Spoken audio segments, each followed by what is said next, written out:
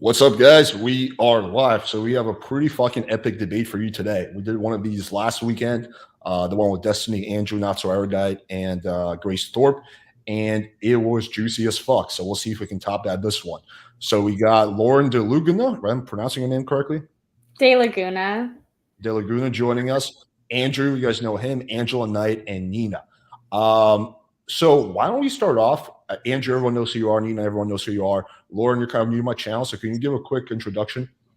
Sure. My name's Lauren. I am trying to be a lawyer, and in the meantime, I'm doing content creation. And you could find me on YouTube at Lauren DeLaguna. Okay, cool. Angela, I'm pretty sure most people know who you are. Angela, the girl who ended MLD's career, but just give a quick introduction anyway. Hi, Angela Knight, full-time housewife, part-time asshole. I'm here. That's it.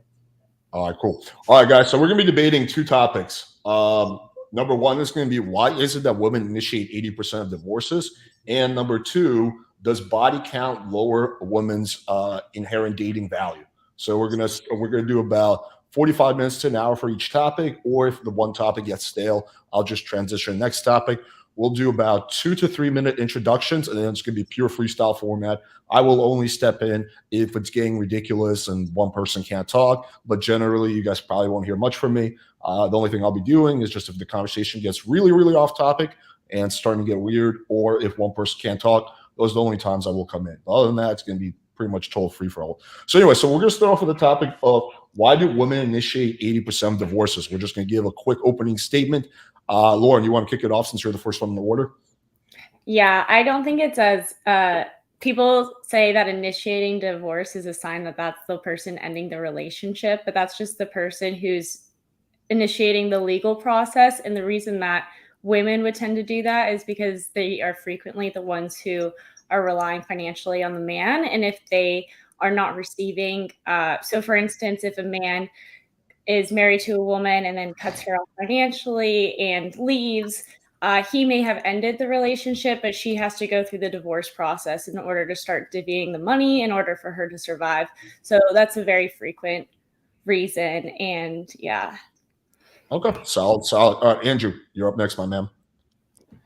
Yeah, the reason that you have such a high divorce rate in the West is due to no-fault divorce. It's a massive problem. And the reason that no-fault divorce was implemented to begin with is because of feminism and egalitarianism, which is completely and totally the wrong way to go about life. It's completely false. It's faux in every direction. There is no such thing as egalitarianism. It's made up tripe, and it's been pushed by a feminist agenda for roughly 200 years. And yeah, that's why you see such a high rate of divorce is due to no fault. And we know this because we can go back before no fault and we can compare. And you can see the distinction is massive. So I think that you should have merit-based divorce and that irreconcilable differences aren't good enough. And I also think that secularists probably shouldn't get married at all because it's for the religious and it has nothing to do with them. What the hell do they need to get married for to begin with? So that's nice. it. All right, Neeina, I like the whole non-religious people shouldn't get married part. I wholeheartedly agree with that. Neeina, you're up next. There's a lot in that sentence that needs to be addressed later, but just in general, divorce is really complicated. It comes from a lot of different factors on both sides, of course. I think that a lot of factors specifically with women typically come from like having more of like a social network that you can rely on, actually being willing to take those steps, instead of a lot of dudes, I think, are just kind of like, even if they're unhappy, they just kind of like stick it out in terms of like, well, I'm supposed to be married, and if I have this like failure, if I divorce my wife, it's like a social stigma. Obviously that goes on both sides, but I think it does hit differently for dudes who are not willing to like, generally, they're kind of pussies sometimes when it comes to actually taking that step. They'll just be like, whatever, I guess I'll just die. I think the no fault divorce thing is really fucking stupid. You saying that that's like a bad thing, because back in the day, you either just made up an excuse, like there was literally businesses that were completely built around the idea of like faking cheating allegations so you could get a divorce. So it kind of just was like it just wasn't a very efficient way to go about doing it. So it really, all it is with having no fault divorces now just means that either you're not having to poison your husband anymore, or and you don't have to go through all these fucking hoops to just like leave, because it's not like it just worked on one side. It worked on both sides. You couldn't just like leave your wife. You couldn't just leave your husband. Like, it was not good for either side. So I just think that's very silly for you to support that. Okay, let's go to Angela. Yeah, so there, like, I kind of agree with Neeina and Lauren. There's so many reasons why a relationship ends, and I think one of the major factors, I think men and women truly don't understand what it takes to coexist in a relationship. And though a woman is initiating a divorce, it doesn't necessarily mean she's ending it. I think there's a lot of things that are stabilizing really bad relationships, and a woman choosing to initiate or end the relationship or the divorce, it's just her deciding to, I don't know, just take care of the situation, as to a guy is probably having an affair or coping in other ways with video games, or just being a complete slob, or just giving up in life. I think that maybe like the narrative of men feeding into this egalitarian lifestyle or marriage, thinking that they can do that, but I think women are still carrying the burden of being domestically responsible in the relationship, whether it's still working and being the wife and being the mom and being all the above, while he's still harboring like traditional wife core values, which I don't really think it aligns with what we're pushing out here. So just summing it up. All right, cool. So we kind of got everyone's position. So now is the free-for-all portion. Anyone can speak at any time. Kick it off, guys. Hey, Neeina, did you say that the only way that men could get it, or women could get out of their evil marriages before no-fault divorce, was to poison their husbands? I just want to make sure that we're clear. Did I say that that's the only reason or only way that they could get out? No. Well, you know, you were concerned about the massive non-existent industries that were out trying to prove that, you know, the women were cheating, and I guess that if they couldn't get a divorce, their only option, of course, was to poison their husbands. That seems ridiculous to me, but I'm sure that you have lots of. I think that it's not something that was prevalent. Yeah. Okay, so how would you get out of a divorce, or get out of a marriage back in the day without no fault divorce? Like, if you wanted to leave, you would go do what's called show cause. So you would show a cause, and then the court would grant you the divorce. What was cause back then? Show of cause. What was the cause back then, Andrew? Well, it could be any number of different factors. So infidelity could be one factor. There was all sorts of different factors. It just wasn't irreconcilable differences. I feel like you had to have a cause. Okay. So a lot of those factors had to do with domestic violence. So you would have that's one factor, yeah. So you had an increased amount of false accusations of domestic violence between partners, because in order to get out of their divorce, they had to have some, or false accusations of cheating, and these things could have led to criminal prosecution. No fault divorce hasn't changed that. No fault divorce hasn't changed the ridiculous allegations of cheating. It hasn't changed any of the ridiculous allegations that are levied at people. So the thing is that just saying that there were some isolated cases where they would make these bold claims of lies doesn't mean anything. It's like, well, first of all, the overwhelming amount of divorces right now are due to irreconcilable differences, not due to any other factor. So I don't assume that's something because we have polling data. We have polling data. We have polling data. No, we don't. Yes, we do. So what we have is data that shows that people are filing no-fault divorces. However, you could file for a no-fault divorce, which is much easier than filing for a at-fault divorce and having to show cause, as you talked about earlier. So even if you do have just cause for a show of cause divorce, you would typically just go for a no-fault divorce. So your data is. What does that have to do with anything? That literally has nothing to do with what I'm talking about. So I'm making a comparison and saying that why do you think that people who say now, men and women now, the women are saying we have irreconcilable differences and that's why we're getting divorced? So because it's easier. Hang on, let me finish. Let me finish. My husband cheats on me, or I cheat on my husband. Lauren, calm down. Let me finish my point, and I'll let you talk. So you have to make the case then that before the irreconcilable differences, that people were getting divorced before this.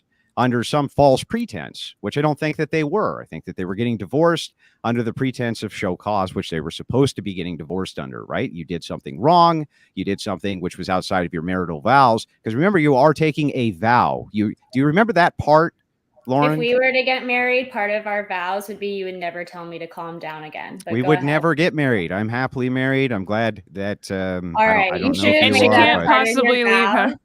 but You should have anyway. made that a part of your vows. Don't tell women to calm down. It doesn't help in getting women to calm down. But Oh no, what are you going to do? Freak out? Oh, that's terrible. But anyway, back to where I was at before I was so rudely interrupted Oh my by you, God. Lauren.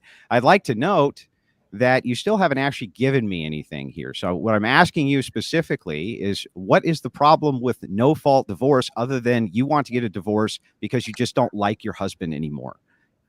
The reason that I have to issue with no fault divorce is because you have to make, in order to get a divorce, you have to make some sort of an accusation. So you have to either accuse your husband of cheating on you or of hitting you or of doing something. And a lot of this times this would lead to criminal proceedings. So if you feel drastically stuck, it puts you in a very hard, difficult position if you really need to leave.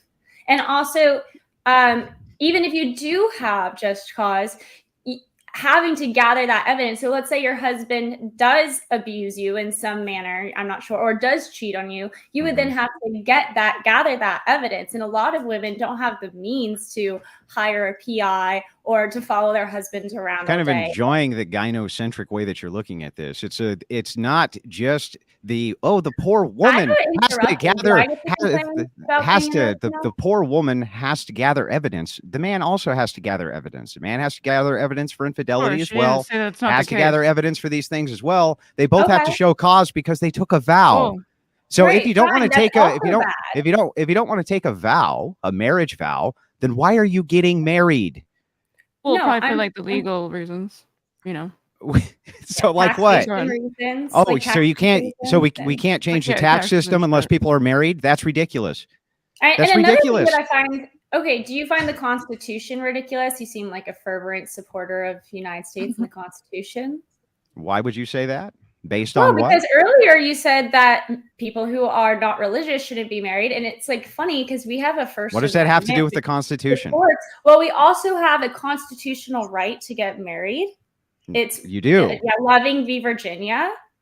Yeah, That's a we do. constitutional. That's a constitutional right. Which Yes. amendment is that? It's what amendment? I don't think it's in the amendment. It's been Oh, determined. so it's by not the in the Supreme Constitution. Court. So it's not in the It's a Constitution, constitutional Lauren. right. It's been determined by the Supreme Court to be a constitutional right. Okay, Yeah, so to it's be not married in the to whom you Constitution, want. Lauren. Yeah, they can't. The government, the United States, cannot prevent you. It's part of your rights to life, liberty. So and is it in the Constitution, Lauren? Can you give me the amendment, Lauren? Do you not understand how Supreme Court precedent works? Yeah, Yeah, that's I don't think I- precedent. I don't So, think That's like, precedent.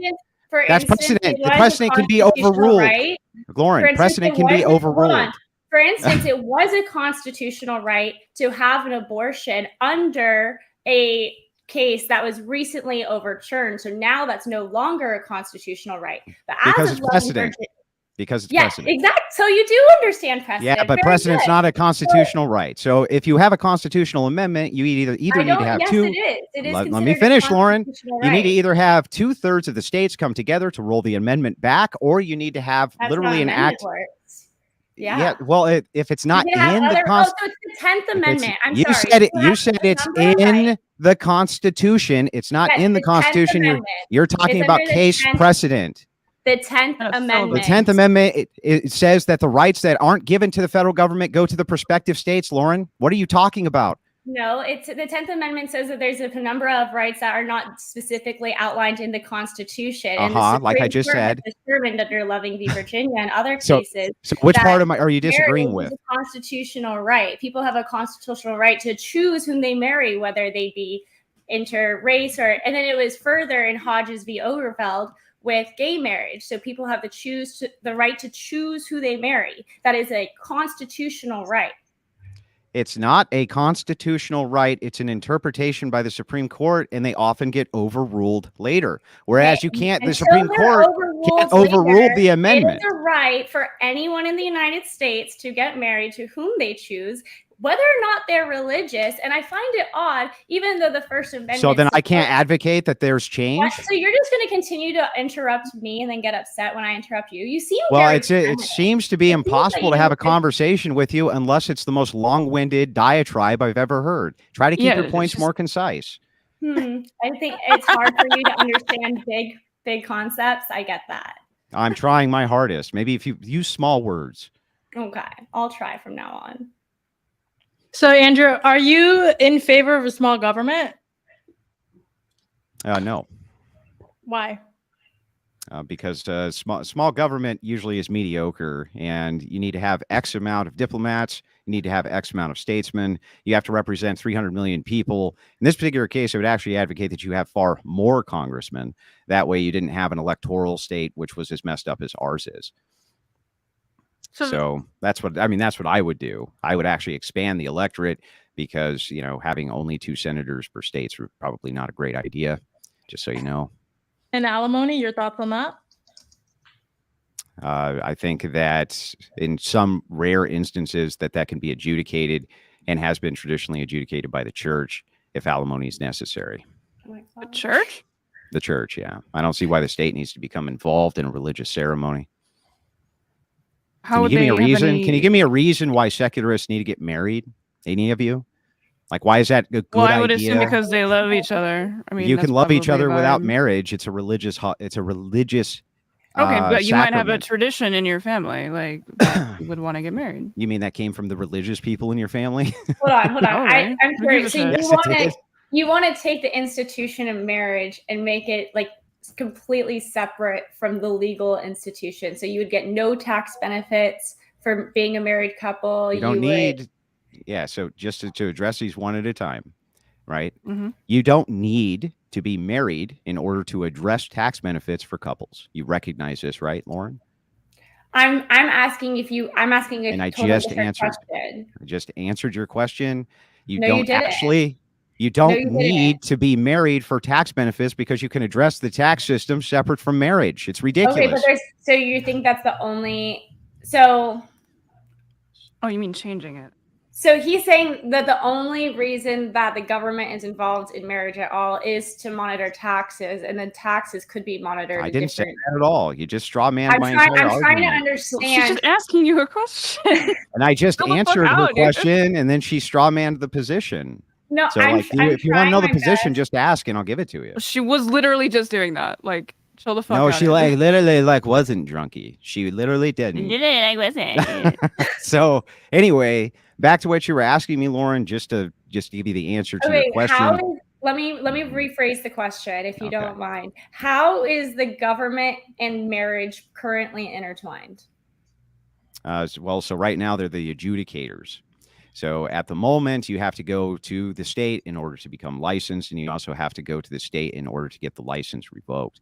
So essentially, they operate as a middleman adjudication system between the partnership and the marriage. So I think that can be done by the church, and it doesn't need to be done by the state at all. It's never been necessary, nor is that something which is traditional. That is not a traditional thing. So if you separated it, right? So if you separated this into like a religious ceremony, and you have the states not involved in marriages at all. However, the state would still monitor couples for the purposes of taxation. So what would that look like? And could couples the same thing it looks like right now? No, because it's not marriage. Same thing it looks like right now. It's no longer a religious thing. It's no longer for the dignity of family. There's in legal precedent, a lot of marriage issues have to do with the dignity of families and creating the best society possible for the modern era. Yeah, it's encouraging birth rates, et cetera, et cetera. Yeah, I agree. You're just going to interrupt me every time I talk and then complain if I interrupt you. Okay, well, give me the signal when you're done, because it sounds like you're winding down. So I'm just trying to answer your question. Talking. That's when I'm talking. Let's see if that ever happens, but go ahead. I could see why you complain about no fault divorces. I could see you wanting to grasp onto your wife as best as you can. I could see that she's probably running the Oh, great. What a swell argument. Are you going to get to an argument? Because I'm still waiting for one. Dude, I lost my... I'm sure you did. Go ahead. Say what you were going to say, because you wanted to interrupt me so much. Well, wait a second. You're saying that just a minor interruption, you derailed your Oh entire my train God, of you thought? guys are both doing the same Come thing right on. now. Just get to your points, both of you, for the love of You God. get to your point, Andrew. My point is that you don't need to have the state involved in marriage at all.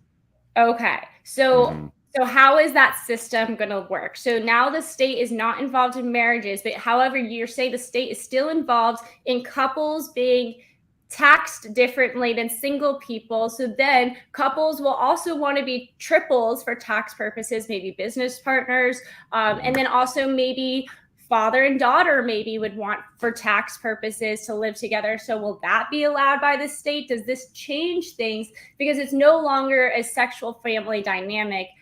So I'm curious as how this is now going to work in your new society.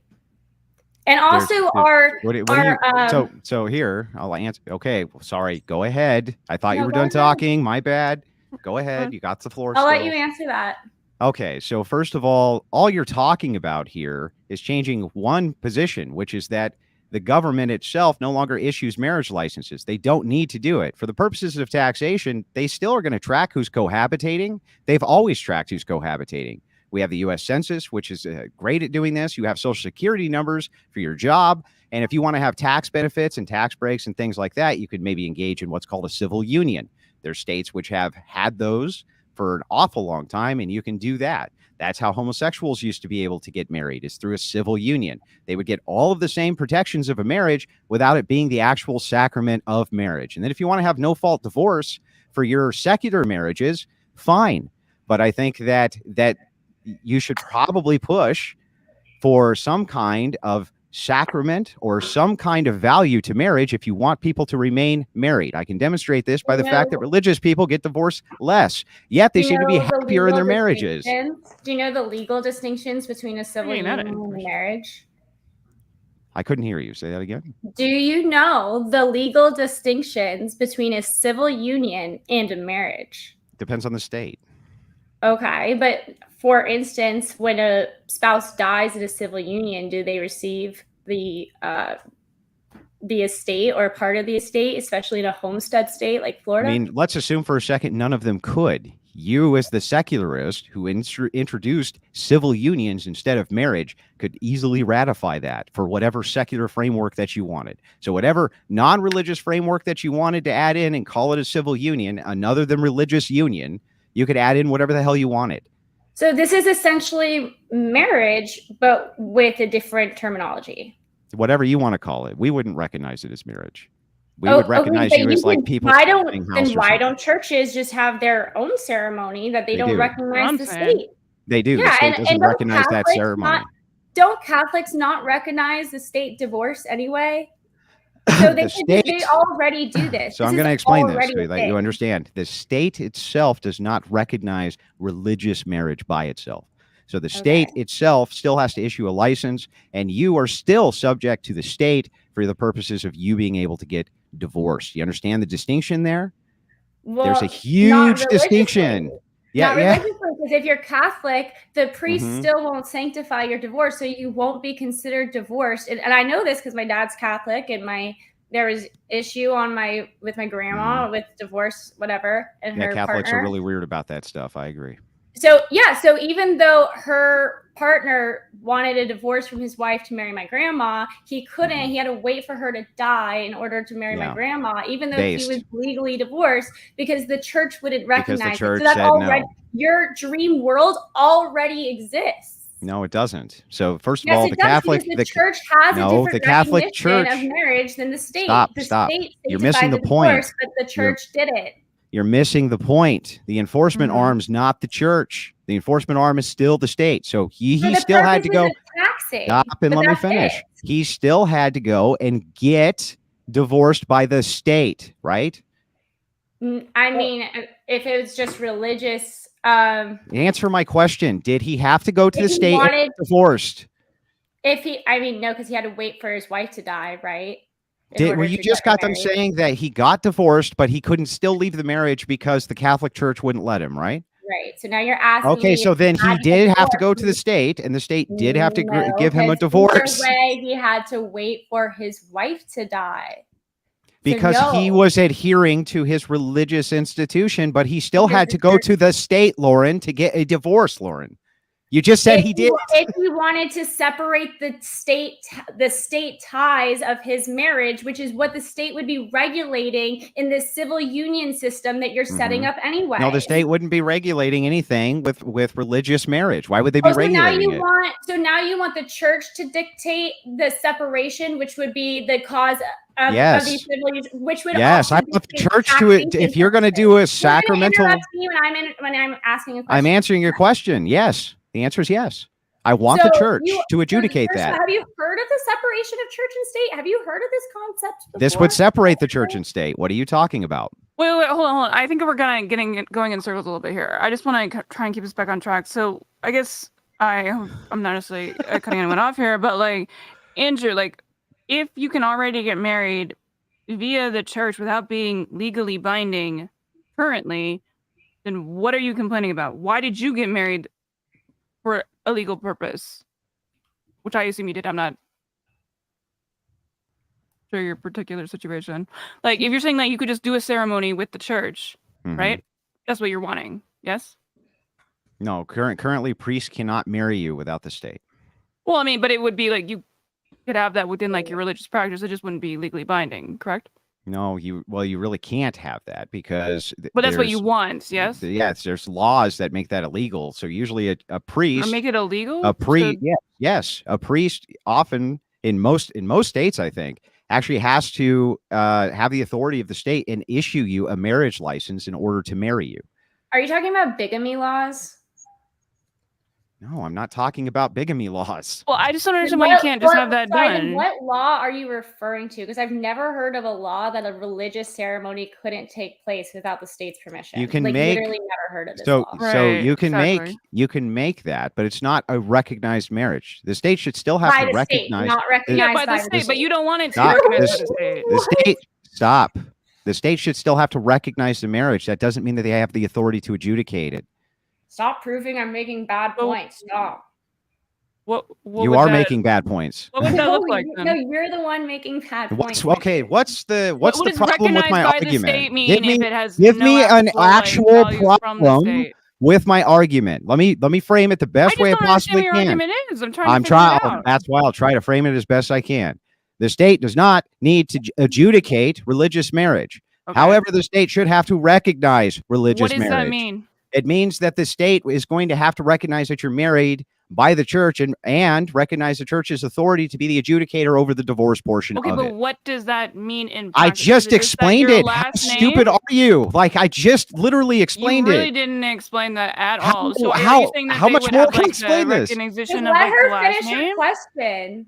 Yeah, like you're talking about like the last name acknowledgement. I just keep answering the same question. Benefits, like what are we? You did not answer that question at all. Okay, so as far as it comes to what tax benefits, things like this.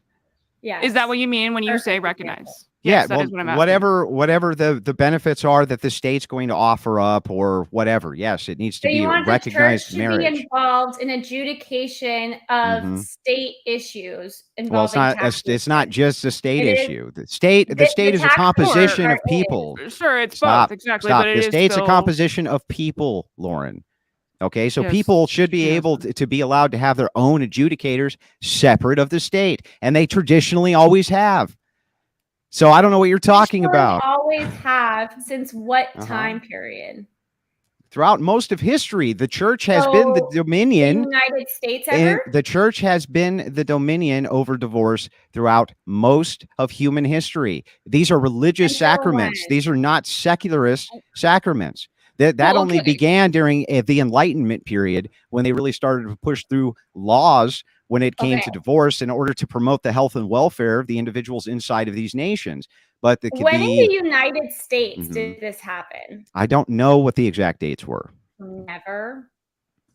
Yeah. No, listen. Did the United States change from no-fault divorce?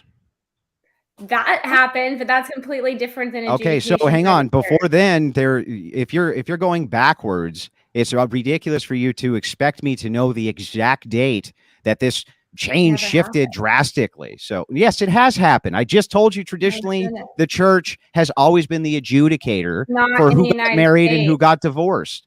Not in the So, Yes. United States. Who do you think founded the United States, Lauren? Who do you think founded it? Who got here first? Like in what sense? The Like Native you Americans. say- Who got to who America landed on the first? United? Like Yes. I say, Vikings are probably. Are you talking about the country? Like I'm so confused. It's like In what's what the United States, the United States had the United States had Puritans. Lauren, the United States had Puritans who got here, Puritan Christians. Okay, they were not appealing to the state because the church was the state. Okay, they were the state. And did they put up the Constitution of the United States? No, that came later. Oh, okay. So it's not the United States never had the church adjudicating. You mean the when same United tax States that benefits claims all went men down. are created equal? Doesn't say anything about women being created equal. Didn't allow women to have suffrage. Didn't allow women to have any of those things. Didn't allow women to vote because they weren't stakeholders. Also made sure that they had limited access to property. Aren't these all feminist? Aren't these all feminist propaganda? What a pivot! So wait, your overall argument. What? You're asking me to give you a precision date for something. I don't know that off the top of my head. Never happened. You're doing a really good job of not Tell me what never happened. Let's make sure. There's never a period in United States history when the church was adjudicating marriages for the purposes of taxation or any other legal benefits. Well, no, that's not true. The entire 1700s, the state had limited involvement in marriage. What are you talking about? So there was no tax is Protestant sex. There wasn't hardly any taxes in the 1700s, Lauren. I'm sorry. Do you know what the Revolutionary War was paid or was done over? What are you talking about? Oh my God. How dumb are you? What does it have to do with anything? Well, I'm asking you. Do you know why the Revolutionary War was started? I know what the propagandist said in the Revolutionary War. The United States propagandist. I think that the war, well, regardless of why I think the war was fought, that really has no bearing or merit on any of this. No taxation without representation. That was propaganda. In case you forgot. That was patriot propaganda. Shit, it was patriot propaganda. Exactly. Didn't mean it didn't happen. You understand? Propaganda doesn't mean that it's a lie. Oh, great. Well, now we have tons of taxation with representation. I mean, wasn't the Tea Party, wasn't like the whole Tea Party thing about the tea being taxed too much? So you're telling us there's no taxes in this entire fucking country was founded I didn't say that. I just said there wasn't very many taxes. And I got to tell you that there wasn't literally the entire reason was because there was too many taxes. The purpose of marriage. No, that wasn't the entire reason for the Revolutionary War. That's insane. You're talking about the Boston Tea Party.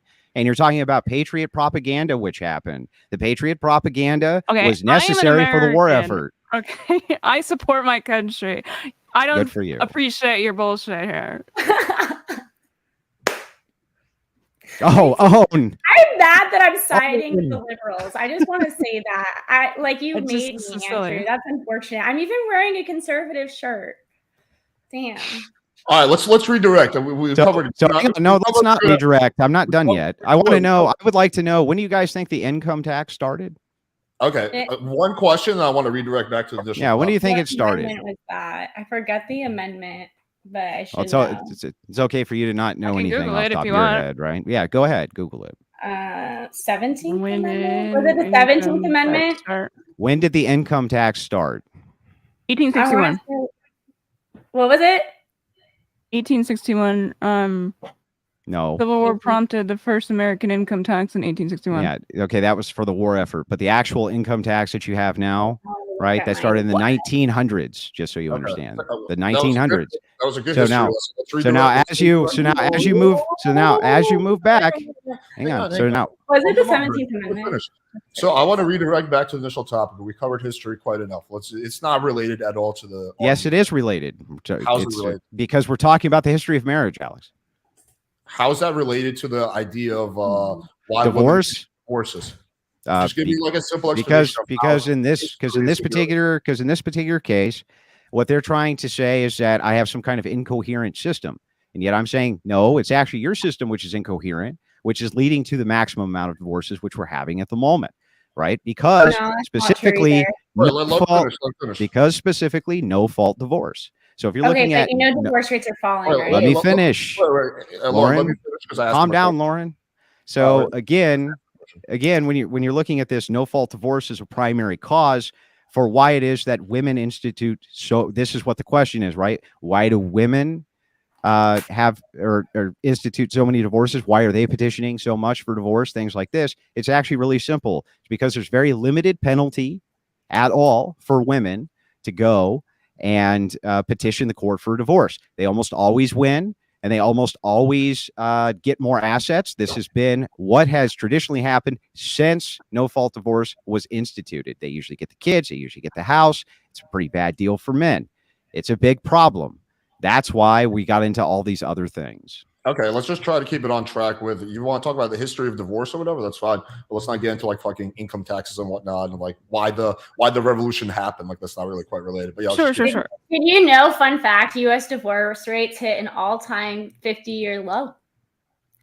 Isn't that a fun fact? Because almost nobody's getting married. That's why. So that's what you want. You don't want the secular people getting married. You don't want secular people how getting low married? tier you people are. No, but you literally just said you didn't want the secular people getting married. So maybe those are the people who are not getting married. Right. So what I want to do is shift So- people. In fact, I want to almost shift. definitely, because it's the So I wanna religious people's job to get married. So I want to Probably, shift. yeah. So here's what you are seeing, though. You are seeing religious people stay married longer. They're happier longer. The more religious they are, the less likely they are to be divorced. The less likely a woman is to institute a divorce. All those great things. That's why I want to see more people move towards religion as a grounding for why they get married in the first place as a sacrament, so they take it seriously. Instead of secularists who make vows and then go, but I didn't like Johnny anymore because Johnny got fat. So I decided to go bang the neighbor, right? And then they go, well, there's no fault divorce. There's very little penalty for them. And so they institute a divorce. They push the divorce. Men and women cheat at the same rates generally, so I don't really understand what that's going with. But do you really think that like you should just not ever have any reason to leave, or like is it do you actually believe in the fault divorces, or are you just saying that to be like annoying about it? Or do you believe that nobody should ever be divorced? I don't know what your position is on this. Do you think Steven Crowder's wife should have been allowed to divorce him? Great question. If you have a show cause for abuse, actual physical abuse, or you have a show cause for infidelity or abandonment, not emotional abuse, or abandonment, right? I think that those are all good causes. When you're talking about things like emotional abuse, try to remember what your vows are, through better, through worse. Sometimes in marriage, you're going to have years, not months, not weeks, but years that might be really rough. They might be hard. Marriage is really hard. People shouldn't enter into marriage. They shouldn't enter into marriage unless they're prepared for all those hard times. I don't disagree that marriage is hard. It's scary. I understand like that aspect of it. But like if somebody is abusing you and you have kids, like even if it's emotionally, why do you think that they wouldn't abuse your children? And on second question, I'll let you finish, or I'll let you answer in a second. But let me just finish my question real quick. Would you think that it is okay to leave a marriage if your partner, whether it is, man, wife, whatever, is abusing your kids? Do you think that's fair to leave that marriage? Or more than anything, I would even think like maybe it's like your duty that you should for the good of your children. If your partner is abusing your children, should you be able to leave them? Is that what you're asking? I was a two-parter, basically saying like if somebody is going to just do one part at a time. Okay, that's fair. We'll start with the first part. If somebody is going to abuse you, like emotionally or physically, why do you think that they wouldn't? I'm saying both. Let me finish my question. Not saying both. Do you think that they're not going? Well, I need to clarify. Okay. Would you not think that they would do that to your children? If you have a spouse who's physically abusive, I think that physically they probably or would. emotionally. Yeah. Well, the problem with emotional abuse is that it's highly subjective, and I don't know exactly what it means. So I know what physical abuse means, and I think that all of us would agree with what physical abuse is. Well, you think like gaslighting would be like a stop. Nina, let me answer. Go ahead. Okay, I think all of us would agree what physical abuse is. I think all of us would agree what infidelity is. I think all of us would agree what abandonment is. Not sure all of us would agree on what emotional abuse is. Okay, well, I guess I'll try and clarify then. It's something like somebody who's gaslighting you constantly, or you saw the Steven Crowder stuff, right? Uh-huh. Do you think that what he was doing to her was not emotionally abusive? Maybe. So what? Well, So I'm wait, saying, how does that? What do you mean? So what? So what if the kids are witnessing that throughout like a 10-year marriage? And you think that will affect the way the that's kids will carry on different. through life? So now you're that's talking what we're about. asking. So now you're asking about some elongated pattern of behavior that's like never ending or something like this, rather than an isolated incident. So here's what I'll say, right? As you guys kind of giggle and scoff, which I find amusing. All of you, every single one of you, have been mean. Have been mean to a man, right? Or have had men be mean to you. Every single one of you have had engagements with men, especially whoever you're dating or something like this. I'm sure we all have. Where the guy's been a shithead or you've been a shithead to the guy. But that didn't mean that you broke up the relationship over that. A marriage is something that's should be much more difficult to break up than just some relationship you have with a boyfriend. And the thing is that human. Hang on, let me finish, and I'll turn it over. I promise. But emotionally, if you're talking about emotional abuse, I think that that's really difficult for us to agree on what that's going to be, because I think a person could maybe even emotionally abuse you for 3 or 4 years and then stop doing it. Marriage is work, or whatever you consider to be emotional abuse, or them. Marriage is work. Relationships are work. Relationship dynamics are work. Now, let me ask you this. Before you guys ask me another question, who here besides me is married? Raise your hand. Oh, wow. You've researched us. You're married, Angela? Yeah. Why is that are you lying, Angela? Just curious. No. Why would I lie? What do I gain from lying? I don't know. I'm just curious. Her of lying because she's a woman. I like my green card, guys. I gotta like my green card. Leave me alone. Yes, I am married. And you're not going through a divorce? No. Why would no? I would like to stay in America, so no, I'm not going through a divorce. I don't know. You just raised your hand really slow. It was weird. Just saying. Well, I didn't know there was like a follow-through question, and I was like, all right, what's going on? Well, I'm just saying, like, before you guys are so quick to say anything about what's emotional abuse or what isn't, maybe you should have to be married to know which one is what. My problem with what we're talking about is, like, I understand what you're saying, but if you're married, and then maybe you're comparing it to like a modern marriage where people get married within like the first 2 years of meeting, but like if you've been with someone long enough and you're saying that this behavior will slowly go away, if the behavior goes away, whether somebody is just ignoring the situation, it's only going to get worse. But I don't see how a guy can be emotionally abusive and then just slowly not be emotionally abusive anymore. I don't see like how, like, if you're in a relationship with somebody, what's emotional. So let's start with this then. If it's going to be pedantic, tell me what you think emotional abuse is. She gave an example of gaslighting. I would say depriving of funds. I would say why is depriving of funds emotional abuse? So, for instance, I know somebody who her husband would go out on trips. I don't care about an anecdote. I care about the argument. Why would depriving somebody? Anecdotes are not an argument. Give me an argument. It's an argument. It's an example. You asked for an example. I didn't ask. I asked specifically for an argument. So what I want to know. I'm going to answer the way that I was going to answer. What I want to know specifically is an argument for why it is that deprivation of funds is emotional abuse. Okay, I'm going to give you an example, of course, of how deprivation of funds is emotional abuse. I know someone whose husband would go on trips, and even though they had a newborn baby and she was in college, he would cut off their credit card when he would go on trips, and he wouldn't tell her how long. And sometimes it would be days, sometimes it would be months.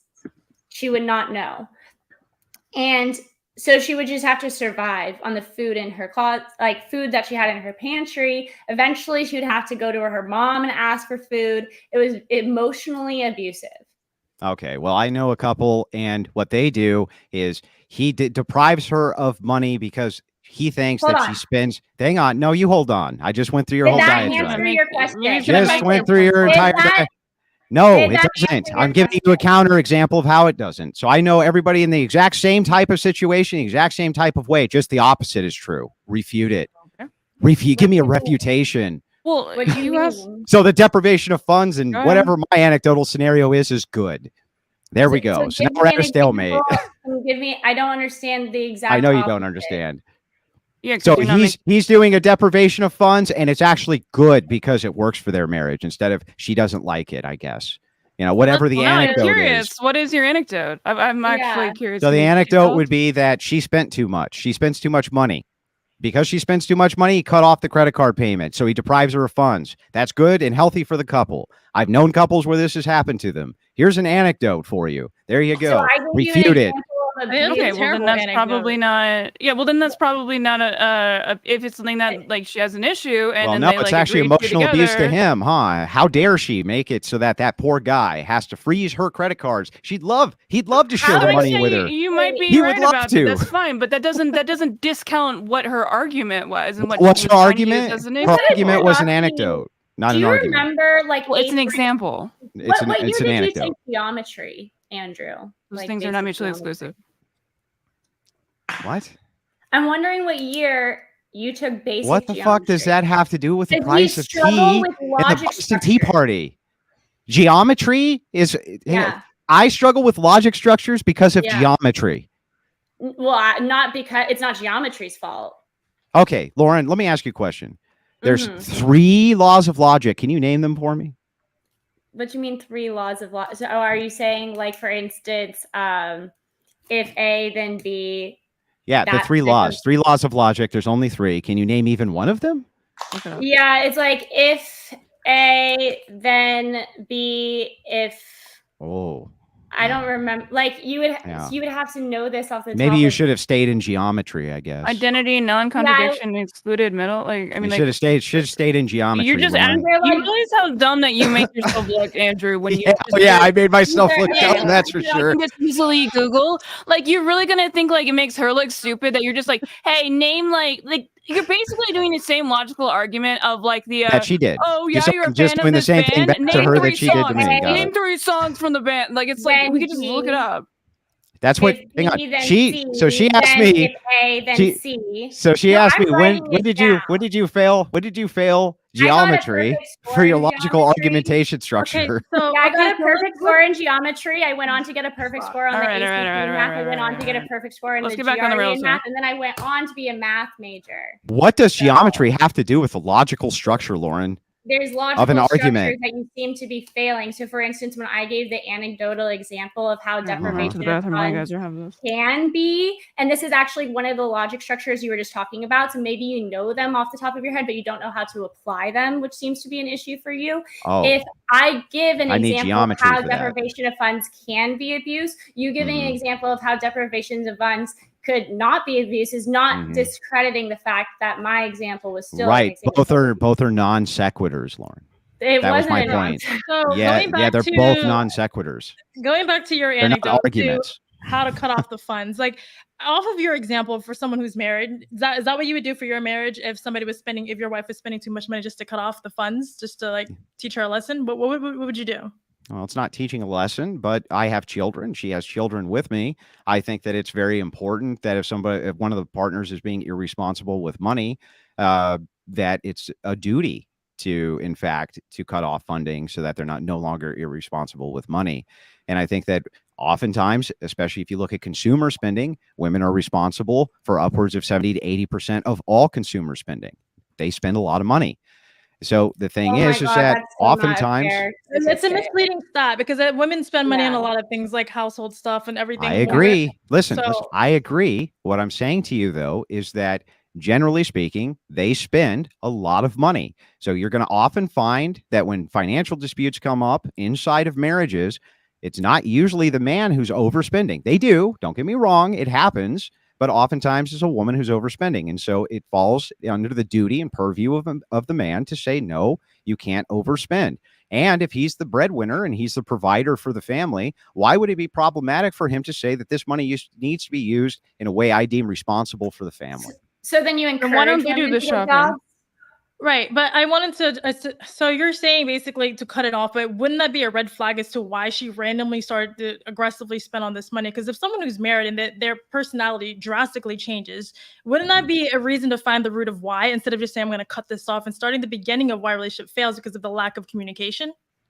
Yeah, so I think you're conflating two different things. So if you're asking me, do you think that we should get to the root of the problem of why the woman is spending so much money? I would say sure. But that really doesn't negate the point that if she is spending too much money and the dude puts a freeze on the money, that he seems to be justified in doing so. I don't think it's justified because you're not necessarily stopping the situation. You're just putting it on pause, and it's only going to find other ways in the relationship. Well, to it's get both worse. and is what I'm saying, Angela. It's both and. So you can put a stop on it while you get to the root of the problem. But I was going off of your example, and it just seemed like you didn't really. My example is both and. You can do both things at one time. You don't have to do one or the other. You can do both, and then you can do the other thing as well. So again, marriage is work. If you're going to be working on your marriage, you have to freeze the funds. Obviously, you're going to be working with your wife on why it is that she needs to be spending this money in the correct manner, this type of thing. I think that's totally reasonable. The fact that depriving funds can, maybe not always, but can be a form of emotional abuse. And you asked what other forms of emotional abuse are there other than gaslighting. I gave an example of how depriving funds can be emotional abuse. And so now I'm asking, you're saying that only the church should be allowed to determine whether or not that's emotional abuse and that shouldn't be adjudicated by the court. Can holding out on sex be emotional abuse? Yes. Yes. Yeah, okay. So can basically everything be emotional abuse, just depending on the subjective interpretation of one partner? Isn't that really what's true? That everything under the sun could be why court systems and part of legislation when they decided to make no-fault divorce available was because so much of this court system was wrapped up in determining these subjective arguments of he said, she said in the first place. Well, no, not just that, but there was also a push from a feminist arm in the United States, Have you read? Especially under the Reagan administration. Yes, I've read. You should also read a book called Occult Feminism. You didn't even know what I was my gonna say. wife, and it'll go over all of this, just so you know. And yes, that was a shameless plug. Sponsored. Have you read We the love justifications that legislators have made for the reason in which they have implemented no-fault divorces in their state and why other legislators in their various states have still kept some sort of at-fault divorce available for those who want it? Covenant marriages. Those justification for no-fault divorce is not even recent. So there you'll find justifications throughout feminist literature going back all the way to the early. Listen, I'm answering your question. No, you're not. Yes, I am. Let me finish. You'll find justification literature going back all the way to the 1800s for an attempt to push no-fault divorce or being able to get divorced for no reason at all because you want to. It's part of the women's liberation movement. They've been pushing for this forever. Under Reagan, there was all sorts of different justifications which were pushed for it. But here's the thing. Reagan started in California by doing this, and then he made it nationwide. It was a huge mistake. How did civilization survive, Lauren, pre-Reagan instituting no-fault divorce? How? Why didn't everything just blow up? Okay, so I love how you pivot from answering my question and give me another question, but I'm just going to repeat my question. It's like the most thorough way I could have answered it. What the legislators wrote. Which legislator? There's various legislators. Yeah, give me one name. You don't know one name. You asked me a question. If I've read, you like that band? Name 3 songs. So under the footnotes of give me one name. Oh, just let her answer the question. Just answer mine. Give me a name, and then I can answer the question. You don't know the name. Why is she even asking me the question? I'll be the researcher. Which Supreme Court justice wrote that? I couldn't give you the name. I've read Loving v. Virginia. I couldn't give you the name of the Supreme. Do you know the Supreme Court justice who wrote Have I read the justifications of the people whose names you don't know? This is big brain stuff, Lauren. I'm asking under the footnotes of all of these laws, for instance, the creation of the covenant law. You could look up why a legislator wrote that into the law, and they give their rationale. And I'm asking. That's nice of them. No, I haven't read everything that everybody's ever written, Lauren. Yes. Yeah. Then why are you expecting her to have done that? Because because if she applies the standard to me, of have you read X? Oh But she my can't even God. tell me the person whose name I should note. It doesn't matter. Like Neeina, you're just like Neeina, you're the type of Neeina, person who stop, thinks that you have Neeina. to know every little aspect of If philosophy you to say, understand if you the actual ask me a concepts. question, Like, it if you doesn't ask matter. me You question realize how silly X, that is. Neeina, if you ask me a Okay. question, have Let you me read look up what what was your an X question. person has said? And I I will say, Google what's it for X you. person's name? And you say, I don't know. Your credibility goes to zero. No, that's Because not people true. forget There's plenty It of is names. things That's true. that very you could silly. read that That's you very don't know the silly. author's name. There's plenty of things that I've read that I don't know the author's name. And person's if not you really that haven't important. read a lot of Yeah. things without knowing the author's name, I'd be curious how much you've read in your life, which appears to be Books. maybe What less of exactly books. was your Bible. question? You Are know those what? I those will things Google that it. got I will words in them Google and it stuff? for you, my guy. If you don't know the name either, like I don't know. Like I will Google it for you. What was your question when that you were getting all pissed off and like trying to pivot and distract from her line of thought to answer? You What don't was your remember question? you don't remember the You question that want, you're going to you Google? want me to repeat the I question? was looking up something Yeah, else. by all means.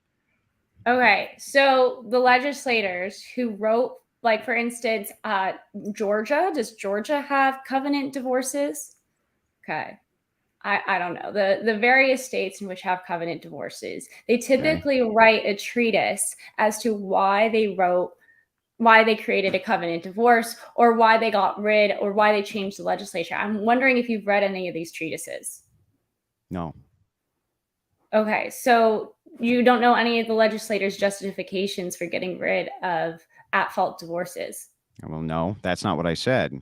There's more to a legislation process than a treatise. So there's all sorts of political justifications which are done on the national and localized level by several different authors. Oftentimes, legislation like this is not even drafted by the person who writes it. It's drafted by external parties, Lauren. So no, I may have read quite a bit on it, but that doesn't mean I've read an example of a treatise directly. So, okay, if you've read quite a bit on it, can you please give us some of the reasons and why these legislators chose to get rid of at-fault divorces? And Where and which legislature? let's just say New York. Okay, and which legislature? Under who? Who introduced the legislation? I'm asking you why. And I'm just asking you to give me the answer so that I can answer your question. You don't know which specific legislature. Yeah, so don't ask me stupid questions, Lauren. Stop asking stupid questions, That Lauren. definitely comes off like you know what you're talking about. You're not just pivoting. Definitely, Andrew. I'm asking you a broad question. And yeah, I get it. You're asking me to pin it down to a specific person. I'm asking you, what is the rationale legislators gave for getting rid of at-fault divorces? Where and which legislature, Lauren? Why not New York? New York, for example. Okay, which legislator? Literally any of them. You're saying that you've read some of these decisions and it's a more broad thing, it's more general, and there's these public, it wasn't just. Are you asking me if I know? So I just want to make sure I get this right. If you're asking me, Andrew, do you know a specific legislative body in New York and their justifications inside of New York for why they did X thing? The answer to this particular question is no. What's your point? Can you give me any rationale that these legislators gave for any legislator in any jurisdiction gave for changing the law to no-fault divorce, to at-fault divorce to no-fault divorce? Yes, I can give you what the Reagan administration Why said. was that so fucking difficult for you? Okay, because go ahead. well, next time, just be either concise with your question or make it make sense. You guys don't gotta do this whole thing. Just let's just stay unfocused. So go ahead, Andrew. Anyway. Yeah, so the Reagan administration, they pushed this in California, and much of the justification for it came from literally the liberal arts section of California, liberal universities. And what they were pushing at the time was that women were subject to all sorts of different types of abuses, and that the patriarchal system in which they were living under were oppressive to them. And this was a huge push in California. And as they say, as goes California, so goes the rest of the United States. So yes, those were many of the justifications which were given at the time for why it was that we needed no-fault divorce. But there's other far more specific examples going even further back in history, as feminists have been pushing this for a long time. All right, I'm going to give a 5-minute warning before we move on to the next topic, because we've been going about for an hour. So just a heads up for everybody. And so these legislators didn't base this idea that women were suffering maybe an abnormal amount of abuse compared to men in these inabilities to have no default divorces. They and did. like as I said They did offer earlier, those up as justifications. Yeah. Okay. so they then- had there was a That legitimate doesn't mean that their reason. justifications were good. It just means they offered them up as justifications. So you don't think women going through abuses is a good justification? I don't Because think that women the just suffer? justifications which are offered for why it should be no fault if you're going through abuses is justified. No. Do you also now, Lauren, let me ask you the same question back. Have you read any of the counter arguments to any of these justifications? Yeah, usually when you read the Give me arguments, one. Give me the one. arguments is that it will Oh my increase divorce. It will And did it? decrease the Did it increase divorce? Of yes, course it but was going to will increase also divorce. decrease Right. the amount of No abuse. shit. So there was Bennett, the issue that was at hand, which was women being in abusive relationships and not being able to gather the evidence and be able to afford an attorney without their husband finding Right. out, because typically their husband Right. monitored finances. So these women were stuck in these abusive relationships, and now they're capable of getting can out you of tell me abusive who wrote relationships. So that? yeah, there's going to be an Yeah, increase so in in divorce. California- but over time, there was a decrease in Yeah. divorce. But Lauren, in California, who wrote that counter argument? Oh my God, I don't care. Honestly, Andrew, I think you have to Lord prove Jesus. why is people who are unhappy in marriages Why is that ridiculous? divorced? Because I don't. I read Oh, it. I sorry. don't necessarily. You don't have to know the author of everything that you read. Then how do we That's know just that why it's I- true? Silly. How do we know that it's You're true? Can you like show a- it to me? Oh my god! What? You just seem to have maybe read like 5 things in your life. Okay, and wait, you okay, hold on. remember We the only have a author. little bit of time Can left. you here. show Okay, it to me, so Lauren?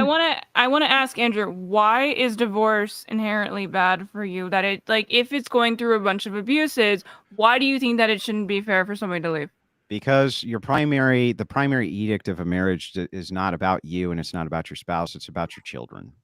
Okay, And so if somebody's continuously hitting you, keeping continuity inside of your family is the most important thing that you can do. The outcomes for children, and you're all consequentialists, I'm sure.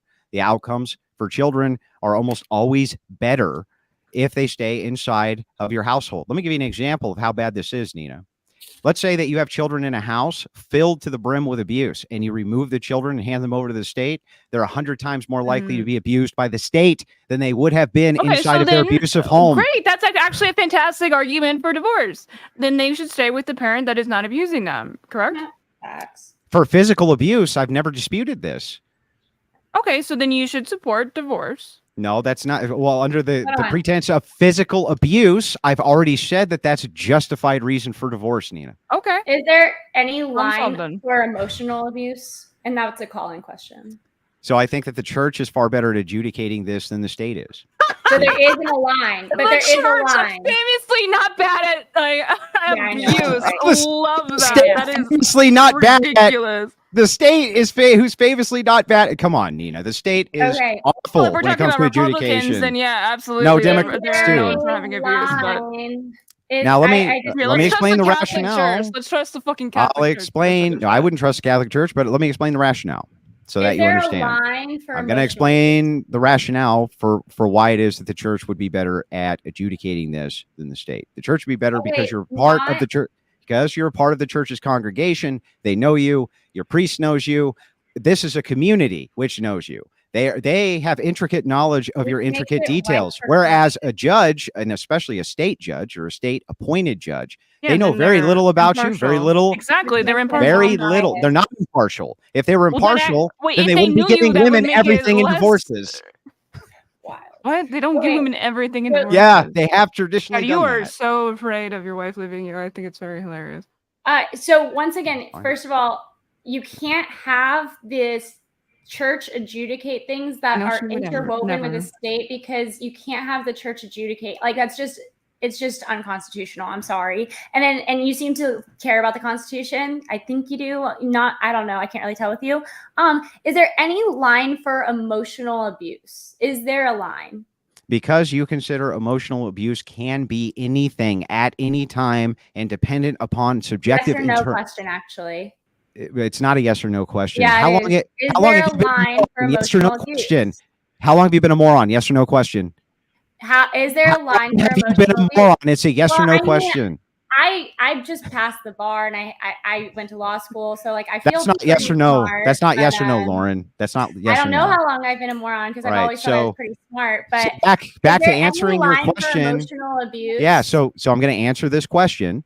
Okay, there actually can't be a line because you set it up and stated that this is subjective and everything could be considered emotional abuse. Everything. So it's up to subjective interpretation. So how could I delineate a line?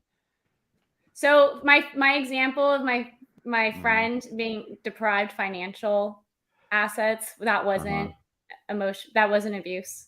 Yeah, but I mean, interpreted which way? I think from the man's perspective, it's abusive that she overspends. She didn't spend Well, on in the anything. case of your anecdote, all I have to do is offer up a counter anecdote where it was good, and then suddenly it's not emotional abuse because it's a subjective interpretation. Do you understand that? You're taking Don't think that tracks. the way that you're thinking is very Kantian, in like all actions are equivalent no matter the circumstance. Well, I'm a So the deontologist, so Can I finish that doesn't my surprise me. thought? So all actions are the Thoughts same on no Thanos? matter the situation. So for instance, deprivation of funds is the same whether that be depriving a woman from food and depriving her baby from being fed, and that's the same as depriving a woman who just spent That's not what happened in your their example. entire life savings on fur coats. That is not what you said in your example, that their baby was not being fed. Yes, I did. I He gave literally did say that. So hang Yes, I on. did. So you're saying in this case that the man is being physically abusive to the child because depriving the child of resources which are necessary to life, that's different than emotional abuse, Lauren. He's depriving her of funds. So if you consider depriving her of funds physical abuse, only in certain circumstances where depriving of the funds would stop the child from being fed. That's a whole different situation. I mean, I guess my friend could have technically robbed a grocery store and then she wouldn't have deprived the baby from being fed. So technically it's not his fault, right? According to you, it's not emotional abuse. He could just get it. That would be physical abuse. You have a duty. You have an ethical duty to feed your children. And if you deprive your children of having food, that's an entirely different thing. But here's the thing. Let me ask you this. I just want to know. So you're saying that your friend, and you're willing to state this on camera, that your friend's husband was purposely starving their child because he wanted to teach this woman a lesson. Because he's an asshole. Oh, No, he's I have a feeling. There's no more to the possible story. way he could have been. Of course, there's more to the story. She's not going to air out their entire Here's laundry. the story. Like, it's ridiculous. She was my friend, and she had a husband, and her husband would deprive her and her baby fucking funds. Yeah, well, if if the deprivation means no food, then that's different. While she was in college, and he was the one working. Yeah, what's up, Angela? Yeah. Okay. So let's just bring this back because I Lauren, love you, but it's anecdotal. I don't think anyone gets married and just becomes an asshole. I think these things turn into unless you married an asshole, ignore the red flags. She married an asshole, and so that's her problem, and it's unfortunate. So I want to bring it back to Andrew. I don't think people should marry. Yeah, she was just trying to use this example.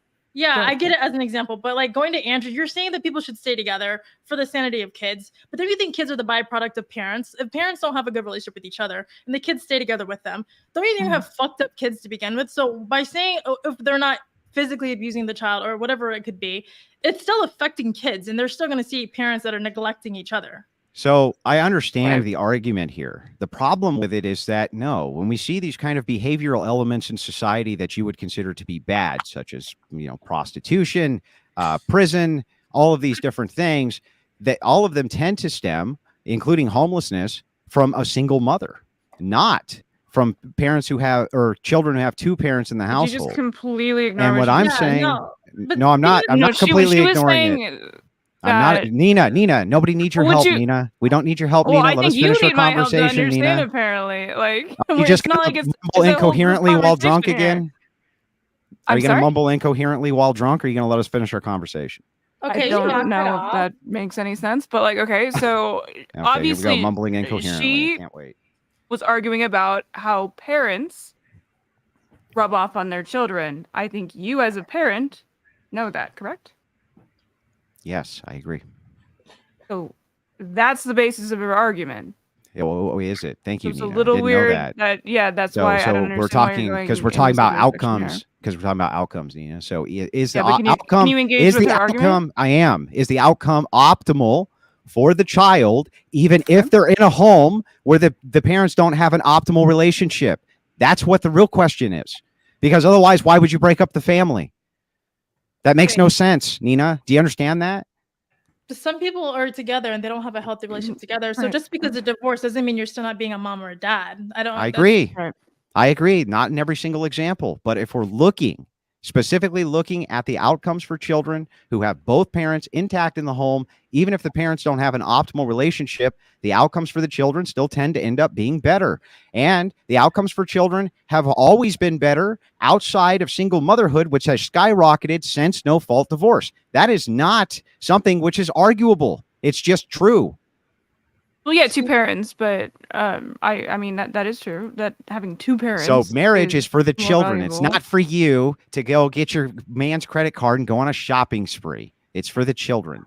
So I have a couple of questions. Would you consider, like, if a woman, for instance, Are they geometry questions? If a woman, for instance, deprived a man from sex for a significant amount of time and cut him off in front of his friends and was like clearly being emotionally abusive towards him, would that be grounds for divorce? No. I think that he has an obligation and a duty beat the shit out of her. through his religious convictions to work diligently in fixing that marriage first. With the Okay. Bible. And then another question, if you are emotionally abusing your partner to the point in which it's causing them physical stress. So for instance, their hair falls out, or they start cutting themselves, or they start doing things that is like physically causing them harm. Is that considered physical abuse now? And is that grounds for divorce? You can say whatever you want on my channel. This would depend on if these are correlates or provables. So if you can literally go to court and demonstrate my hair fell out because all this guy does all day long, or you went to the church and demonstrated this, my hair literally fell out of my head because of all of the verbal abuse, and here's the demonstration of this, I think the church would probably grant you a divorce. That would be there is a line ailments. for emotional abuse, because that's pure emotional abuse. They're not. So there is a line for emotional abuse. I mean, again, because it's subjective, it's always going to be a subjective interpretation for arbitration for it, which why I think that having a body of a community which you're a part of arbitrate for you is far superior to having strangers in a court who usually side only with one party over the other traditionally. But earlier you said there was no line. I just said that again. So, I literally just said it again. But when you just said there Why aren't you understanding this? There's a physical. It doesn't mean that dude. I don't know why you said don't if get the this. emotional abuse causes your hair to fall out, then that's enough. But earlier you said no, I didn't say that. line. I said I think that a church might grant you a divorce under those grounds if you could demonstrate that your hair literally fell out due to the amount of overt verbal abuse that you were getting from the other partner. I don't know how you would demonstrate that, but if you could, I'm sure that they would grant you in that particular instance a divorce. But that doesn't change the fact that these are interpretations, subjective interpretations, which are done of what you consider to be emotional abuse. Do you understand? All right, guys, one minute mark. 1 minute mark. So just one more minute for this topic. Either way, whether or not it's the church adjudicating it or the state adjudicating it, it's a grounds of divorce being emotional abuse. No, I think in that case they would make a physical argument that this led to physical ailments which are detrimental to me, and I can demonstrate this through some, crazy over the top means. But when you're talking about emotional abuse in general leads to physical, when you're talking about yes, but here's the thing. So does happy, healthy marriages can lead to physical detriments too. Working 60 hours a week can lead to physical detriments if you're doing it on behalf of your family. All sorts of things can lead to physical detriments of the body. You claiming, hey, it's just emotional abuse which causes these detrimental outcomes is bullshit. And it's nonsense across the board. It's a subjective interpretation that you want to utilize in order to push some sort of, but what if they're abusive in a way that can't be proven? That's all it is. Isn't one of the biggest factors when it comes to male health detriments in older age is stress? Yeah, but the stress doesn't necessarily come from abuse of your wife.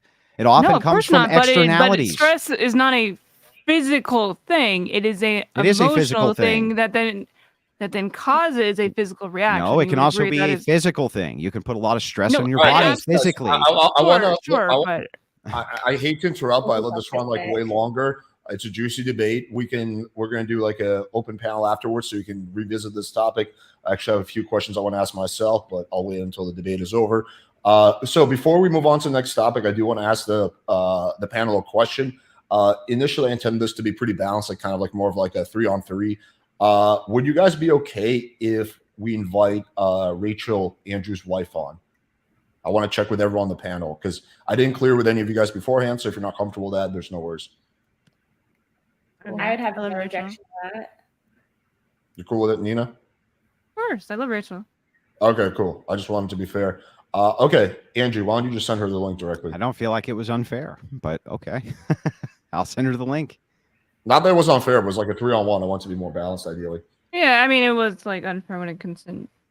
I thought- Listen, Andrew, if you don't want to talk to your wife, I understand, okay? But, I thought Andrew and I would be more on the same page.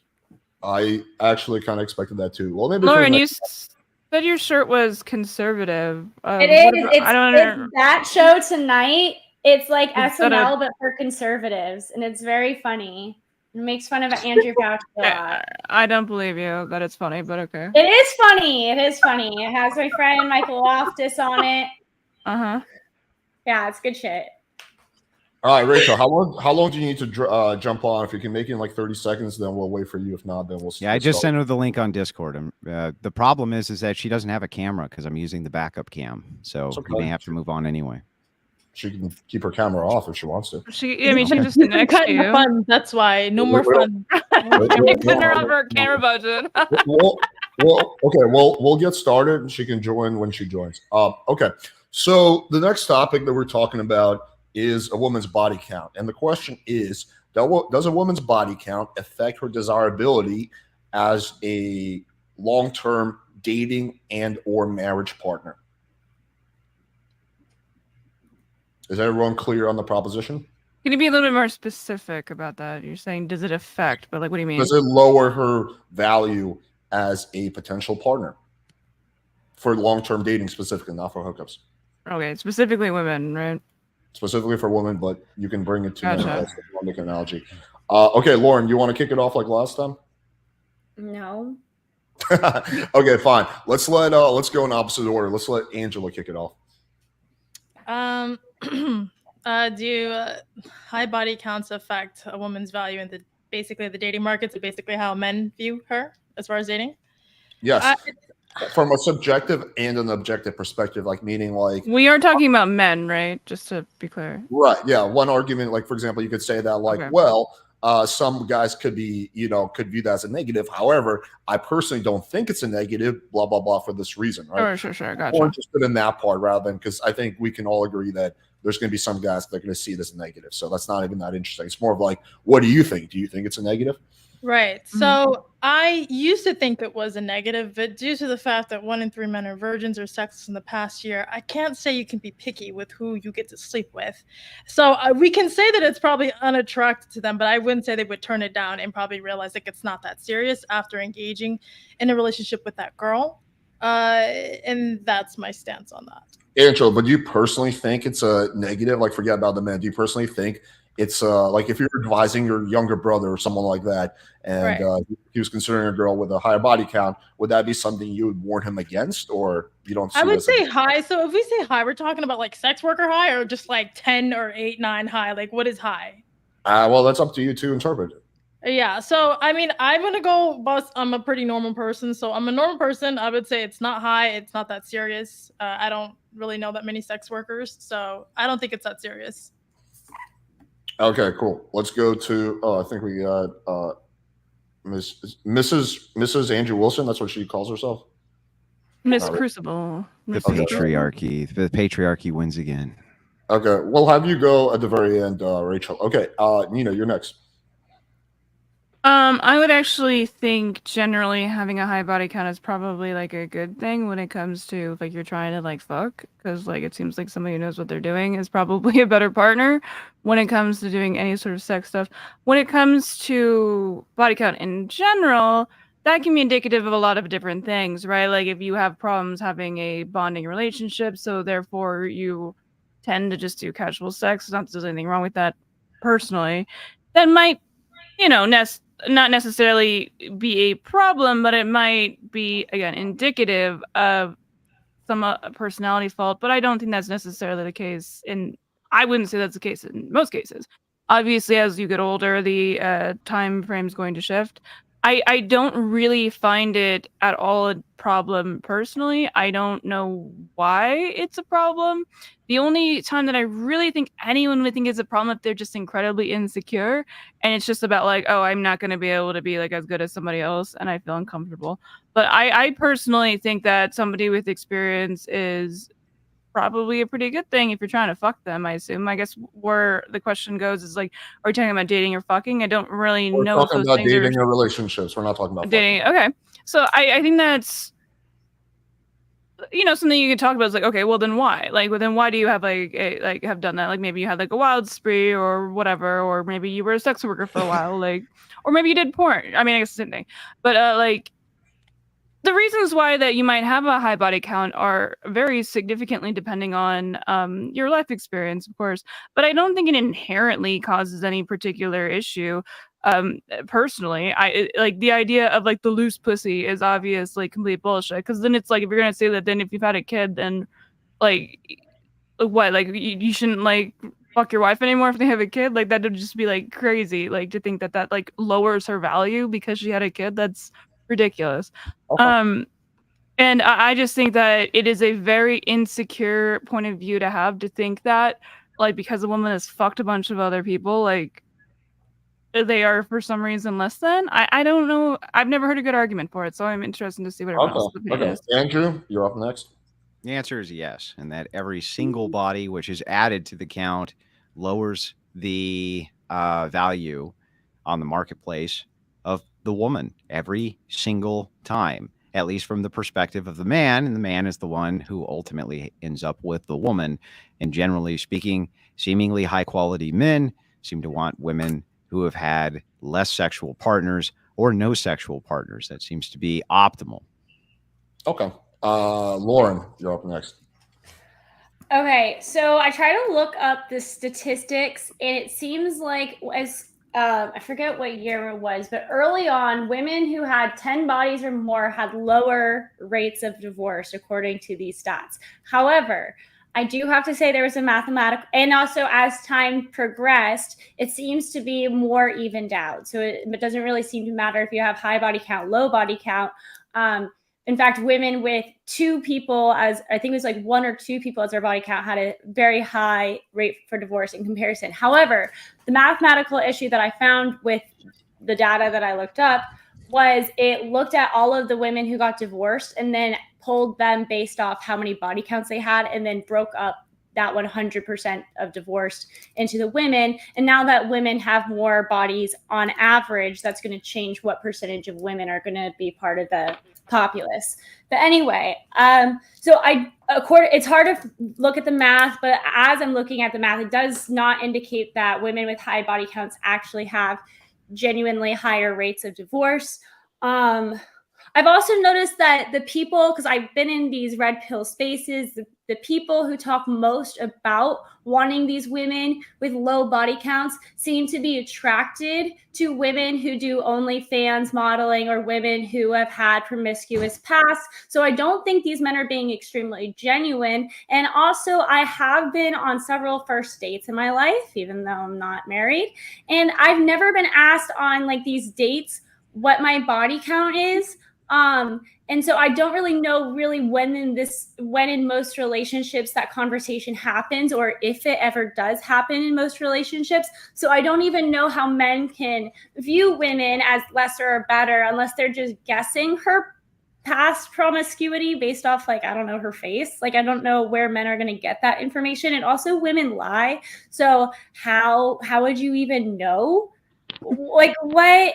And then, also, I don't know if this low body count thing is working out for people like Steven Crowder, for instance. His wife had an extremely low body count. Allegedly, she was a flipping virgin. Look how that's going for him. Now he's a single father of twins. And yeah, I'll leave it there.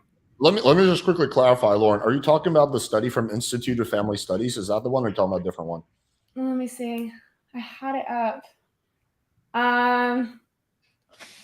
Yeah. Yes. Okay, so That is the that one. study, yeah, I did a whole video on that. So that study is interesting. So basically, this is I'm not trying to get involved in debate, but this is what the study shows. It shows that divorce, I guess, whatever percentage for virgins is really low, then it goes up when you go to 1, 2, then it dips by a little bit, and then when you get past like 9 or 10, it starts going up again. So it's like 0, 1, Well, 2, it's because it has to do with the age range that 3, typically those things happen. 3, and then 9. So just to clarify for the chat. All right, Rachel could go next. So sorry, I was logging on. I really wanted to do the no fault one. Darn it. Maybe we'll revisit that after class. Not that Andrew needs my help, but I thought maybe I could break up the woman prattle a little bit with something less retarded. Mm-hmm. So we're talking about body counts and if it matters in the context of marriage. Is that the thing? The debate proposition is, does a girl's body count lower her desirability to be a successful long-term dating or marriage partner? Desirability, like, is from the man's point of view? No, it's more, I'm looking at it from your perspective. So meaning like you have a younger brother and he's like, hey, I'm dating this girl, but her body count is like 40. Do you think I should marry her? That from your perspective, do you think that lowers your value to be a good long-term partner? That's kind of the paradigm we're looking at through. Yeah. You know. Yeah, absolutely it does. And I would say the reasoning for that is a couple of things. Number one, the higher your body count is, the more likely you are to have been on birth control, which alters mate selection. The more likely you are to have an STD. We have about a quarter of women now having STDs. It's higher in some populations. And then also the likelihood of her having had an abortion would be higher, things like that. And then the higher your body count is, we would hope you're older, but if you're younger with a higher body count, you're probably going to have trouble pair bonding. It's probably a red flag for, probably growing up in a fatherless home, being a child of divorce. And if you grew up with a single mom, you're probably more likely to have dysfunction in your relationships and get divorced. So if I were a man, or if it was a man I cared about, no, I would not want a chick with a high body count. So just to quickly add, since I intervened on the other side, so Rachel is not too far off. It's not 1 out of 4; it's 1 out of 5 people currently have an STD. But anyway, small difference. Anyway, all right, cool. Open panel. Oh, it's people. It's not is just it women. people or is it just women? It's You just said women. People in general. Okay, so there's no differential. Okay, I have to look. Do we know if women have a lower rate of STD versus men? I'm looking it up. Give me a second. I'll look it up. Also, I have a question. If this woman has that exceedingly high body count, but she's never been on birth control, she's never had an STD, and she's never had an abortion, does that change your mind at all about this woman?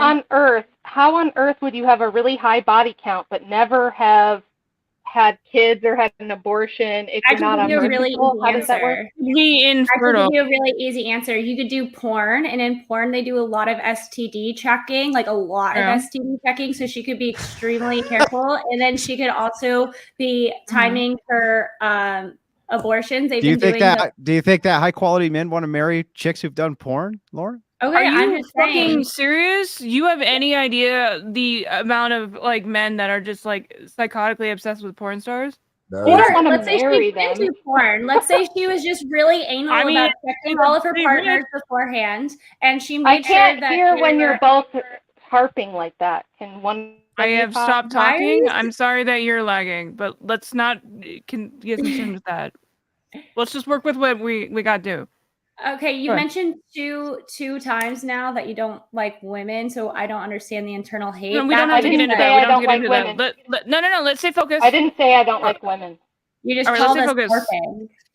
That's because you're harping. That has nothing to do with whether or not she likes women or not. I agree with Neeina. Neina's making the most sense right now. Let's stay focused. Okay, so if there was a impossible. woman who had maybe an extremely high body count, however, she never had an STD, she never had an abortion, and she's never been on birth control, how would you feel about this person? Okay, that's a great question. I'll tell you how I feel. I would say you should marry her because she's a literal unicorn and she probably has magic powers.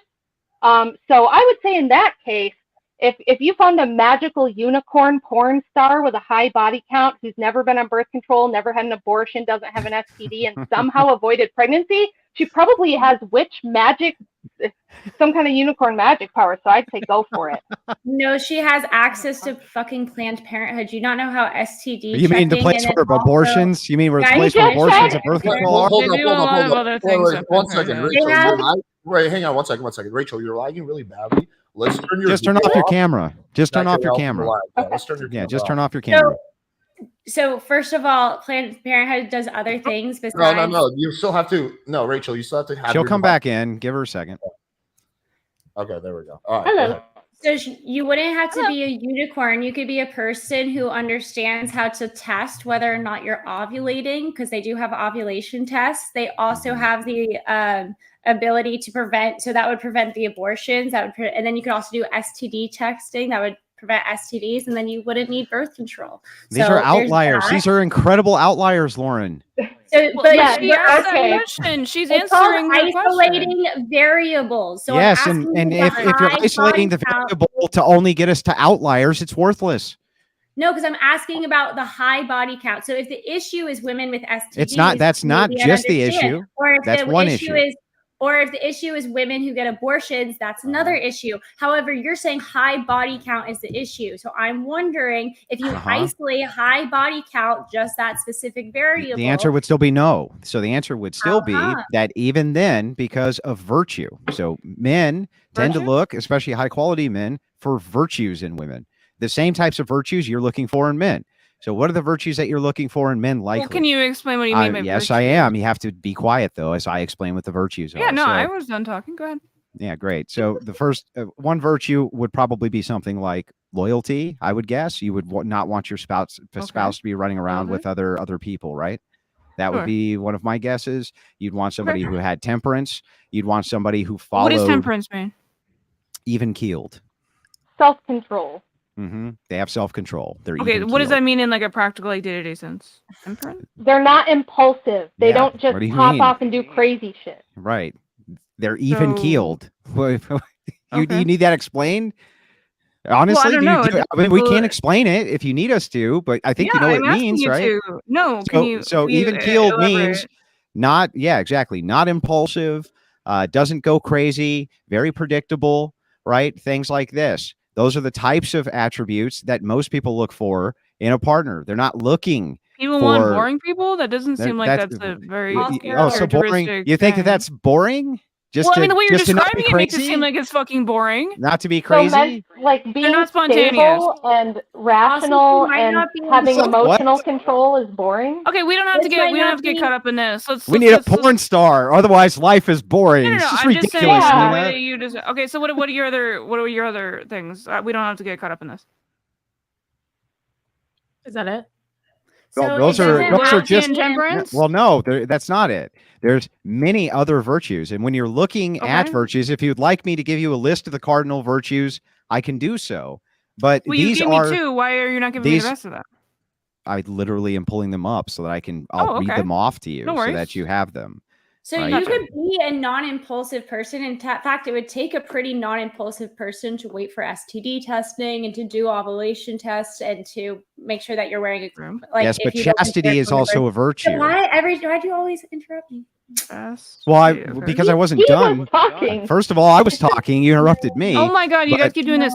So anyway, just stay chastity is another one of the virtues. So if you're looking Uh-huh. at women who have chastity, especially this is why virginity is so prized in society, especially as we have So that should very- apply to both, right? especially as we have very Yes, it few does. virgins, and yes, it does.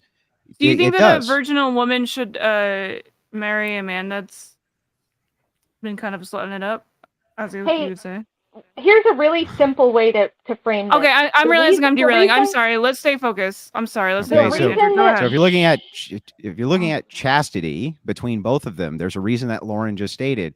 When you have two people Mm-hmm. who are virgins who get married, they actually tend to stay married a lot longer. Sure. When But you- let's go. when Keep you're going lo- with yes, the, it is the list. true. That's not. Okay, Look read at it. Crowder. Crowder's a perfect example.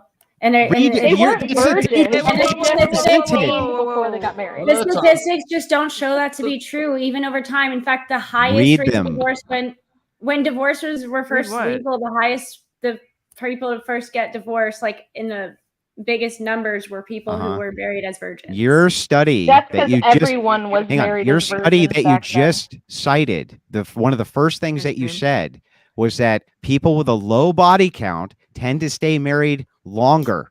That's what you literally Okay, just so we're said. moving on Is to your my- opening? Yes, you did. Then read it. Again, I'm Read your really trying to study. stay focused. It as Alex Literally, explained. temperance and chastity.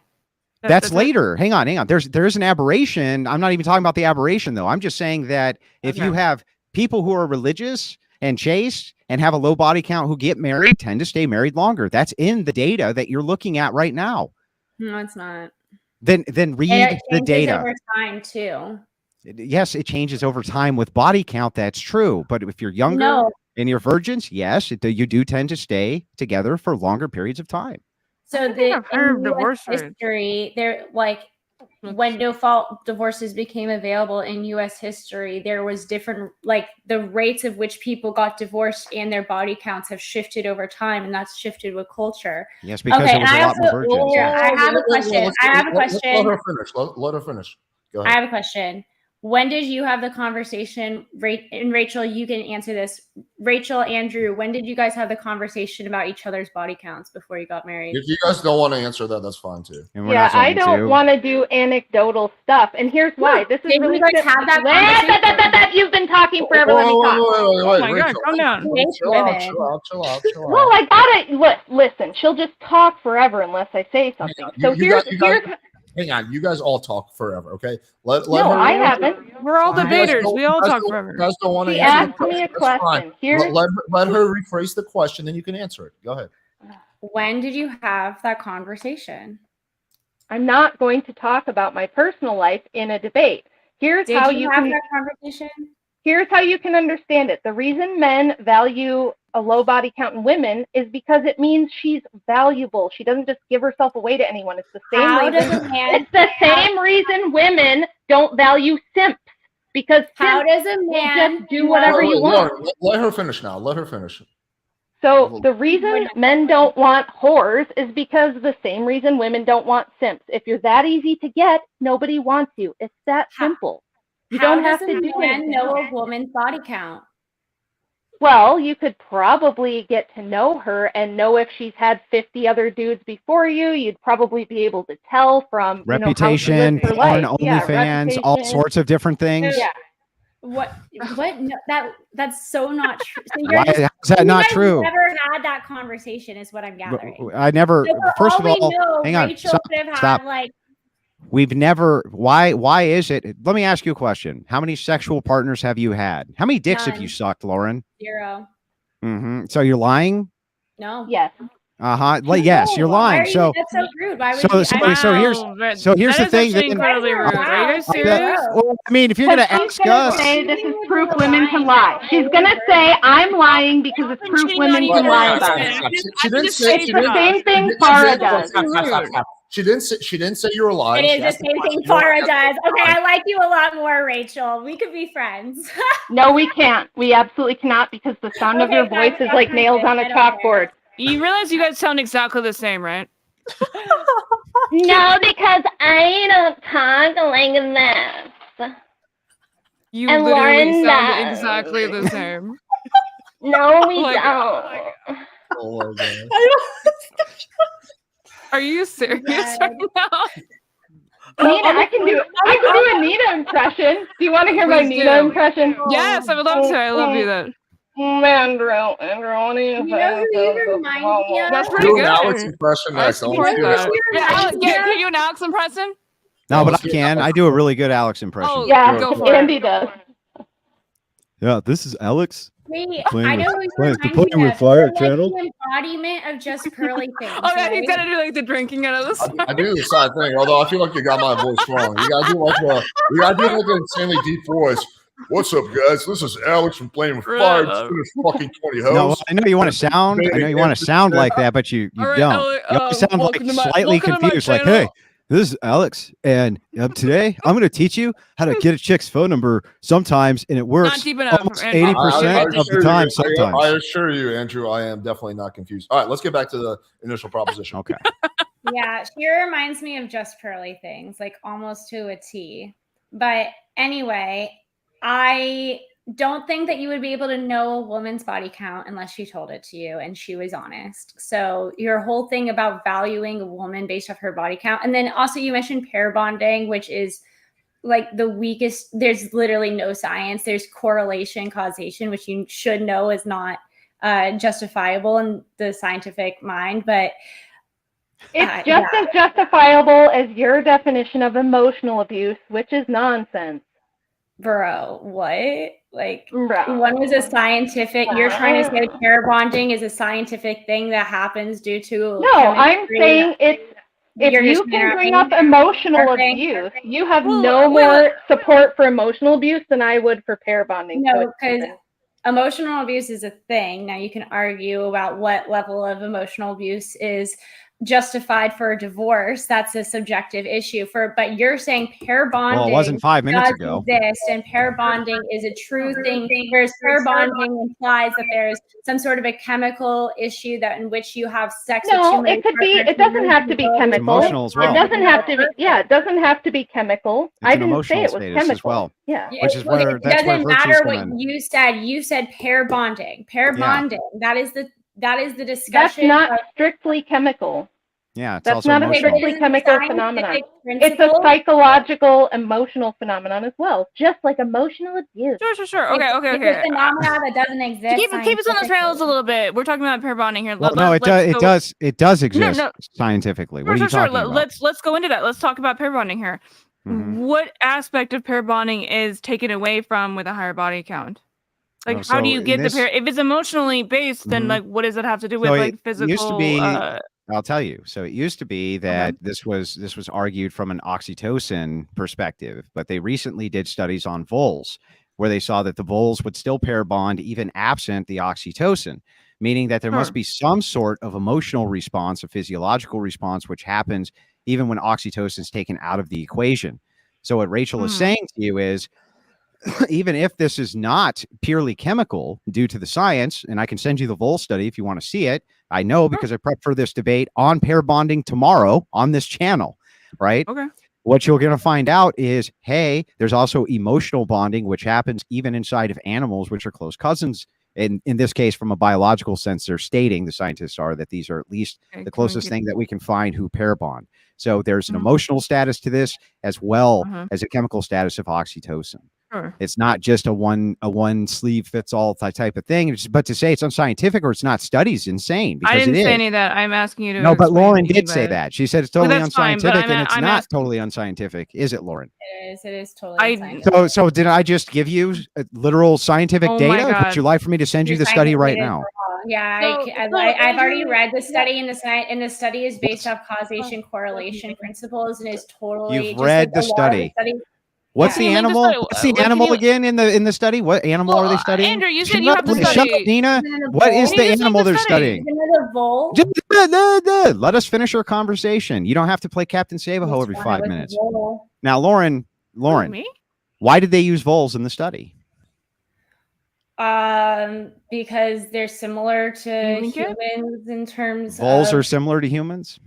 In terms of chemical, and also because they're cheap rodent type animals used in a lot of studies. So you don't know why they were used specifically? I mean, like, what do we use? They use voles in a lot of scientific studies. Why did they use voles for this scientific study that you read? Can you just answer the question instead of asking her Stop random playing questions? His Captain Save-A-Ho. Shut up, Neeina. Why? Answer the question. I want the question answered, Neeina, not your prattling. Lauren, why did they use voles? Look it up while you're doing this. Talking, Neeina. Lauren, answer my question. Why don't you give me the answer? No, I want you to answer because you read the study. You just got done saying. Yeah, I don't know why. Why did they use voles? What? Why did they use voles? I don't know. I don't recall. Right. You don't know. You don't know the primary reason for the study which you cited because they pair bond for life. You know it then. They pair bond for life. That's why. But so hold on. That doesn't make any sense. Most important critical part of the study. That literally makes no sense. So you're saying that they did a scientific study to prove pair bonding existed, and then they used an animal in which they knew that they pair bonded. That would be so circular. That it's not circular. Let me tell you why. Because they were looking at the oxytocin portion here, and the oxytocin when they pulled the oxytocin out of the animal, they still pair bonded. So they're trying to equate this to humans to say maybe it's not oxytocin or a chemical reaction that leads to the pair bonding of human beings. Your argument is circular, and that's not necessarily. It's a study. It's a study, not my argument. The likely reason that they actually use the vole is because it's the most common animal used in No, it's because they pair bond for life. That's why. And they wanted to see if they would continue to pair bond after they removed the oxytocin. Yes, that's why it literally says in the study, that's why they used them. You lunatic. Holy shit, you're crazy. You're a crazy chick. Andrew, maybe you can link the study in the private chat just so they can take a look at it. Yeah, also, Angela has been trying to speak for like 20 minutes, so let's just let her get away. Go ahead, you're good. So wait, so you guys are saying people with high body counts basically aren't relationship material. What is a high body count to you? Question. Are you asking me? Yeah, I think she's asking you. So for me, I think that it's actually easier to reduce it to this, to just say that every additional person that a woman has slept with in the eyes of men likely lowers her value to most men. That's the way that I would frame it. So giving it like an arbitrary number without system and just saying something like, well, maybe it's 9, maybe it's 8, maybe it's 7. What is the factor? I don't know that we would all agree that that's true, but I think that most men would agree that the more that we add, the worse that it is. Andrew, it's looking. The question is intended to look at it from your perspective. So imagine your son when he gets older comes to you and says, "Hey, Dad, this girl I'm dating has a body count of whatever. Is that too high?" That's kind of what the question is designed to probe. Wow. Well, I understand, but I think that question in and of itself, the reason that he's coming to me to even ask the question to begin with is because he would think that X amount of people that this chick has slept with is a red flag to begin with. That's the point that I'm making. So if we reduce it, I would say that the red flag is that you're promiscuous, and promiscuous women have less trust. What? Go ahead. I have a question. If virgins are so desirable, why aren't men just going like straight to churches and finding the most in mass? They really. I promise men are going to the clubs to find women. Listen. They're going. The amount of young men, which has skyrocketed inside of even what you would consider to be obscure churches in the United States, like Orthodoxy, for instance, which has skyrocketed in membership, is due to younger men. No, we know. Don't lie. You know the statistics are that people less people are going to church. I'm not going to be allowed to answer a question without you interrupting. I just wanted to say my piece. Go ahead. God, this chick. She never stops talking. Go ahead. So one more time, I'm going to explain this to you. In more traditional churches, memberships are shooting up through the roof. Now, what Nina's trying to counter is, wait a second. There's actually been a reduction of X, and that's not true. There has not been a reduction of X of Orthodoxy in the United States. It's shot through the roof, and Catholicism is also on the rise for younger men. And you see this specifically because they're trying to have a return to tradition. Yeah, it is true, whether you shake your head or not. Have been hemorrhaging especially since COVID. Maybe I have to ask you, Andrew, do you think that Rachel is worth less after you fucked her? Dude, why are you asking me these private? That is a fair question. Don't you fucking act like it isn't. I think that you're worthless because you have an OnlyFans, Nina. That's what I think. Ooh, do you? That's not answering my question. Yeah, I'm not going to answer your personal questions, and when you bring one up, I'll just shoot a personal one back. Do you think that it's not a personal question? I'm saying it is. She's not worth less to me. I mean, what is the personal aspect but I think she'd be worth less to somebody else. You think that she is worth less to somebody else? I think that from a man's perspective, that she would be worth less that's all I was to other men. I didn't think it was trying to be offensive. I was just asking the question. That's fair. You were just asking the question. How many times have people paid you? Have people paid you to do private OnlyFans systems for them, Nina? I don't think you understand anything about my. Wait, how do you know I have an OnlyFans, dude? Like because you broadcasted it over Twitter, Nina. No, I don't. You were just. You do. You were looking for that shit if you found it. I'm looking for it. Not. It's not that other people post your shit. OnlyFans in like 2 years. As much as I love, Nina get asked a personal question, but then Andrew and Rachel can't answer a basic question. I did answer it. He did answer the question. When they had the conversation, did answer each other's bodies count. Yeah, again, Well, I'll answer that question, Lauren. I think it's fair as soon as you tell me how many dicks you sucked. 0. And you're not lying about this. And how would I determine? Lying. Never sucked a dick. And how would I determine that you're not lying? Exactly, Andrew. So your point, You. right? So your point here for the question is to determine that you can lie because it's not disputed. Andrew, I don't think that you're lying because I think you're lying right now, right? Like this is kind of bad faith here. You want to really understand that, like she's bad faith like, I think that question. we're living we're having a conversation where I trust what you're saying, like, and I assume everyone else does. Why do you think that she's lying? What? So again, I Do you think have that any the proof that purpose. I've ever sucked I a penis think that the ever? purpose of her demonstration of saying, "Hey, how would you ever make that determination based on the amount of information that you've given me right now?" I couldn't, but that doesn't mean that if I was dating you or somebody else was, for God's sakes, that they could not investigate to make a determination as to whether or not you slept with other men. That's just the most ridiculous thing I've ever heard, Lauren. To be honest, So it's just ridiculous. You're saying that you can value women and add value to them and subtract value to them based off their body count, a number that you could only really ever get by asking a woman, and then you don't just get it by asking a woman. That's a straw man. Virgin, and you assume that she's a liar. That's a straw man. So I've given you multiple ways that men will investigate women to determine. I don't have an OnlyFans. I don't. That's nice. I'm not dating you, Lauren. So, what's your point? Your point. The point is, you gave multiple ways in which you could determine a woman is high body count. One of the ways was OnlyFans, and all of the various. Yeah, but you would have to be interested in the woman. So, if you're dating the woman, I think that most men would probably want to know how many dudes the chick has slept with. That seems to be pretty common. Somebody was interested in me, and they looked into me by looking up my history or whatever. They would be not able to see what my body count is because I don't post. So you'd have to assume I'm a virgin, I guess, because I don't post about my sexual escapades, and I don't have an OnlyFans. So you go out on a date with a guy, and he says, "Do you have an ex-boyfriend?" And you're like, "Yeah, I have X amount of ex-boyfriends, right, or this type of thing." Well, if you're clear as the driven snow when he investigates, then fine. He's not going to meet your family. He's not going to meet your parents. What about this scenario? What is this argument? What is this scenario of a guy that let Angela talk here? Okay, so a guy that's dated maybe 2 girls for within the past 8 years, and he dates the 3rd girl, and the girl's probably had 5 boyfriends or 5 bodies. Is that a deal breaker? Because we can't really break this down. So that's going to be more than him. So you're saying men wouldn't value that? So I don't think that it's necessarily a deal breaker, right? I think that all I'm saying is that if the man is presented, let's say all things equal across the board. Let me just ask you guys this question. All things equal across the board.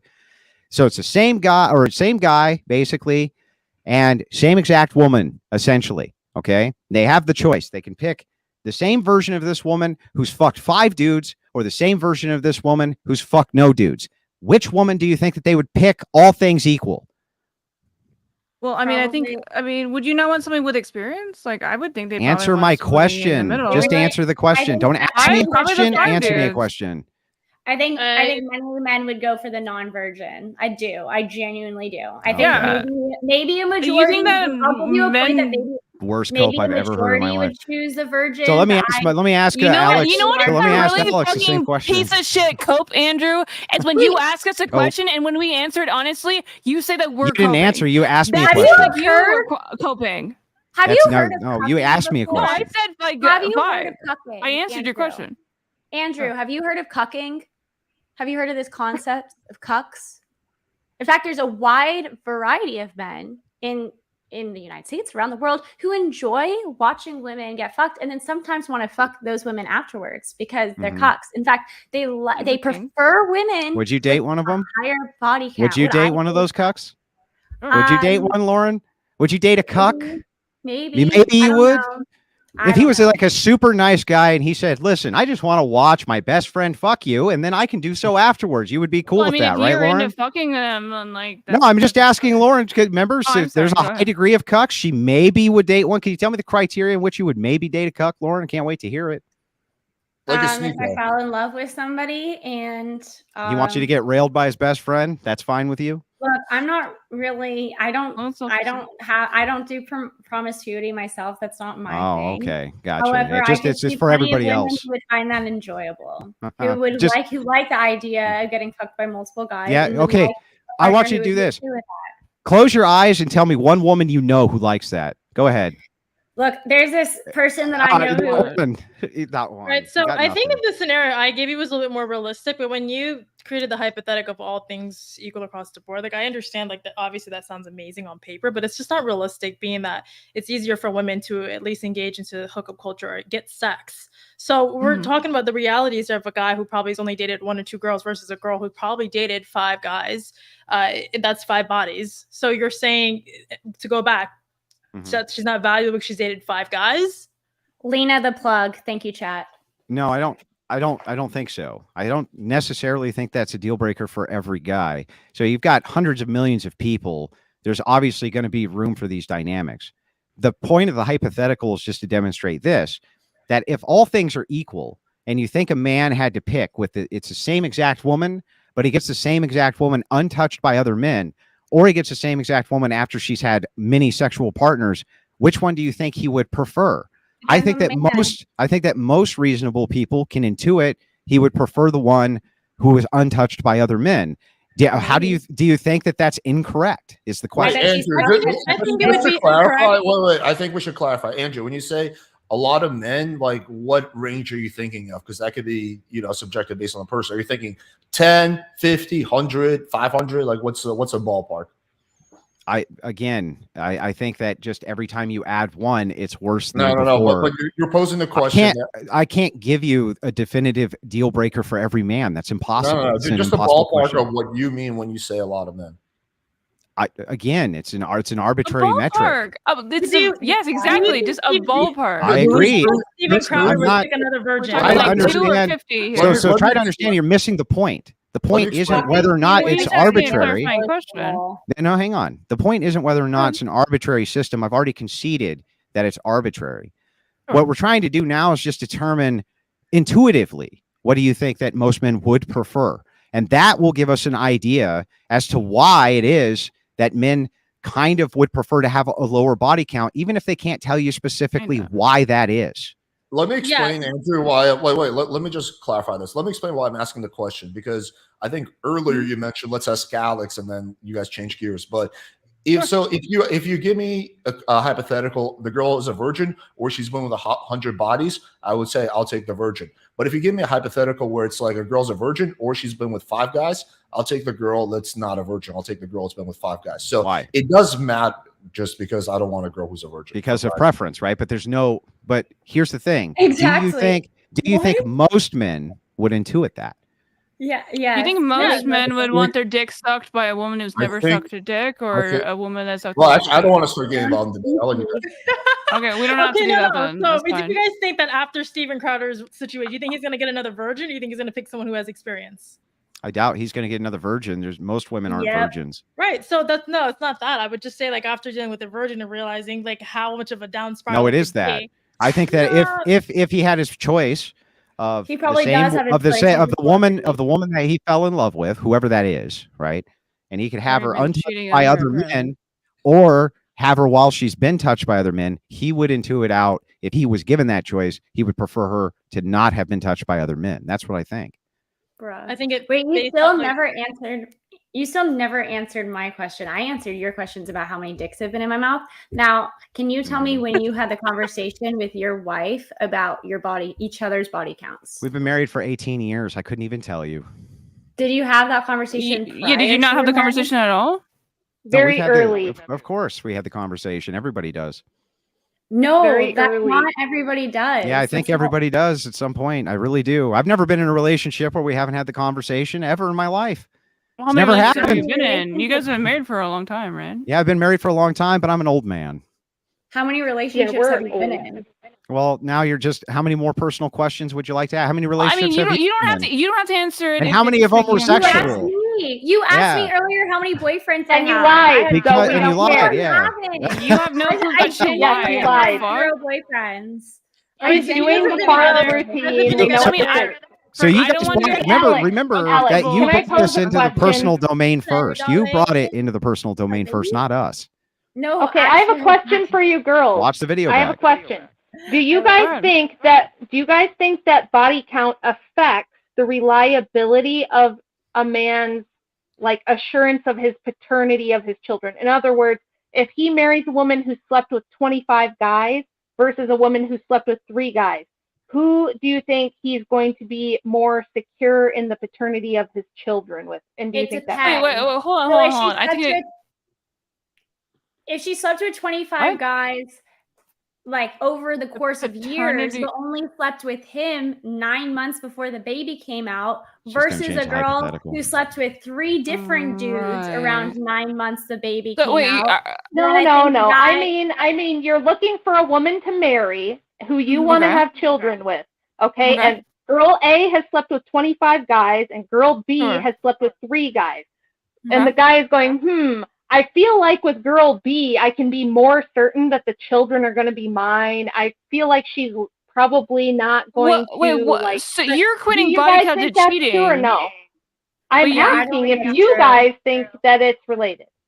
You're saying, I actually would be more concerned with the person who has lower body count. I guess if I had to pick, I think that's a silly argument. But if I had Yeah, to pick, but you're I also a would be- prostitute, so I mean, bro, that's see, this look, is, you're like, oh, I'm She Lauren's is. the one Based who off of came up with what? personal shit How? first. If You've been if you- attacking Neeina for drinking. if since you the have moment if you we have an fucking OnlyFans, started. you're a prostitute. I'm sorry. And you've been attacking her for her OnlyFans. It's not an attack. Do you want Rachel in have, a fucking like, hijab or it's some an shit? Like, attack. what do you mean? Like, He's just mad because you stopped posting Neeina. and Why? he was, like, your Why number are you? one Andrew, supporter. Hang on. Why are you understand that I upset only that she's a did- prostitute? A Andrew, do you prostitute understand is that I only did prostitute. lewds?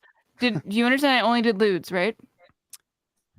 I didn't What's a say you could put on lewd? Instagram. So it's What's a not- lewd? You don't know what you don't understand what a lewd photo is. No, I what's was a never lewd? naked in any of my photos that I put on OnlyFans. you were just selling your flesh for money, right? No. I just She was taking pictures. What do of you mean? myself No. and Yes, posting that's them. a yes. I'm selling my flesh. posted pictures Do of you think- herself. Who are you? Do you think that Screamer, you're the doing the exact same do you thing? You understand think- how capitalism Hang works? on, hang on. motherfucker? Stop, Are stop. you serious? stop? Are you saying that you did not post pictures to your OnlyFans that you Mhm. thought were going to make men sexually gratify themselves? Is that what you're really claiming? Not really. Not really. What? I It was just more for posted some women. pictures I thought I looked cool in, and I thought I looked hot. Like whatever. Like it Oh, was right. just And like how many bikini females? photos. How many females were buying those pictures? Does it matter? What do Yeah, you it really think that it matters. would matter? Yeah, Yeah, because I Lauren- think that the Lauren men was are buying all buying my them shit. because men want to see the pictures, and that's why So they're that makes buying them. me... Okay. It makes you a prostitute. Who is your audience, Andrew? What is your audience? What is the demographic of your audience? 96% male. Same. Really seems like you're being a little bit of a whore then, huh? For the male gaze? No. Yeah. How does that follow? Oh, facts, Nina. Oh, Facts. yeah, Seems it's like the only brutal. people that want Doesn't to even watch you are follow. dudes. Yeah. Wow, these two Are are they- so do- smart. Do you think I'm that they're just so actually impressed. pleasuring themselves to be Nina? What the hell? What kind of I argument mean, is you this? think that they don't? You're a handsome guy. They Yeah. probably You are selling. You're selling pictures of yourself, lewds or nudes or whatever, because and men are buying them because it's sexually gratifying. You know that that's why it's being done. That's prostitution. I don't know why you'd be upset with me for pointing that out. I'm not. I just think it's really silly. That's yeah. I think you're being Well, a you little seem, bit of a you silly guys Billy. both seem pretty upset 5 seconds ago, even though I didn't say anything you wrong. Can tell. This is the face of someone who's really upset. Yeah, we're so upset. We're going around calling people drunkards and whores and stuff and talking about I didn't the call her a street. whore. I said she was a prostitute. I mean, if because I'm a she whore, is. you are, and you're a prostitute too. It's online fucking like you're selling your entire like. People will watch Persona. your show because they like you. It's your persona, exactly. So They it's don't like go to watch you're a him in whore his too. bikini, though. So ridiculous. Wait, Yeah, then You why don't don't think you that turn off there's- your camera? You honestly think that there aren't some people who probably jerk off to fucking Rachel? Like, are you serious right now? yeah, but I'm her pretty object. sure there's not. But here's the thing. Here's the thing, Rachel, Nina. stop it! Don't sell Nina, yourself short. Nina, even I'm if an that, old lady. even if that's true, that's not the Stop, you're purpose of pretty. what she's attempting to do, and that is the purpose of what you're attempting to do. That's the distinction between intent, which I'm is not. what makes I you a literally- prostitute. Again, Andrew, I have not posted on that shit in 2 years. All it was Okay, was so you lewds. were a prostitute. I don't My bad. I don't advertise it at all. If you want to call me that, I guess you can, but I feel like it's very silly and it's like much of a cope on your end. Okay, Look so look I'll at correct. Andrew's You're as much of a Hang on, whore I'll as I correct. am. I'll correct. Sexy. Former prostitute. My bad. The Yeah, fact is that that you fair? have Still a people whore. coming to these ad hominem attacks just shows that you're. Oh yeah, not we really started strong. those. We started those, You not did. you guys. You did start those. I with mean, I Neeina. mean, When? when did I say anything bad? I love Rachel. I love you. You know, we're besties. So like, I don't When understand you what the whole I've purpose of been you kind guys. of bitchy, but Neeina hasn't been bitchy at all. The, and you've been the attacking purpose her, and the right? attempt of trying to dive into our Aggressively. personal life and personal dynamics we is just asked a question, and we said No, if it you were wasn't. uncomfortable, you don't have to answer it. Yeah, and And here's you the thing. Neeina first on her personal shit. No, I didn't. Yeah, over her You drinking. literally called me a I whore. had not asked anybody on this panel a personal question until one was asked of us. Promise, you can play the video back. So somebody else asks a personal question, and then you can ask a personal question of anybody else on the panel. It doesn't really. Yeah, I seem that mean, much here's track. if it's good for the goose, it's good for the gander. If you're going to dive All right, into, let's get back on the body count. And get off the Okay. Sure. personal. So, but meta- you- I will say Neeina has always been pretty respectful to me, so I'm not That's going to true. go that hard at No, I love you, Rachel. Thanks, Neeina. I love you too. Oh, That But was a very- anyways, that was a very so- touching moment. it was. So do you guys think that a chick can have a sky-high body count and it just has no effect on her ability to be a good mother and a good wife? It just totally Yes. doesn't matter. I think you need to prove why that would become a problem. I think there can be issues, like you pointed out, like earlier, about like maybe she has an STD, or maybe she's done. Like, I personally don't think I would need to see the data again about abortions and the ability to have further children, because I've heard mixed issues on that. So if not having an abortion in the past is important to you, and also I'm pro-life, so that could be important to me as well. Oh, statistically, Lauren, on that one, just to really quick. I'm sorry if I'm like derailing a little bit. It's generally the statistics are the same of having a child, if not less. So yes, there are a more health risk when you have an abortion, but it's the same that you would if you were to carry out a pregnancy. So Okay, kind of a wash on that one. So I understand that part, but those are just, you're saying it's statistically more likely to happen if she has a high body count. But if you're isolating the variable of high body count, I don't necessarily think that would prevent her from being a good mother. And I also think that there are things that you could benefit from having a high, like you have a benefit of experience and of maybe warning your kids about the dangers of promiscuity. And so there's be beneficial, actually. You know, I always think that's a really bizarre argument, because I'm just wondering what y'all are doing in the bedroom that you think you need to go through like 20 or 30 dudes to figure it out. It's pretty simple. There's only a few parts and they can only be put together in so many ways. Like, Well, why do you you're need to... very creative then. Huh? I don't understand your. How never mind. Okay. Can you well, I explain just your wanna argument there, specify Rachel? Because, like, She's I saying that know, you I'm don't just- want to Oh, I'm put sorry, dick in go the look. vagina. no, Rachel, it's like, so you're saying these extremes example, like a really high body count. And this is why I hate these conversations, because it's like, Yeah. I think I'm pretty normal. So I'm going to say just an average body count, whatever an average girl is. But if we're talking about like sex workers or like people that are like in the porn industry, I'm assuming they're always going to date somebody that they work with or in the same industry. They're never just going to go date like a regular average guy who isn't exposed to this lifestyle, or maybe like having multiple partners. So Well, I just, go ahead. Okay. So, well, I'm sorry, I didn't mean to cut you off. Actually, That's a pretty Angela's good been point, actually. Angela's been decent the entire panel, but Angela, I just did want to point this out though. There is a post porn industry for most of these women, right? So they're only in porn when they're viable to be in porn, and that's usually when they're younger and prettier, right? They're not usually they're not usually rolling porn into their 40s, 50s, 60s, this and that. When they do leave that industry, it is true. So when they do leave that industry, there is a shelf life for porn workers. Have you heard of MILFs before? Okay, yeah, I have. So anyway, back to what I was Literally saying. the most popular porn So category. back to what I was saying to Angela, Right. they do tend to actually leave that industry, and then they're not hooking up with people who are in the industry. They're not marrying people who are in the industry.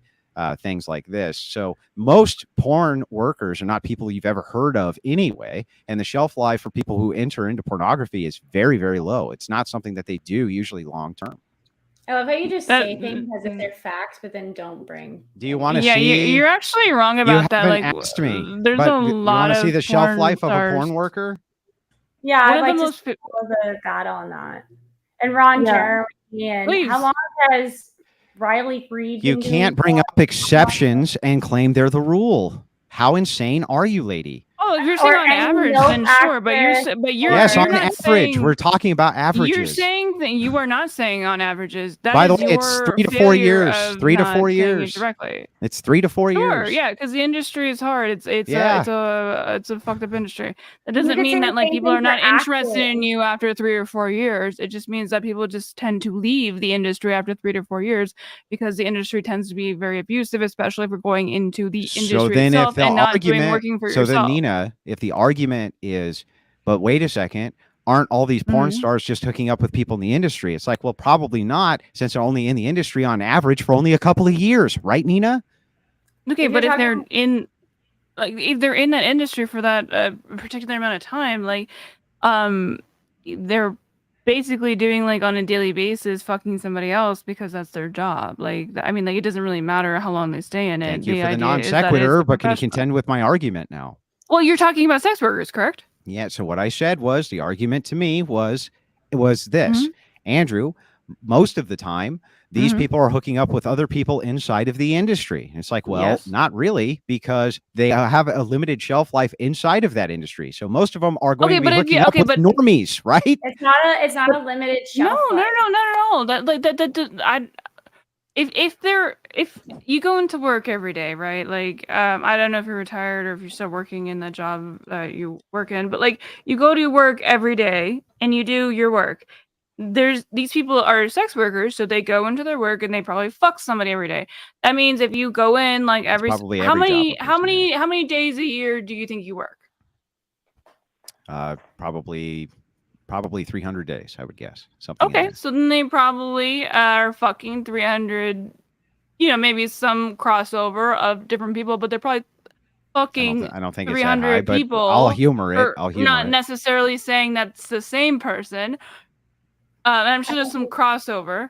But like, yeah, okay, so they probably got 300 body count, give or take some crossover with the same people, whatever. So what is that or not like a professional aspect to the fact that they have a high body count? It would be a professional aspect that they have a high body count. Okay, so then why are you acting like that's not? Maybe I'm unsure what your argument was? Clearly, even though I just restated it twice for you. Okay, do it a third time. Okay, so so here was the argument to me one more time. The argument was, gee, Andy and Rachel, most of the time inside of these industries, these porn industries. Wait, people call you Andy? Can I call you Andy? Yeah. So anyway, so you don't want to hear the argument? No, I'm just sorry. I don't want to hear the argument. Just no, I've never heard you refer to yourself as Andy before. I just thought it was. I'm sorry. I didn't mean to derail. Go ahead. All people, hang on. Let me make this clear. On the Andy thing. Anybody who has never engaged in prostitution can always call me Andy. Okay. Wow, what a dick. She was nice to you too. Oh, stop! I'm not offended by it at all. You don't know the dynamic of it, but anyway. So back to where we were at. The question that was posed about porn was, are they dating inside of their own industry? It's like maybe they are while they're in the industry. That's probably every industry everybody works in. They probably mostly date or pull out of their employee pool or whatever. But the shelf life is very limited, and you are going to have to contend with the fact that you were in porn at some point with whoever the normie is that you end up with. And most of them are going to end up with normies if they end up with anybody because they have a shelf life. That's the point. Okay, first of all, they don't have a shelf life. It's just like so for acting, I would imagine that the average person who acts is also around 3 to 4 years because you have so many people trying it for like maybe a few months or a year and then quitting. And so that's going to bring the statistical average down as opposed to people who genuinely take this on as a career. And I'd imagine the average person who genuinely takes this on career only needs to do it for maybe a decade, maybe decade and a half or two. And every then career has a shelf life. Every single career has a shelf life, but I don't think that the porn industry, I think it has a shelf life because you just got through saying that, and then you refuted your own argument 5 seconds later and said every industry has a shelf life. Talk over me because you don't make any sense, and your arguments literally make no sense. I just showed you a performative contradiction you just made inside of 3 sentences. I didn't even. You said porn stars have no shelf life, and then you go on to say in every industry everybody has a shelf life. They both can't be true at the same time. geometry. Learn geometry. Lord Jesus. I didn't say porn stars themselves have porn stars themselves, just like any other industry, like any other person, like an engineer doesn't have a shelf life, but people in general believe after a certain amount of time, because mathematically that's just, you're going to have a number of averages eventually. That's just how it works. Like a shelf life. Maybe, that's not a shelf life. I It don't is think a you shelf understand life. how shelf life. No. Not only is it a shelf life, it's a perfect example. So it's like milk, right? You just Milk, never let me. milk has Milk has an expiration. Yeah, but here's the thing. Even though it has an expiration date, it can be utilized after the expiration date and still not be bad. Or sometimes it'll sour before the expiration date. So what we do is we look at the expiration date when generally it goes bad and when generally it doesn't, and we say this is the shelf life of the milk, just like we do with careers, Lauren. Right. So engineers don't go bad after a certain amount of time, but they do. still have Their bodies break down. Not only do their bodies break down, but their minds break down, and they do have an average shelf life of work. Yes, they do. That's I don't know where literally anybody has an average shelf life of work. I have said that. Yes, and she agreed. She agreed with that statement 2 minutes ago. Let's move on then. It means nothing. Yeah. So I have a question that gets more to the point of this. Can I kind of try to put it back on track? So rather than talking about porn stars, why don't we ask what would make, so if you have a girl who sleeps with a different guy every weekend, what do you think is making her do that would not be problematic for a man who is considering, a relationship with her? It's what's behind, like, maybe she has been lonely. She's been searching for a guy. Hold on. Potentially she's dating these guys. And if you're saying it's every weekend, maybe she is just really incapable of keeping a guy down and is not realizing that she should wait in a relationship in order to secure the man's interest for long. Well, I guess then I'd have to like flip that argument in a way where it's like, okay, so what if a dude's doing that? Like, what?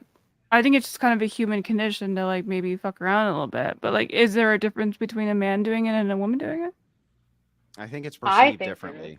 I think it's well. What is a man? Well, wait, Rachel, can you answer that question? Like, or maybe you can ask Andrew or Alex here. Like, Andrew and I actually disagree on this a little bit. Andrew and I disagree on this a little bit because he thinks, I do think male chastity is important from a religious perspective because, like if you're Christian and you're trying to achieve theosis, it's important in that way. But I think just like in a secular psychological sense, I think that men have a biological imperative to spread the seed far and wide, and I think that women have a biological imperative to secure resources and security because as the childbearers, we are tied down with any infant we have for about 2 years because we're nursing, we're kind of disabled. Sure. Child, right? So I think it's not as big a deal for a guy to have a higher body count. Now, would I want some guy who just bangs everything that moves? No, because that's just like gross and germy and like shows that he has no respect for himself. But I do think that with a woman, it is more important because we're the gatekeepers of sex and we are the selectors of who gets to pass their genetics on. That is true. Okay.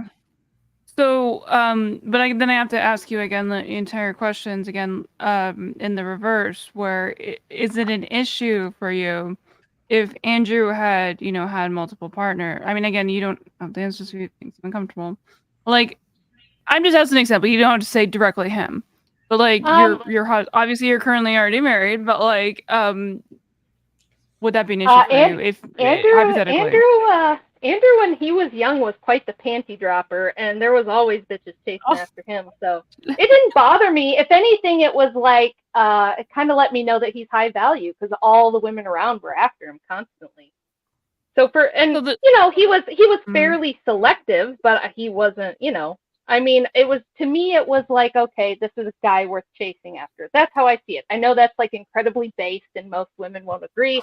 Did you kidnap him? That's how I personally feel. No, Andrew, I just had to blink twice. I was just constantly having to like fight off, skanks all the time. Why were you fighting? So he was attracted to skanks and you had to fight them off? Huh? So there were skanks that he was hanging out with?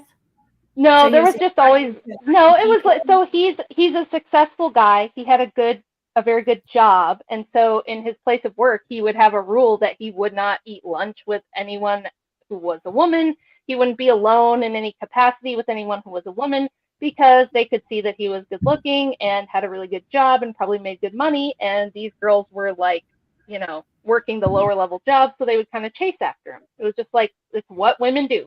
Women are hypergamous, and if they see a guy who they think is a good provider, who is a high value guy, they're going to go after him, right? So occasionally, Have you done that, like, Rachel? Me? Well, You said all women are like that. I think that I secured a guy that's probably just slightly out of my league. Yes. You've never met a guy that makes more money than Andrew? No. Well, I've never been able to date a guy who's more successful than Andrew. No. What if you have the option to? Shouldn't you, by nature, do it then? No, because I've already picked him, and we already have a full family. Oh, but you're hypergamous by nature.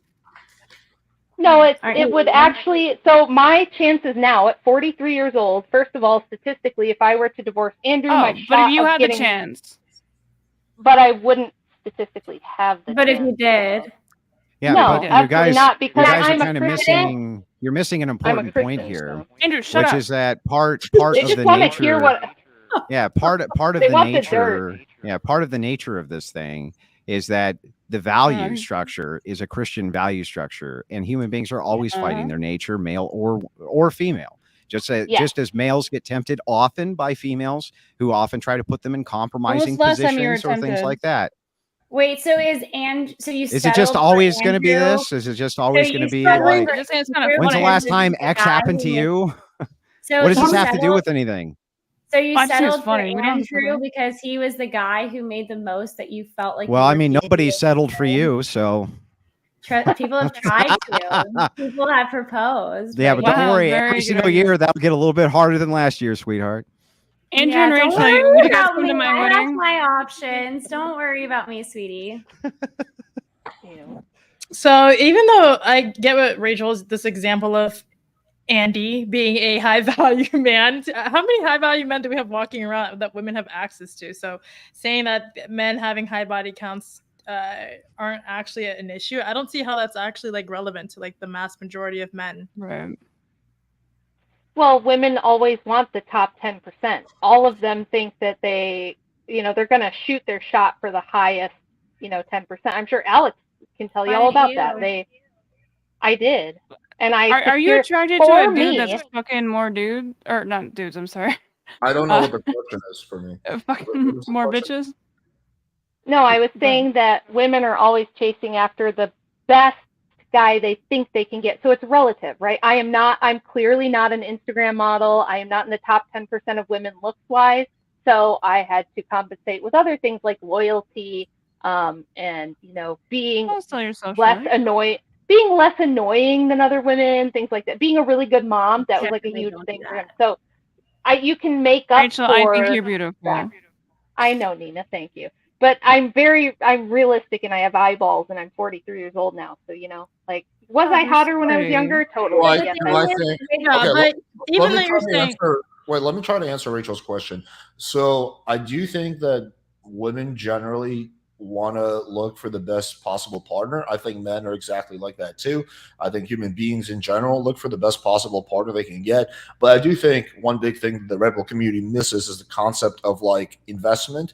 So if you're like in a relationship, like if you're in a relationship with a girl and she's happy and you're happy, she's not going to just like break up with you because a higher value guy comes along. So investment counterbalances, I guess, hypergamy. But yeah, that's just kind of my take. Anyway, if her model was genuine, though, then you would find what you would consider like the most high value men in society typically marrying 18-year-old virgin OnlyFans models. But if you look at the high value men in our society, like Zuckerberg, Gates, Musk, Musk continually gets married to new people, but they tend to go for women who are in their 30s or even their 40s. Bloomberg. Who is the other one that I was thinking of? Like all the wealthiest men in the world tend to date older women and sometimes previously divorced women. So yeah, that if your model doesn't actually apply to reality. And then Well, I'm also actually, finding it does. Rachel, and It Rachel, does. and I'm also finding a lot of the times the people who push these models, since, for instance, the red pill communities, for instance, Sneeko, Zerka, Myron, all of these men date women with extremely high body counts who have done OnlyFans, so they and are not 18. And so the men who are pushing these ideologies are not even attracted to the woman they say that all men should be attracted to. Absolutely. Okay, but this is the thing that you're kind of missing with that. So, Okay. like when you're talking about people like Zerka is literally insane. God bless him Hey, and everything. don't talk shit about my boy. He is crazy, you know what? though. You're right. Yeah, he He is is crazy, but I don't think there's anything, I'm not hating on him. I think he's pretty funny. But I mean, these guys are living like a rock star life, so they're not looking for wives and moms. They're not settling down at all. When you do look at men who marry and they're high status, so like Robert De Niro has a far younger girlfriend right now. Leonardo DiCaprio he like chucks girls to the curb once they hit like 23. And he gets a younger one, no matter how old he He gets. doesn't want to turn her into a wife. Right. Yes, exactly. The high value men that marry other women tend to marry women who are in their early 30s, maybe late 30s, and are frequently once divorced. Wait, what happened to Andrew? He died when I told him to date. Rachel killed him. His computer crashed. He's getting it back up. He just bought all the stuff to build a new one, but the one he has right now is band-aided together at the moment. Okay, let's do like 5 more minutes of this topic, and then we'll move on to the after panel post show. Okay, keep going. It's all ladies now, except for me. Go ahead. Rachel, do you? I mean, you have kids. I know, right? Like you have like 4 or 5? 5, yeah. 5. Do you think it's irresponsible for is it both of them? I don't remember, Robert De Niro or one of them. They're like incredibly old, and like they're gonna die before their kids ever know them, right? Do you feel that that's a little irresponsible for them to be having children at the age that they're at? I would say it's probably not ideal. I don't know if you would say irresponsible. I mean, it's not ideal. I think the statistics are super duper clear about fathers in the home being like a serious. Yeah, like if they're gonna die, it's kind of like the same thing, right? Yeah, I think it's probably not ideal. No, I mean, I don't know if it's like morally wrong, or maybe you could argue it's irresponsible. I mean, wouldn't you argue that it's the same, where it's like if we don't have the fathers in the home, like if they die because they're old, like doesn't that seem like the same level of irresponsibility? Yeah, but I think that men having children in their 70s and stuff is like really rare, so I'm not super concerned about that. Right, but you think do you think it's immoral though? Like I kind of think it's kind of fucked up personally. I mean, if it happens accidentally, it happens accidentally, sure, whatever. But I think it was not that in this particular situation. Well, I don't know, but we were supposed to be talking about like how men should feel about women's body counts, and my point was like, okay, if you're choosing a potential mother for your children, do you want a woman who's got like, a super high body count? Because especially nowadays, if she is what does that take away? Model, because if she's an OnlyFans model, especially if it's public, okay. But what if she's not? She just fucked a lot of people. She just like had like a crazy summer where she went all out. I think divorce is risky enough for men these days without adding to the fact this woman clearly has like pretty low standards.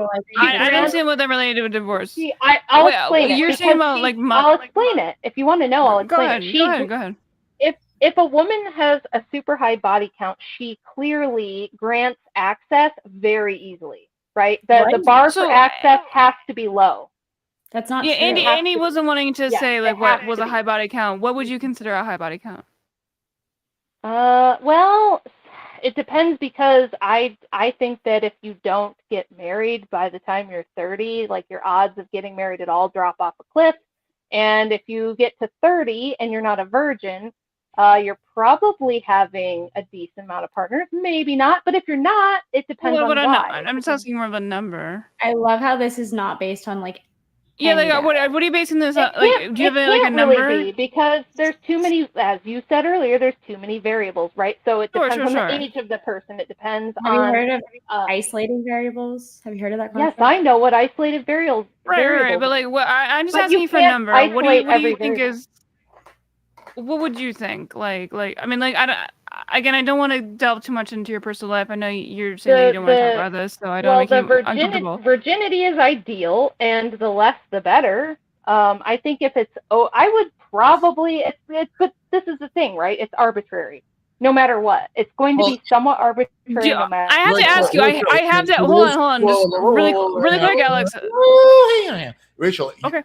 You're right. It is arbitrary, but the question is, like according to your standards, right? So it is. I do think it's important to give at least a ballpark because what could be a really high body count for you is I'll totally try to ballpark it. Yeah, just So ballpark. to use the example that Alex put out, if my son came to me and my son is 22 and he's dating a girl his same age, I would say under 5 would be good if she's 22 because hopefully she hasn't been. For a second. No, like under 5 bodies if she's 22 years old would probably be good. But yeah, there's like factors. So again, if you get to like 30 and you only have 5, that's pretty good. You know, say you've been sexually active for 12 years, you've only done it with 5 guys, that's only 1 guy every 2+ years. If you are 18 and you've got a body count of 12, that's a problem. I guess I kind of wonder, like, do we add the aspect of like how much are you fucking the same like if you're like with one person, you're that's fucking why we like use every body single day, like. It's different bodies. So that's the thing is like how many different men are you granting access Well, to? what's Like the difference? you're riding the I guess. carousel. It's a big difference because it's indicative of your ability to hold together a relationship. It's indicative of your ability to grant access to just whoever, right? So if you're the kind of girl who goes to the bar and takes the guy home every night. Yeah, well, my husband, yeah. Well, I mean, I have never. So I'm divorced. I have. Everyone knows. Yes, it wasn't my. It wasn't my choice. It wasn't my choice. Anyways, so no, I would have done literally anything to avoid that, but it was unavoidable. And out of respect for my ex, who is still around, I'm not going to like tell his business, but it was not my. Yeah. So, but no, I don't. Like, I've never been one of these women that just has casual sex. I've never done that. The only people I've slept with, I was in very long-term relationships with. So I don't really get the whole just wanting to bang a stranger thing. I think it's like, it kind of creeps me out, to be honest. Well, why do you not understand that? Like, you just never wanted to fuck everyone? Or have you always been with somebody? I've only been single for like 6 months of my adult life. Okay, well, that makes a lot of sense. I've always just been in a long-term relationship. I've only ever been like in a really long-term, like marriages, basically. So. Okay, but what if Andrew got hit by a car and he died?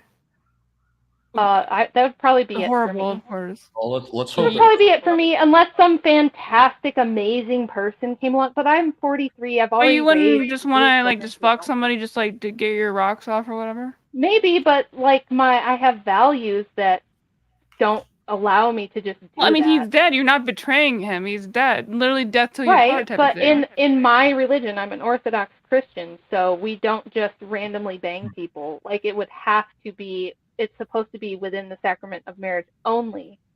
So at this point in my life, as an Orthodox Christian who's had plenty of married sex. No, I don't just have this insatiable urge to just like collect dicks. Okay. We are kind of getting near the end. I do have quite a few questions I actually want to ask, mainly Miss Wilson, but I'll give like the 2-minute thing. So if you guys have any points you want to make, maybe Andrew could just come and hang out with you or something, so to make it easier. I think he's getting it back up. I think. So I'm gonna go to say, being that Lauren is a virgin, LOL, and then Neeina has had an OnlyFans, so you're very Angela. I'm a virgin too. I've never had sex. Plenty of virgins. I have heard that from Alex. Me and my girlfriend, we don't have sex. We just look at each other. They just watch dishes together. Like edging, but partner form. Very hot, very sexy. I'm into. Love that for you. And going back to this because my memory is getting blah as we get later. So Go ahead. I personally don't engage into hookup culture. I don't agree with it, but I know plenty of people do it. That it goes with like a certain lifestyle, and I think it's normal for them. It's So you not don't agree with something- hookup culture? Excuse me? You said you don't agree with hookup culture? I don't agree with participating in it. Like it's not my Gotcha, thing. gotcha. Yeah. Okay, gotcha. But I can understand for I guess like the generation we're For in, and sure. also depending on like being in Miami, meeting people who are active online Absolutely. streamers and sex workers. It's really normal. And I think that there's this huge disconnect of people that watch this type of content, not understanding. Tom, you're funny. Anyways, yeah, so listening to this conversation, I can understand, like, I think there's a huge disconnect when we talk about body counts, because Rachel said here that 5 is like normal up to like 30. Somebody else that I talked to that's part of like the incel community would say that's too fucking high. Neeina saying it's normal to be engaging in hookup culture. Somebody else say it's not. So it's just, again, it goes back to saying, like, who exactly are we talking to? We're saying, is a high body count too high? And it just really depends on who the hell are we talking to? Because as somebody who works in a nail salon, I gotta say, like, there's a bunch of old farts in there that are happy to date these twats on the bimbos and the yachts, and they're completely fine after they're divorced. They're fine. Those girls are rocking their fucking life off in the hookup culture, and it doesn't really matter. So if we're talking about the young guys who don't have a choice, but if you're asking them, hey, would you want a girl who hasn't had bodies, a girl who has 20, 50 bodies? He's going to choose, obviously, the no bodies, because if you're not getting any bodies, you're going to make sure you secure the one who isn't fucking everybody. I think that we're not really narrowing down who we're talking about, and it's just too broad for me to, like... But if you just want your dick sucked, you're going to go with the one to most bodies, because, like... Yeah, if you just want your dick they're sucked... They're going to know what they want, you know? Yeah, but I think like if these guys are trying to secure, hopefully, a long-lasting, I don't know, a body that continuously come around whenever he wants, this has to be somebody who's like stable enough to want to be sleeping with. I will say this: I did poll the chat, and I asked, which would you prefer, a virgin or a girl with 5 sexual partners? 73% said a virgin. Alex, there's a lot. W for Alex's chat. Let's go. And that just proves our point that there's a large portion. In fact, you said about 30% of your chat said that they less than 30. So 73% said they want a virgin, and 27% wanted a non-virgin. And you're saying so all then men. What would the average be, Lauren? Can you ask the same question with a blowjob? And also, you can't. I think the answer. You know the answers are gonna be different. Okay, I'll do it for you, Neeina. I'll do it for you. You guys want a fucking blowjob from some fucking random asshole who's never had a dick in their mouth? Like, come on. Again, what on earth are you doing that you need vast amounts of different dicks to figure it out? I do not understand. A dick is a dick, for God's sake. I disagree with all of them. I would take the girl. I mean, I remember being like a younger person and like thinking like it was called sucking dick, so it was just like literally sucking it like it was a fucking straw, and that was probably the worst blowjob that anyone's ever gotten. Yeah, so let's be real here. Going from like what you just said, your poll, like Alex, this is your channel. Your channel is predominantly like a dating thing where a lot of these guys are struggling. Sure. So they're gonna be picking virgins. Just, I mean, and well, which channel? I would, Angela. I would actually expect it to be the opposite, because I feel like my chat may be right heavily Christian dominant. I'm actually surprised by the responses, because I've made countless videos where I said, "Yo, virgins are overrated." I've hooked up with virgins. It's not that pleasant, but yeah, I guess. So now knowing that, oh, sorry, go ahead. No, sorry, but like Alex, you're the host. It's your channel.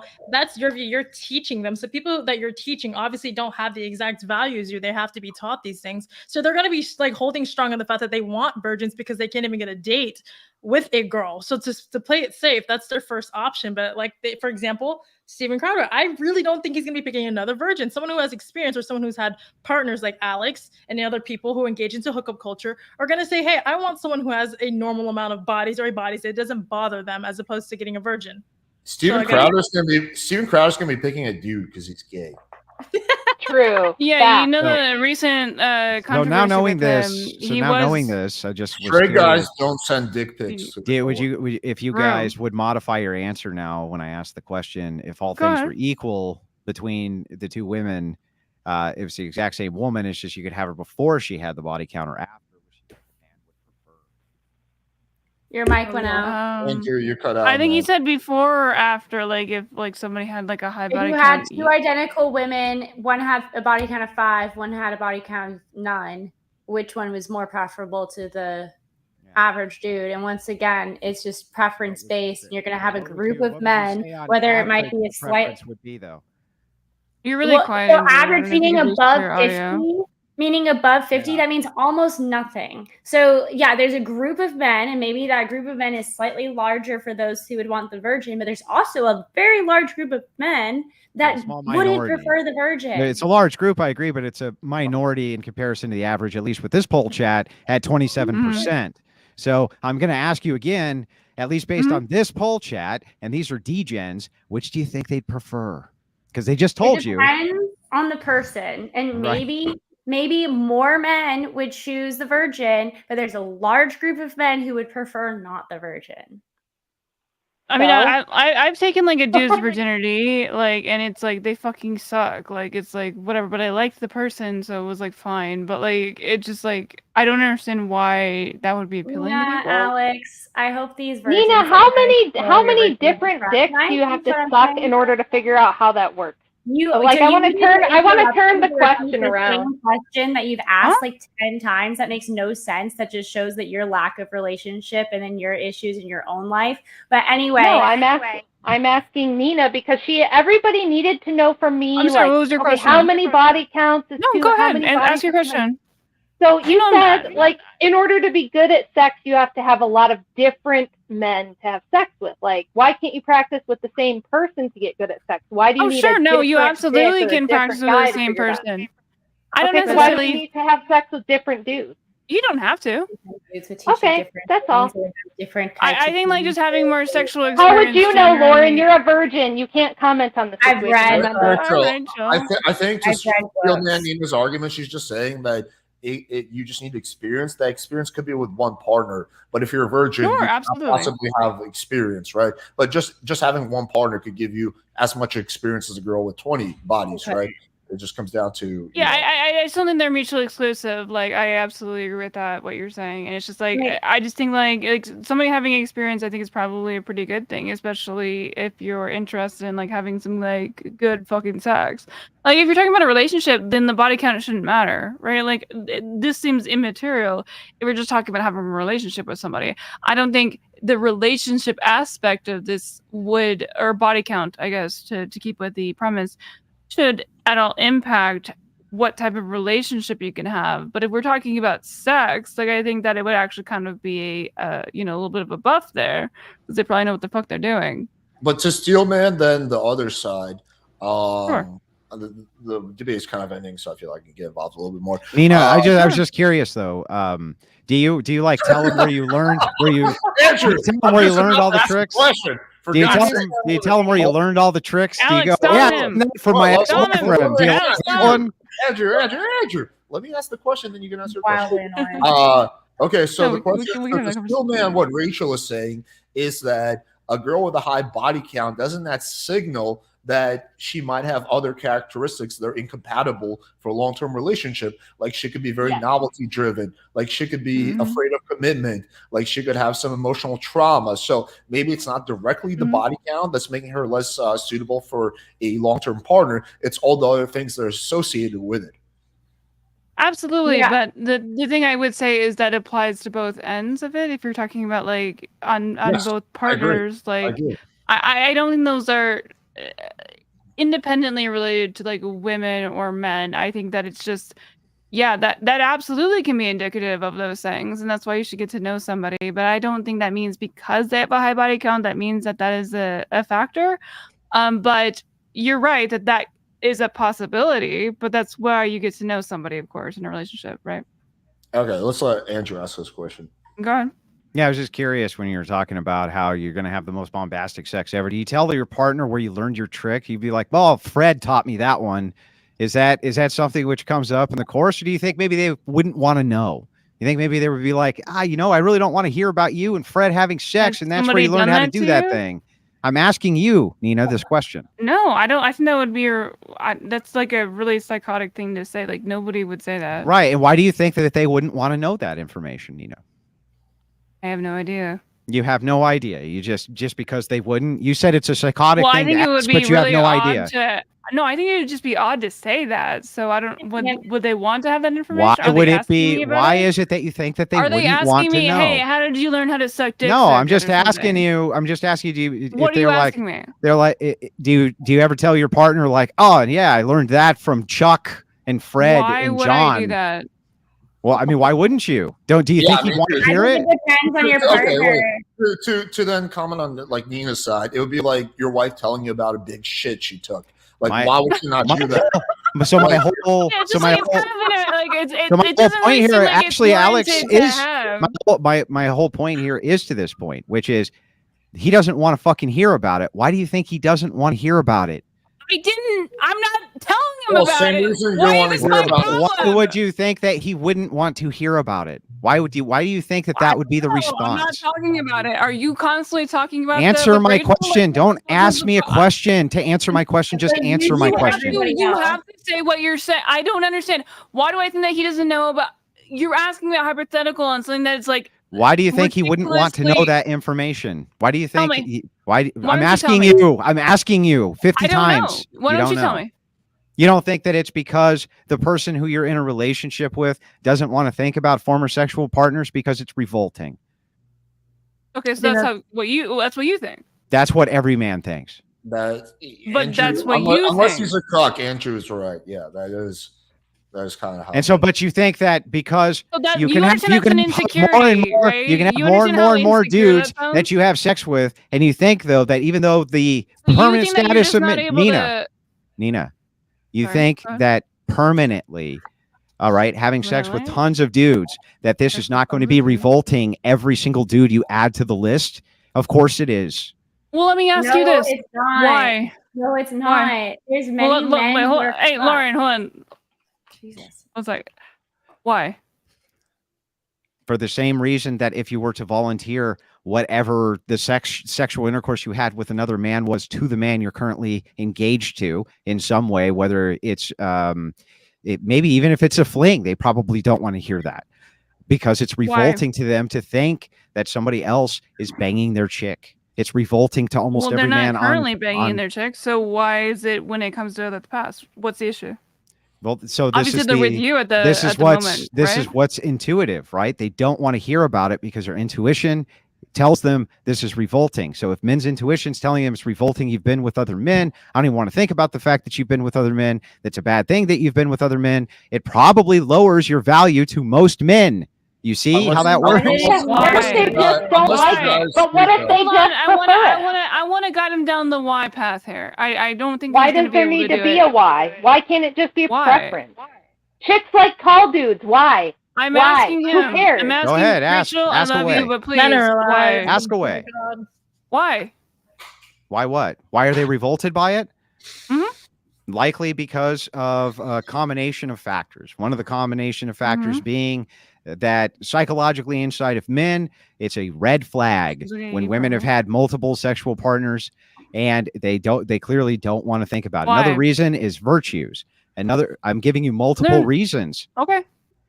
right? And by the way, don't ask me why, say why and then a specific Go question. ahead. Stop. You don't need to do this whole thing. Go ahead. Okay, so that's two right there. Do you have any refutations to either of those? No, I want to ask you why. I just answered both, but your question No, as to you why. just named other things and then you didn't explain them. I did explain them. Do you want a further wanna repeat them then? explanation? Please repeat Yes, they're them. then. revolted. They are revolted by the fact that you have been sleeping with other men because it has a psychological red flag impact on them. So when What they is think that? about it, What is the when red they- flag impact? the red flag is that if they're thinking about you having sex with other men and they're revolted by it, that's the red Mhm. flag. What is the red flag? Who's red flagged? Then the woman or the man? Well, for the man, the woman would be red flagged. So it's a red flag for the man to see that the woman is a red flag. That literally didn't make any sense, Nina. Well, I don't know. You're the one that explained it that way. I mean, no, like to be fair, What? interesting, very simply, it's just revolting. It's like hearing about your girlfriend taking a Why? Why is it dirty revolting? Okay. Oh, that's fair. That's fair. Okay, then let's just go on that. Like, do I Why know is the it revolting? Why do you neuroscientific find it reason why it's revolting? revolting? I know that it's revolting. Well, tell me your opinion. I'm talking to you. I think that it offers up massive red flags, and that promiscuity is a turnoff. It's revolting because there's red flags. I think there's more to it than that. Promiscuity is a turnoff to most men. So if you're promiscuous, No, I'm asking you. and I'm telling you, literally telling you the answer to your question, Neeina. Okay. So promiscuity is a red flag for men. The more promiscuous you are, the less loyal For that we you. think you are, including me. Yes, of course. Promiscuity is a big red flag for me. Don't like promiscuous women. Never liked promiscuous Okay, women. why? Never going to like promiscuous women because Why? I find it revolting that women have Why? tons of sexual partners. That's why. Okay, but why?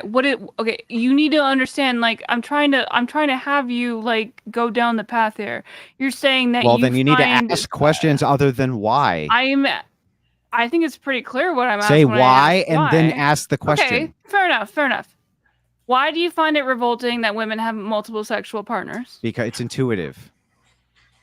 Because why is it intuitive? I think he's also because it's part. Hang on, because it's part of my ontological being that it's intuitive. That's why, Neeina. That's not at all an answer. How I could not give you a better answer. Because That's part the of most your specific answer I could possibly give you. Why do you find it revolting if you watch a puppy getting kicked in front of you? Why is that revolting for you? Because I find the loss of the life of a puppy upsetting.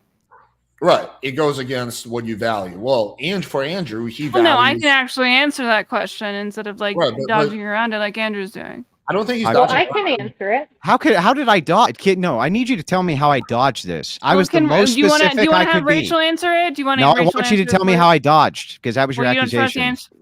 No, I want you to tell me how I he's dodged. just saying it's his nature. I just feel like I didn't get a good question of like you're saying Which part like was not answered?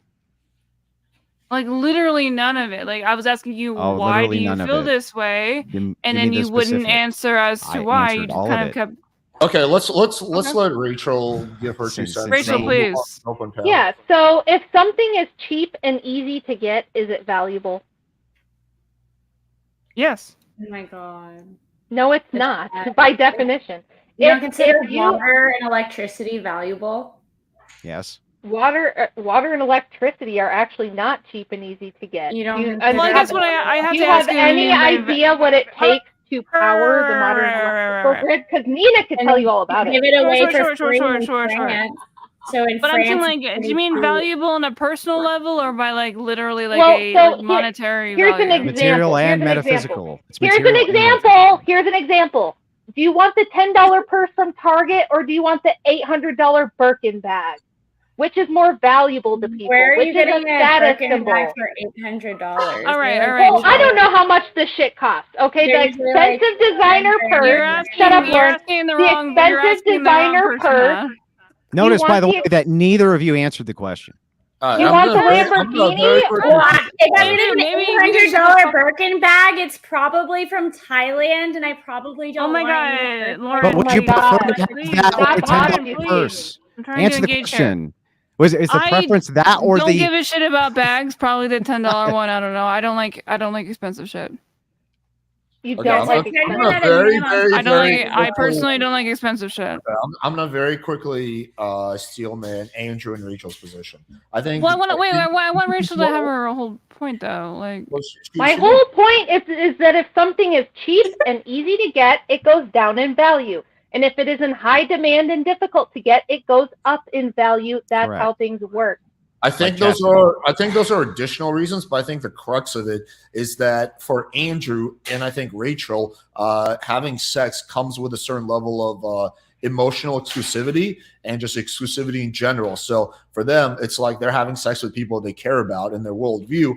And so to imagine your partner that you care about, that you see a future with, that you might get married to or are married to, talking about having sex with another person is just repugnant and repulsive because they envision that person to be sexually exclusive with them, and they're being reminded. It's like kind of like a slap in the face, like, oh yeah, well I fucked this guy. So I think that's, but Alex, why? Human nature, I guess, in your world. Yeah, but why? Well, I imagine you would have like hang on, Alex. But why though? Are you trying to mean the fact that I asked you why? I can't play between the wise with you when I'm steel manning you. Wait, why? Because Why do you love Andrew, your wife? I know you pretty well, but I don't know you that You're gonna well. make fun of me for that? Like, Well, I It's don't the know. same Like we met like a advertisement. year ago. We've never met in real life. But This was an extremely well done advertisement that did really well and sold a lot of cars for a used BMW. And you can't read it, but it shows a very pretty girl. And then the tagline is, "You know you're not the first, but do you care?" And it's a used car advertisement that does very well because men get the concept that you might not care if she's the first if she's that fucking hot. That's not why it did well. an It didn't do interesting well. argument? It didn't do well because this chick is being marketed as being pre-fucked. It did well because it's funny, and so therefore it's memorable. That's why it did well. Okay, but why is it funny. funny? It's funny because it's true. You wouldn't care. Yes, it's if funny. you first, No. it's valuable That's not content. the ultimate irony. Is what Well, makes it hilarious, right? Is that it's ironic. It's ironically not true because you do care. No, you don't, because it's for You used do. cars. So you don't I know. care. That's what makes it funny is the irony. That's No, literally it's what not. makes it funny is the irony. Yes, it is. You seem like No, an real- unfunny real- person, wait, so it would make sense that you wouldn't get the joke. But All right. I'm just like I just think This is we keep why it on men the are real objectively serious. funnier than women. Women don't understand Angela humor. is also Wait, married here. I'm so- curious on her opinion on this particular subject. Before we do that, let me just introduce one piece of data to this. So I did the poll you asked me for, Anita, and you were actually correct. The results were pretty different. So for a blowjob, would you prefer a virgin? 52% said a virgin, and 48% said a girl with a 5 body count. So the results on that were slightly different. Yeah. slightly. Yeah, everybody knows that men will just pump and dump hoes, and they marry girls who are have a higher bar for access. And no matter how much these girls want to cope, no matter how much these girls want to cope, Yeah, no according matter to data how too. much these girls want to cope, men don't like hoes except for to use them I and think throw them men away like hoes Kleenex. quite a bit. They do. To use them and throw them away like Kleenex, not to wipe them. True. You're coping pretty hard and not bringing data. I mean, like men. I You mean, haven't people presented people any for that data. exact reason. I You have. literally have not presented any data. Where? data are you Where is looking the for? data? Where is it? For what? What do we look I up? brought up the divorce rates. Where are they? Show me all the hoes getting wiped up faster than girls You who want aren't me to hoes. look up Alex, hoes can you getting post that wiped study up? that I brought up earlier? I'm gonna that look you up that mentioned? exact word. Where are they? Which study you want? The The Institute one of where you Feminist said Studies? you did the video on it about how it dips, and you. Yeah. Lauren is trying to tell us water isn't wet. She's I insisting can- water I isn't can wet. look through the video Ridiculous. I never said water isn't wet, but that's okay. Can you You're show trying us? to tell us that men want hoes. You're trying to tell us men would rather marry hoes than they would it's not ridiculous. Let me hoes. ask and that's you. Let me ask silly. you guys. Honestly, it is ridiculous. Rachel, your husband was calling me a whore because I have a OnlyFans. No, that I wasn't calling you a have whore. not I posted. said you engaged in You literally prostitution. specifically called me a whore directly. No, that I don't know would why mean you're a gonna- hooker. I said prostitute. Sure, whatever. Does it really matter? It matters Doesn't care. because one's engaging in sex and the other one's prostituting It themselves. matters to him because he's autistic, so that he matters on his diction. Well, I'm very Yeah, it's autistic, autistic- so it's like, it autism. doesn't matter about this Me too, I'm distinction. not I'm trying to- sorry. Listen, I'm sorry. Intelligence upsets you. Hey, okay, it's a I'm problem. just asking the question. I'm asking How Rachel. long before do you Lauren think says that you have a small dick or that you just We want to don't- fuck her and if you we don't all want to have fuck small her that you're dicks and gay? big pussies or whatever. Yeah, I get it. Anyways, moving on. Do you think that it's unfair for your husband to say? I said, if you want me to Sorry, repeat, I Nina. said I probably do think he's gay based off what the woman looks like who he married. We're all gay. It's okay. Gotcha. It's fine. I would be so hurt. I would be so hurt if I wasn't already married and We're had just- 5 kids and had a successful Am I life, and having you're a debuff right 29 and now? alone because Got nobody married can twice. stand the sound of your voice. You've been married how many times? You guys both Exactly. literally I'm a sound the virgin. No, exact she's same. saying I've been married twice. She's Wait, really so mad wait, for twice something. as many times Lauren, as I will Lauren? debate you one-on-one. Rachel, we love Lauren, you. you Lauren, should we love debate you. me one-on-one, and I will end you. I will completely terminate your online career in one It's debate. gonna. The only That thing seems that kind of you're like good a at threat. ending Maybe you is should your be first careful about that. marriage.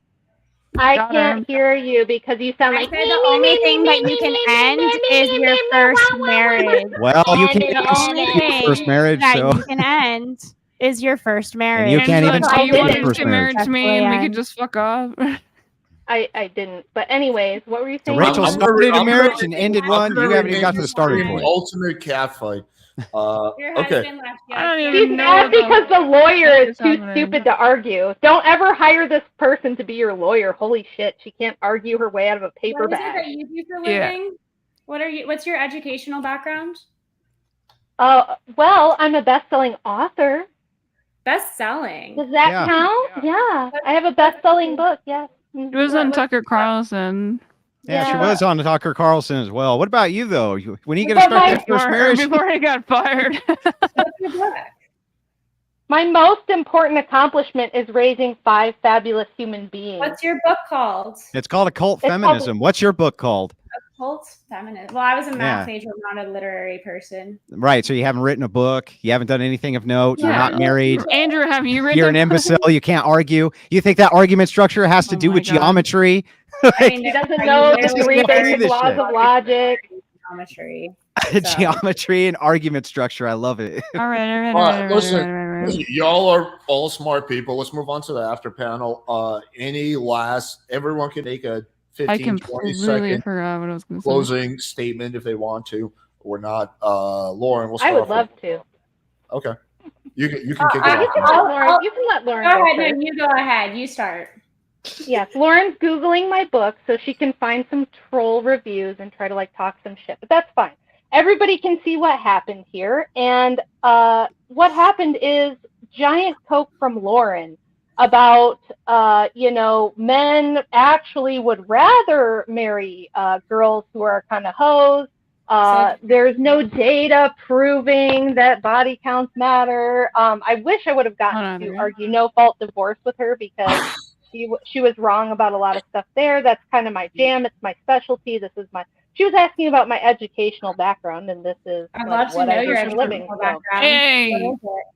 But What is your educational background? what Lauren has done here is just devolve into total. This is what happens anytime that I debate a woman for the first time. They have absolute emotional breakdown. They resort to name calling, Alright, personal attack. She doesn't have any arguments. Her closing. So.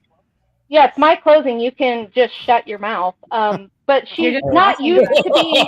She's not used to being told no. She's not used to having anybody not tell her, "Oh, sweetie, you're so smart and so wonderful." So the minute she I don't think runs personal into attacks real should be in your life, this doesn't closing. happen. Let's keep to the Well, subject. what I'm Whoa, trying it's to a say good thing is- it's not your panel, Nina. I think you It's have her an closing. Also not your Well, I'll closing. give It's her my another closing. 15 So seconds.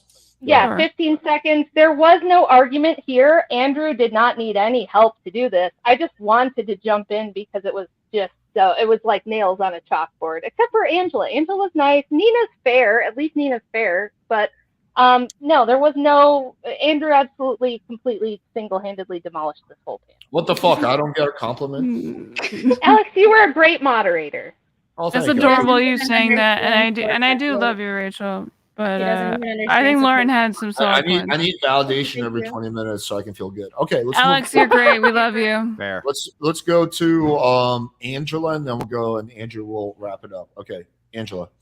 You have any closing Yeah, statements? so as I stated, the body count conversation, I find it highly irritable. I just think that there's no way to really measure what is high. I think it depends on who we're talking about and what you do on your day-to-day basis, and depending on who you are and what's your preference. And I think that, yes, if we're going to the extreme and say an average guy wouldn't want to grow as like a body count of like 50 or 60 when he's only had 1 or 2, yeah, I get that's a huge extreme, obviously. But I just think these conversations are just so extreme. So yeah, I wanted to be combative and annoying, but I couldn't do it because I couldn't find something that I solely agree on because there's no way to measure these things. And yeah, that's pretty much it. All right, Nina. Oh, this is all messy. I just think that obviously my best friends Andrew and Rachel, it's hard to always argue about them. But I think Lauren had some really good points going into this. I think that it's really stupid to think that somebody's value is based off of their sexual experiences and as a bad thing. Because honestly, you ever been with somebody who can't make you come? It feels really fucking bad, dude. I would be pretty fucking pogged out to have a dude that like is able to like make you come immediately. Like, I don't understand like what this argument is about. Like, oh, I want somebody less experienced. The only thing that I could possibly think of somebody wanting somebody less experienced is because they're insecure, they don't understand how to do it, and they don't want to learn. it just seems like some dumbass like ego bullshit where like I'm really worried that like some other chick got dick down harder than I could possibly do, and I think it's pathetic and it's for fucking losers. I'll introduce you to my man Ben Thorpe. He's Ew, you're so mean. No, I would like you to Nina. call the police about Ben Thorpe. If he's anywhere near, there should be a Ben Thorpe like camera that if it spots him near your property, it automatically calls the cops. Andrew has been very explicit about the fact that he doesn't want to be on the panel with the I told Thorpes. you I am not going to be on a panel I with will- him or Grace anymore I will because respect everyone's request. Okay, Lauren, you're next. I think that it's hard to isolate the variables of body count, and if we're looking at this from a scientific perspective, or if we're saying that men in general prefer something, you're negating how small that minority or how large that minority might be, because maybe the minority is just 48%. So if you're trying to paint things as a paintbrush of men in general prefer things, we're really not talking about men.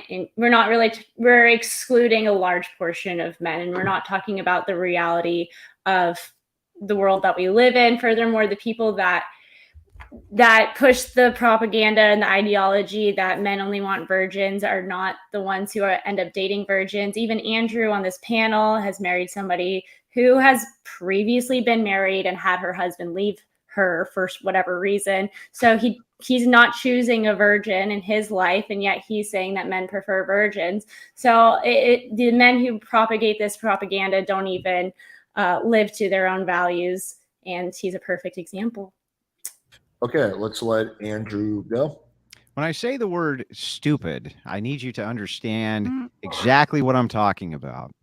Take this moron above me who claims that my argument was that I wanted to have a virgin, which wasn't my argument, but rather that if you were to go to most men, including me, and say, would you prefer the same woman with less bodies or more bodies?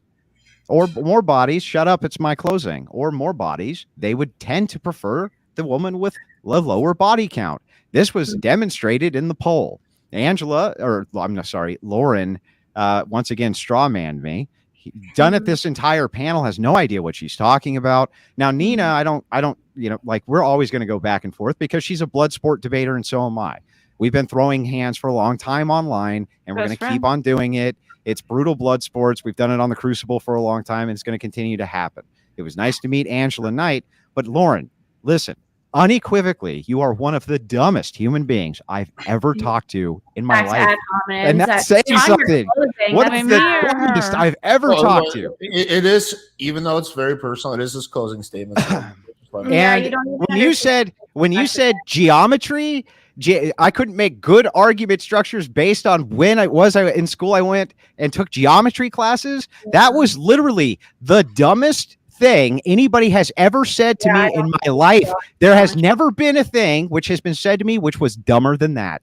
So what was your score in geometry then? Okay, Lauren, since he went after you personally, I will give you a quick response. Go ahead, Lauren. What was your score in geometry then?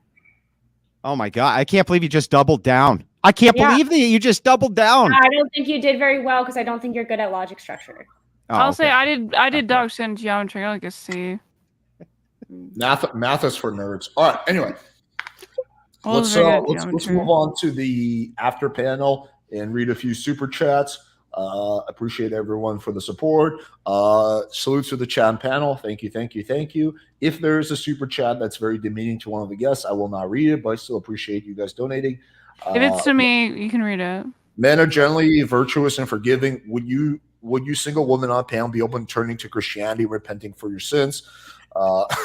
Question for the girls, I guess. That's a retard fucking statement. Yeah, you think that Christianity is like what, like female positive for women? Like, fuck you. You're an idiot. All right. Oh wow. I don't understand if this person. You ever read the Bible, dude? If this person genuinely wants women to be prevented from like expressing themselves sexually, then why isn't he promoting all women become Muslim and cover themselves in tarps? Why Christianity? Why stop there? Why allow us to show our hair? Why? Wait a second. Why is that the argument? Why is that So he's saying problematic? that I we don't need to know. repent for our. I have nothing against Christianity, but he's Mhm. saying that like in order to be virtuous and like non-promiscuous, and yet Christianity wouldn't be the most extreme. I Of guess religions. to have Why a would? serious. But why would that be the requirement, though, Lauren? Yeah, but hijab ruins the sexiness of a woman. Come on. I don't understand how that would be. Why is I do being have a a Muslim serious the answer, standard for actually. virtues? I don't understand. It's Why is being more Christian a standard preventative for- of promiscuity than Christianity. Christianity allows women to show their hair, to show more skin. It's not as repressive for women. So if you're saying that women need to repent for their sins because like promiscuity is a sign Showing of your face is promiscuous, Lauren? That's weird. That's the According first to time I've ever Muslims. heard that. I've been very tempted looking at all this hair and faces. Never heard that before. Showing your face is promiscuous by Yeah, Lauren. Andrew, you're being pretty Big slutty brain right stuff. now. Big brain stuff. Bro, Is that why couldn't you had? even- Is that why you had your wife turn off her camera? can't even figure out how to work a laptop, and he thinks he's big brain. I'm just kidding. We love you, Rachel. He does I don't not have a laptop. What are you talking about? Your desktop just fucked up in the middle of the Yeah, my desktop crashed. Oh no. Wow, that's never happened to anybody in the history of calm down. Never mankind, happened Lauren. to me during a debate. I always She's have. hoping so hard. Totally. Just looking for anything. All right, anyway, why don't we just accept the fact that most religious and chaste people want chaste? Is he trying to What say is- chastise Chaste? or chase? Chaste. Yeah, I'm not Chaste. sure. What does that mean? Really, it means like having chastity, like being chaste. Oh, it Is it means like what? is it religious? So she gave the related? definition by using the word in the Well, definition. people Again, understand genius. the word Well, no, chastity well, as having like no promiscuity, keeping to yourself, keeping tight. It comes, but like having like a chastity belt is. I don't think anyone's disputing that religious people want Yeah, chaste. like, if you want to date another religious person, right? That's kind of what they're asking. They're like, if it's a religious person, they give Chase them means the- reserved. It means reserved. That's what it is. I mean, that That's seems fine. I chastity. don't have a problem with that. Having chastity, exactly. No, I don't think Kings and anyone queens. disagrees with it. No, see how I didn't put the word in the definition and you You know, did? a lot of times if you go to Oh my a God, you dictionary, guys if wanna- you go to a dictionary you like and an you old look up married couple, jumping, This is so it'll petty. tell you the verb form of jump. So apparently you've Jesus never opened a Does the dictionary.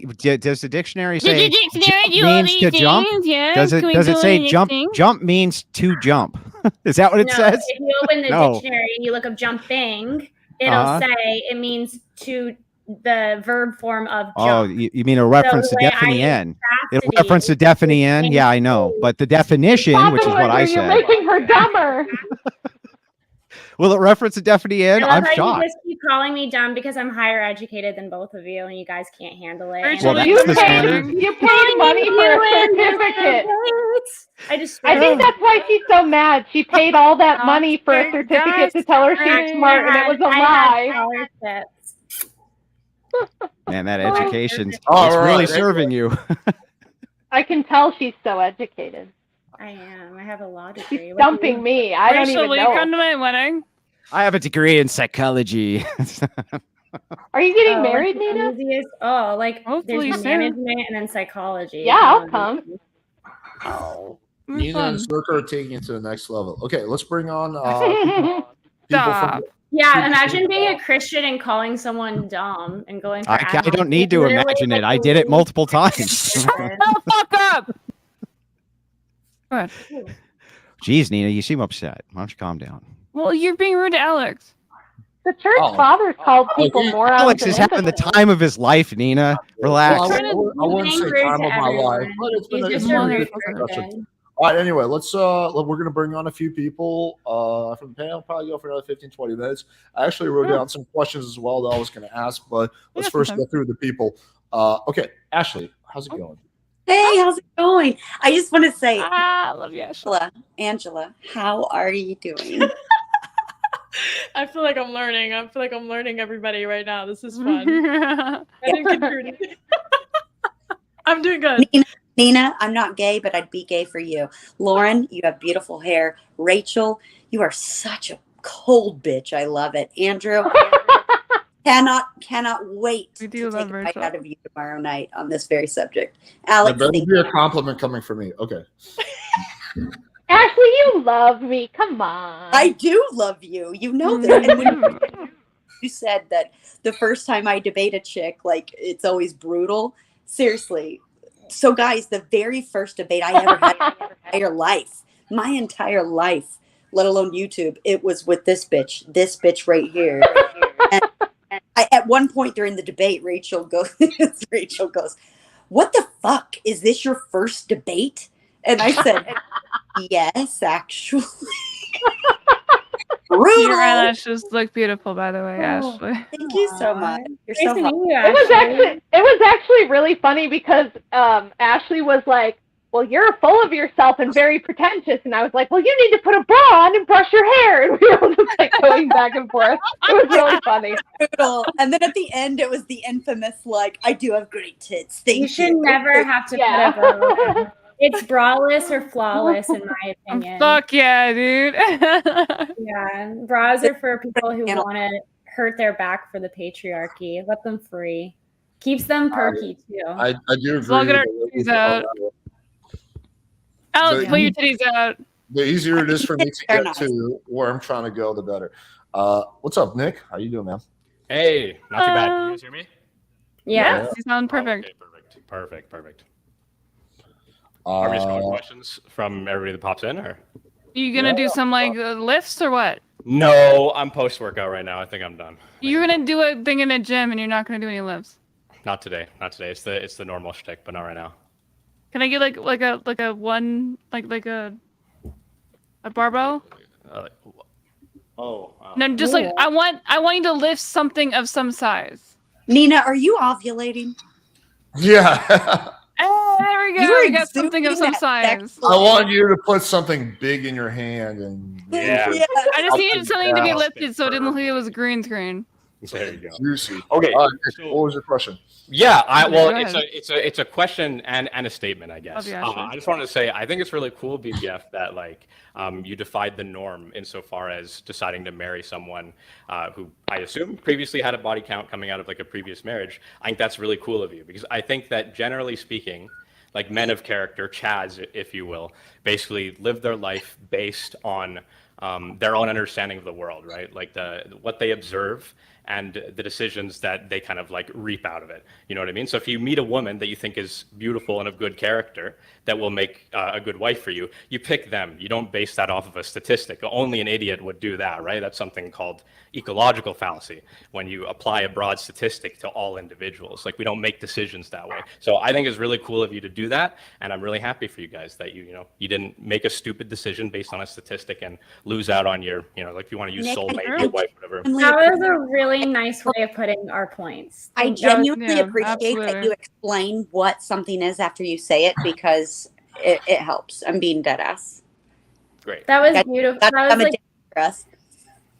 that was Alright. like a nice way of saying Andrew, I think you made Angela it. and Nina's in my point, but like in the nicest possible way. In a way, it's like, why would you rely on body count as a reason to value a woman when you could actually meet the woman and see that she's very valuable despite whatever her previous history is, and she would make a great mother based off attributes that you notice from her from interacting with her, as opposed from trying to dig into your history and seeing how many dicks she sucked as Yeah, Andrew. exactly. And like biblically, like we even have the example of Mary Magdalene, right, who is a prostitute and becomes one of Jesus's most devout followers. She had character, she had faith, and that was more important Yeah, than go her off, history. Queen.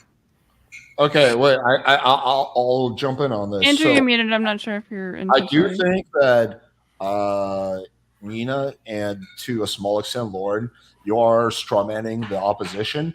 I don't think they're saying that body count is the only thing that matters and that's what you should focus on, or that it's like the fact that she has more dicks in her, which makes her less suitable. I think what she's saying. I don't think that's a straw man. I think that's Yeah, actually that pretty is literally accurate. their point. I think it comes down to and you're making Well, Alex, is that not your point?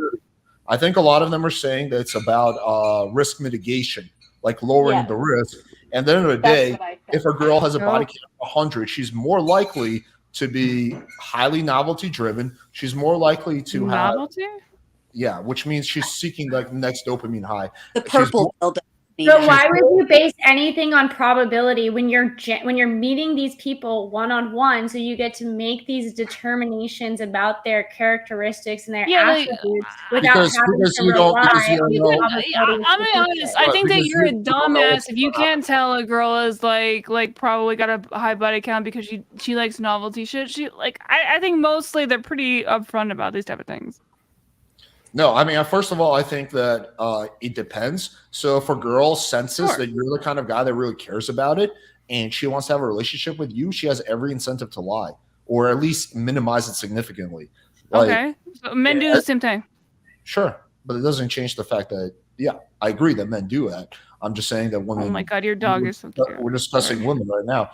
So yeah, it's like about risk mitigation. You don't have a crystal ball. You don't know what actually the girl's true intentions are. There's a lot of things you can go off. Like, does she seem like she's loyal? Does she seem like she's? But is this really gender based though? It just seems like that goes on both sides. Well, let's be straight. We mitigate. We make risk mitigating decisions on the basis of investigation, right? And a really weak level of investigation would be looking at a statistic that's not involved with anything else about the person. A really high level of investigation would be you date the person, you suss out their character, you see what their values are, and then you make decisions based on that. Like that's why we date people, right? Like even if you want to go back, that's why we court people, is your parents are trying to figure out if this person seems legit, if they're worth your while or whatever. Nick, would you have married Kyle if her body count was 200?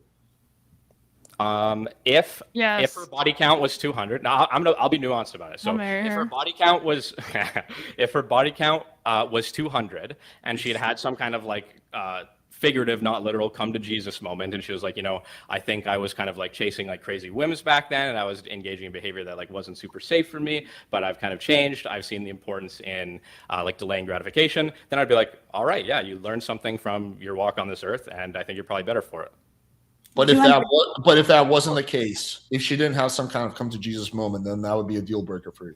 So in this case, the come to Jesus moment is she's acts super crazy and does risk-seeking behavior all the time. No, let's just say that you don't know. She seems cool, she seems chill, but her body count is, let's go more extreme. Her body count is 500, and she hasn't had any kind of come to Jesus moment. She hasn't realized that she's seeking validation. Would you still consider marrying her? So somehow in this crazy hypothetical, if this didn't generalize to how she acted or how she was in any other way, then yeah, it's fine. But in reality, that's the point, is that being that promiscuous changes who you are as a person. I disagree with you there, and I also think there's a glaring elephant in the room that no one's talked about yet, but I'm going to save that one for tomorrow. No, say it. You can't just drop that. What's the elephant? Tune in tomorrow.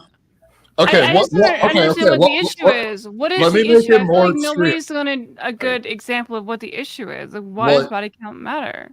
Okay, the reason it matters potentially is because it's correlated with a whole other behaviors that are not suitable for a long-term partner, like for example being highly novelty driven, having validation seeking issues, like for example having some emotional issues. There's a whole, girls generally don't fuck 2,000 dudes unless they have some issues. Unless somebody who has been raped shouldn't be able to have a good relationship with somebody because they have trauma. Neeina, that's a total. No one gets raped. Analogous. No, hold on. Let me cook here. Of course, you would make an exception for rape. I'm not saying the girl has to be a virgin. Okay, but it's obviously a situation where it's something that is different and is a trauma aspect of it, where they're obviously more vulnerable to a particular situation. Do you think that that's a situation that because it's more difficult, that's a problem, or what? Wait, Nina, do you mean why I can't debate women? Wait, but because they were raped and they had that trauma, they were more susceptible to sleeping with more men after that experience over and over, and that's why their body count? Or just because they were raped in general? I just wanted to clarify. I'm just saying they have a particular drama, and then maybe that yes, I think basically what Ashley was saying is exactly what I was getting at, where it was just maybe they were now less they were violated, maybe that was their first experience, unfortunately as it is, and then they just were trying to reclaim their own sexuality by you know, Why are you doing guys things just so trying to base cool. all of your arguments on the wildest outliers? Like what? Well, I'm That's just a asking terrible debate questions. We don't Well, want. it's like, I know, this but is, it's a terrible tactic for making an no, argument. Well, I'm asking you guys the Rachel, question. you have not made the best arguments tonight it's either. a fair Okay, no, we don't get hypothetical. personal. Thank you, I asked you Ashley. hypotheticals of like what would you guys think of this No, particular no, situation? it's a fair hypothetical. Yeah. So if the girl got raped, which is highly unfortunate and tragic, and then that kicked off her going out and fucking like 300, 400 people, then yes, even though it sucks, I would be really weary of getting into a serious relationship with her unless she has addressed that issue, which is causing her to go out. Well, and I fuck assume she would she would have been That's our telling you about this. conversation. Yeah, so the important thing here, right, is that it would be as a result of the underlying psychology, not the fact of the body, right? So if you're Yes, Right. yeah, the body I've count of always if said you get that. Yeah. if you get raped 1,000 times and have a body count of 1,000, but it affects your psychology in no way, if we want to do all the crazy hypotheticals, right? Then it's like, okay, we're not going to make presumably a determination on the basis of that. What we would say is maybe like, oh my God, how did you get raped 1,000 times? That's crazy. It's like, how does this even happen? Where the fuck are you Where hanging? the fuck are you partying? Exactly, right? That But was- that's the point. It's the underlying things, not the fact of the body count that matters. I think we all Right. realize this. Yeah, I agree. Well, I don't know if Rachel and Andrew would agree, but I do agree with that. But at the end of the day, you're making a decision with limited information because at the end of the day, you don't know Of how course. your girlfriend or your future wife truly feels. So there's certain things that you have to make a decision by. There's an exception for every rule. Are there some girls who have a high body count who can make great partners? I'm sure there are, right? But again, like you're working on limited information, and if your choice is Well, Andrew wouldn't answer this question, so maybe you would, Alex. What is a high body count? To me, I would say that a high body count, it depends on the age also, but if we're saying like my age, Well, like you're 30, the same age as I am, so yes, 30s, I would say like when we get past, I would say like past like 15, 20 gets like up there, past like 50 is high. You're aware people are in the 50 or 15. Past 50 is like high, past 15, Okay. 20, it's getting up there. You're aware people are in back chat? Huh? Alex, people are in back Well, I chat. guess there's some other people in the. There's actually no one there. Oh, well, there was somebody who wanted to Lock come down up. what he We're thinks waiting. my body So count. if it'd be cool, I want to like pin Andrew just a little bit here. Is that Yeah, is go that ahead. okay? All right, so Andrew, You're muted. Andrew, I You might want to know. get a little closer to your mic. Okay, I'll put you guys next to each other so you can really pin him. There we go. great. I need to get. I might need to get boosted. My mic's just really quiet. No, you sound perfect now. Oh, I'll turn you up. Neeina, you Oh, okay, you're so, remote. Andrew, I know you said later on in the debate that merely what you were doing was displaying the fact that if all things were equal, if we had a perfect like ontological clone of a woman and everything was the same except one had a low body count or was a virgin and one had a high body count, you said like that was all that you were saying, that most men would pick the low body count or the virgin, correct? Am I understanding that? Andrew, I think on average that's true. Yeah. But you weren't implying that throughout the entirety of the discussion, right? You were implying more than that throughout the majority of the discussion. What do you think I was implying? Because I think you were using a lot of loaded language around topics of sexuality. I don't care about your opinion. Tell me what it was. Bro, you're So, the worst person to talk to. Conversations are kind of like subjective, right? So it's about the interpretation of the audience, and you're a pretty skilled rhetorician. So I don't think you were unaware of the implications that you were making, that I everyone don't was care about your opinion. What's the So, but it's argument the- that you it's have the- a problem with?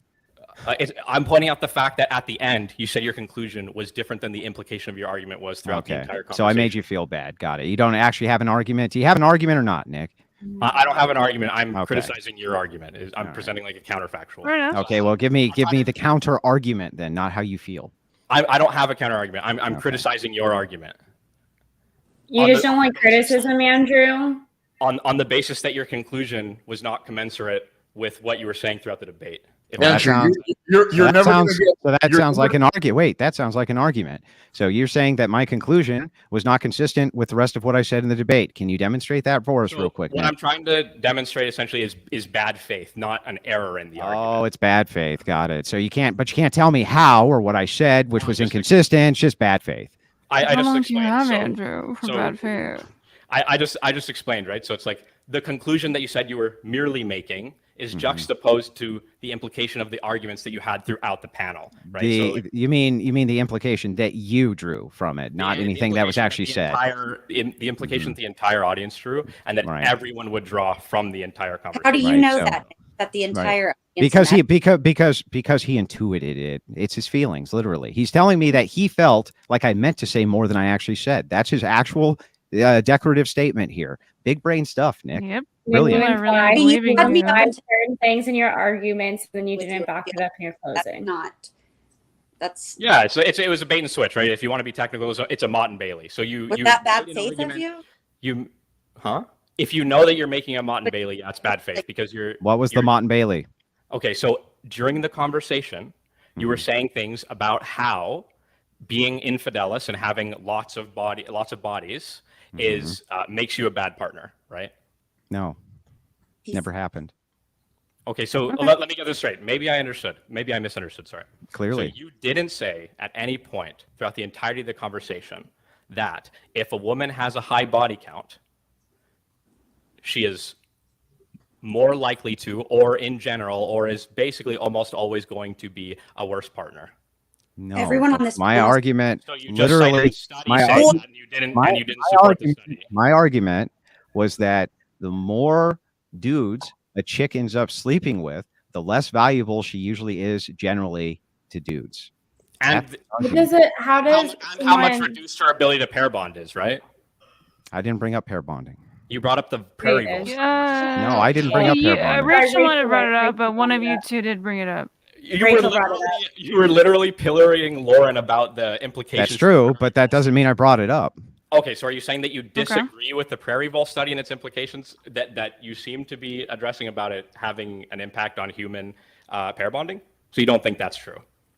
No, in fact, my argument is that I think that if you look at that vole study, especially when it's talking about the chemical makeup of the voles, that you could maybe make some application here, but that wasn't what our dispute was about. Yeah, so but I'm asking you then. So what do you think about the study about the prairie voles? Then You're going to have to wait till tomorrow when I have a debate on this with Ashley, literally. Nick, did you know that they This actually isn't- debunked that by actually studying prairie voles? I sent that article to Andrew. So Yeah, I know about the initial I don't think he prairie knows how to vole read, so.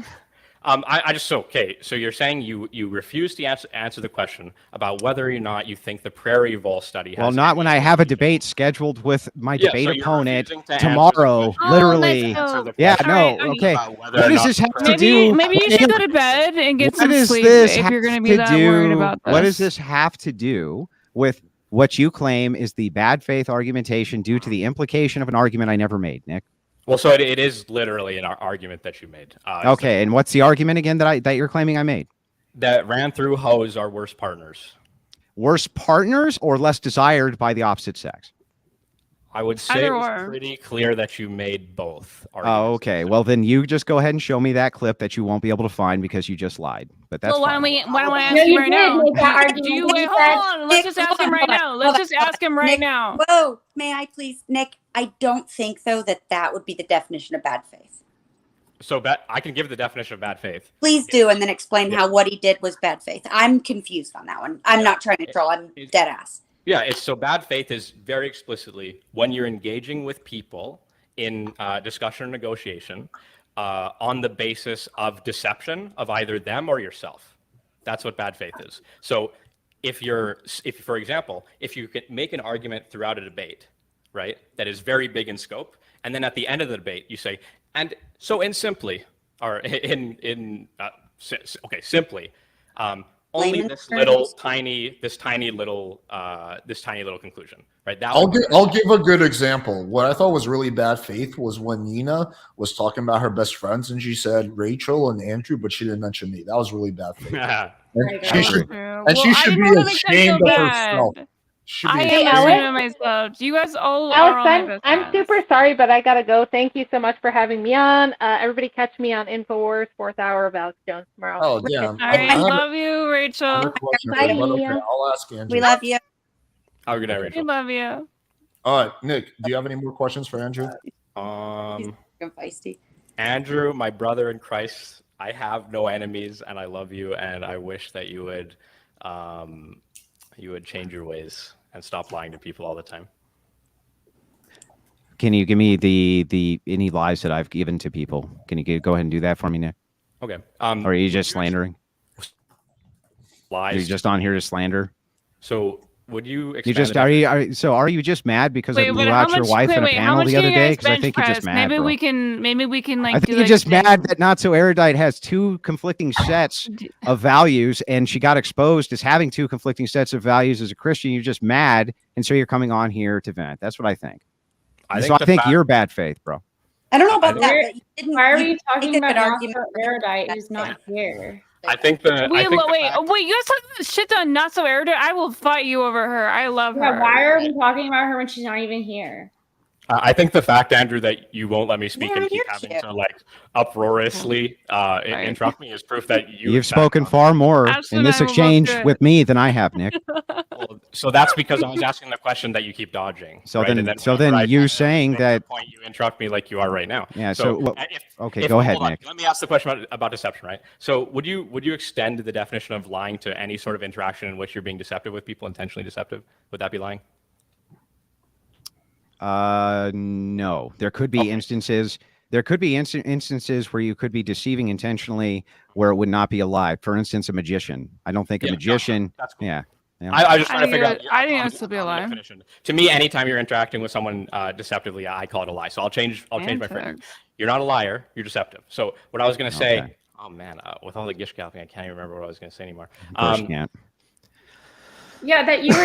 I remember what your point was, that you were saying that. I would say that that's this mostly true. I would agree, You like will mostly not with let me that, finish Nick, the because I was goddamn talking with sentence, Nick. Julio. I was talking with Nick, but Nick, It I was just means fully literally your giving him an wife, olive though. branch and saying I think that mostly that's probably correct. That if you intend to deceive, it's a lie. I could just think of like a couple examples where it seems gray. Cool. So we have a basically similar definition of lying or deception. I'll just use deception since it seems less muddy. So, would you agree that it's deceptive when you're arguing with someone on the basis of, I don't know, say example, how to formulate logical arguments or coherent statements or something like that, right? How to take inferences and create conclusions out of them. And rather than engaging with the inference and the conclusions, you just say, "Can you explain the 3 laws of logic?" What if the person? What if the person? Hang on. What if the person's previous? Hold on. Hang on. No, you hold on. Let me One answer his question. question. Okay, fair enough. Sorry. So sorry. then answer this for me, Nick. If the previous statement which led to that was in and of itself bad faith, where they say, "When's the last time you took X? When's the last time you took X studies?" Right? So then, hang on. So hang on. It's not. It's not So bad then, faith. so hang on. So then you retort. You're saying that that I'm in the wrong for explaining that that's not actually how logic works. It's not based on geometry. I never said logic was based on geometry, but geometry, the class, has an entire section which is about logic-based propositions. So if you did poorly in your geometry class, it's probably because you struggle with logic structures. Yeah. Okay. And the fact that you don't get that concept is probably because you struggle with logic concepts. But really quick, Nick, I am curious though, because you were explaining, like, Why? would you say this is bad faith? Would you say this is deceitful or lying, which seem to all be tied into that, right? But and I'm sorry, but I'm just an arguer. I love to play devil's advocate. But did you not come on a panel for the specific reason to try to like kind of paint Andrew into a corner and kind of attack him, maybe through some deceptive measure? Like, because my opinion, like, I thought you were coming on the panel, like, engage in the whole conversation, maybe bring something more to things. But like, it seems like you had an agenda from the moment you got here, and you were being very deceptive and coy about the way you went about it until Andrew kind of forced you to admit the real reason why you're here. So by your own definition of bad faith, I felt like you were kind of being bad faith, and it was just confusing to me. Again, being bad faith As your definition, I don't really understand it. I'm sorry. Yeah, it's actually a really important thing to look up on like Wikipedia to understand exactly what bad faith means. So, me coming in, Wikipedia the shit out of it. Wow, I'm not sorry. I'm not trying to condescend to you. I was just saying it's like really. It was a little bit. Thank you for acknowledging that. It's fine. Go ahead. I'm sorry that you felt it was condescending. So you admitted that it was first. That was condescending in itself. Let's let Nick finish. Come on, though. You know what you're doing with your language there. That's fair. Go ahead. Okay. So anyway, what I was saying is, so it wouldn't be bad faith because there is no deception. What I did is I came onto the panel, and when I wanted to pin Andrew on things, I said, hey, would it be okay for me to pin Andrew on some things? Right. So it's like if I came in and I was just like, hey guys, I'm just here to be like buddy kumbaya, man. I'm just like. I thought you said, would it be okay if I asked some questions? Actually, that's literally what you said, though. No, I specifically said, can I pin him on something? And then Alex moved me up and be like, here, in this way you can pin him more directly. So yeah, I said specifically pin him on some things. Anyway. Oh, after you had asked. No, I meant when you first came on, though, and you were like, hey guys, can I ask some questions? And then you were kind of being coy. And do you remember, like, in the beginning, and you were asking questions, and Andrew was finally like, what are you getting at? Like, get to the point. Obviously, you have an agenda. In my opinion, coming into a situation having an agenda or a preconceived, you know what an agenda is, right? Like, yeah. So for an agenda to be bad faith, having an agenda and not getting straight to the point when you come into a situation, that could also be seen as maybe a little bad faith. So I don't think it's deceptive to come in and say that I want to pin Andrew on some stuff, and then to say that I think your argument is bad faith. I don't know. That's what I. That's not what I thought was deceptive or bad faith about your behavior. Yeah, but can you bench press more than all of us? You were on this soapbox about. I'm doing 240 now, so I don't know. Yeah, that's more than me. So yeah, Alex has me beat. I'm having fun. Sorry. That's okay. It's cool. I got TRT and Deca, so kind of on the field game. I'll mute. Sorry, guys. I'm on one. It's okay. It's cool, Ashley. Again, sorry that you felt that I came off condescending to you. Wasn't my intention. I apologize. Holy fuck. Where were we? Andrew. Can you bench press more than Angela? To be fair, Nick, you're the only reason why I know what condescending means. And that's the truth. You went on a whole ass rant about it. And I learned the difference between like being mean and being condescending, which is how I knew you were condescending just now, to give you some credit. Nick, do you have any more questions for Andrew before we move on to the next thing? I think it's just going to devolve into more mumbo jumbo. Anyway, I want to talk to Ben Thorpe, Alex. I'm the only one. Oh my god! Do you think you can bench press Andrew? Nick, you want me to set up a debate? He's been begging me for the last week to set up a debate. Nick, do you think you could bench press Andrew? This is a very serious question. I think I could bench press. If you're willing to do it, I'm down to set up. Get my Nick. Yeah, you could bench press Andrew. Andrew's probably over like 230. What do you weigh, Andrew, if you don't mind me asking? Don't make it weird, okay? Don't make it weird, Neeina. I'm just curious. I don't think I could bench press Andrew. Neeina wants to see some sweat. I weigh 185 pounds. Nick? Yeah, Nick. Get my number. Yo, Nick, get my number from Kyla and text me and we'll set it up. Okay. Cool. Okay. Let's fucking go. I'll just try to put it in super fast. Andrew, I think that when you engage in a conversation, acting as though you have grand implications to your argument, saying things such as, women who are ran through have an inability to pair bond, referencing the study about prairie voles, right? And I've heard you talk about these things multiple times before. This isn't the only time, not even just in this single panel. Hey, Michael Jackson, you want to shut the fuck up? Unless you change your mind about that. So we are listening to Nick Cook. Nick, start over for just a second ago. I want to hear this. Sorry for interrupting. I want to ask you a question, Nick. Whoa, hang on. Nick is talking. You can go. Save my panel, bro. Add me on Discord. So even further to the bad faith is the fact that right now you're pretending as though these are not your beliefs. You're entertaining that these are not your beliefs when they actually are. I know that they are because I've heard you talk about them multiple times on multiple panels in many situations. You say so on the basis of empirical validation through studies like the Prairie Vole study, and you talk about it from a sins versus vices versus virtues perspective from a Christian directionality. You do think it is the case that having a high body count makes you a worse partner, makes you this, that, and the other thing. I don't know why you're pretending like you don't believe that now. Everyone knows that you do believe that. And so pretending that that's not what you believe and that it wasn't what you were arguing throughout the entirety of the panel, and then saying, I'm merely saying that typically speaking, the majority of men, all other things removed, would prefer a woman who is a virgin over a woman with 100 bodies. I'm saying that is deceptive. You're engaging in bad faith. That is not correct, and I think you should stop doing this. Wait, can we put hands up? Would you rather have your dick sucked by somebody? I know, I'm like just trying to be somebody who has never sucked a dick versus a person. I mean, it doesn't have to be a woman, man, doesn't matter. Would you want somebody to suck your dick that has no experience? Versus somebody who does have experience. I'd prefer a good blowjob to a bad blowjob. All other things removed. Yeah, so raise your hand then. I'll take a woman with experience. Andrew wants bad blowjobs, I guess. Also, one final You're note. not gonna put your hands up for a good blowjob? I mean, yes. I want to ask you a question, bro. Final note. This idea that men hate hoes is fucking bullshit, bro. Half the rap songs Yeah, are it's fucking retarded. we fucking love sluts, bro. That's just facts. Angela, don't you Okay. morning Damn it. tomorrow, my love? I have like Come the on. perfect song for this. Who, me? Huh? Yeah, Angela, don't you have an early morning tomorrow? I can't Always have early morning, but I'm not a pussy and I have to sit this through even though I sat through this whole thing and couldn't contribute to shit. So Angela, yeah. I love you. I'm sorry. I feel Hello, like everybody, I too. All right, No. let's let Michael J ask his question, and then Go ahead. I have a question for Michael J though. Well, Where did he get that super sexy picture of Destiny for his avatar? Well, when you say the night at my house after we, that's That's I'm nice. just kidding. Mm, I mean, it's love true that there, for but him. yeah. LOL. It's kind of funny. The story I have about Destiny is when I first got my puppies. He went to my friend's house. I don't know if Okay. you know who Trump is. And when I first got my dogs, Yeah. he was there. Just gonna.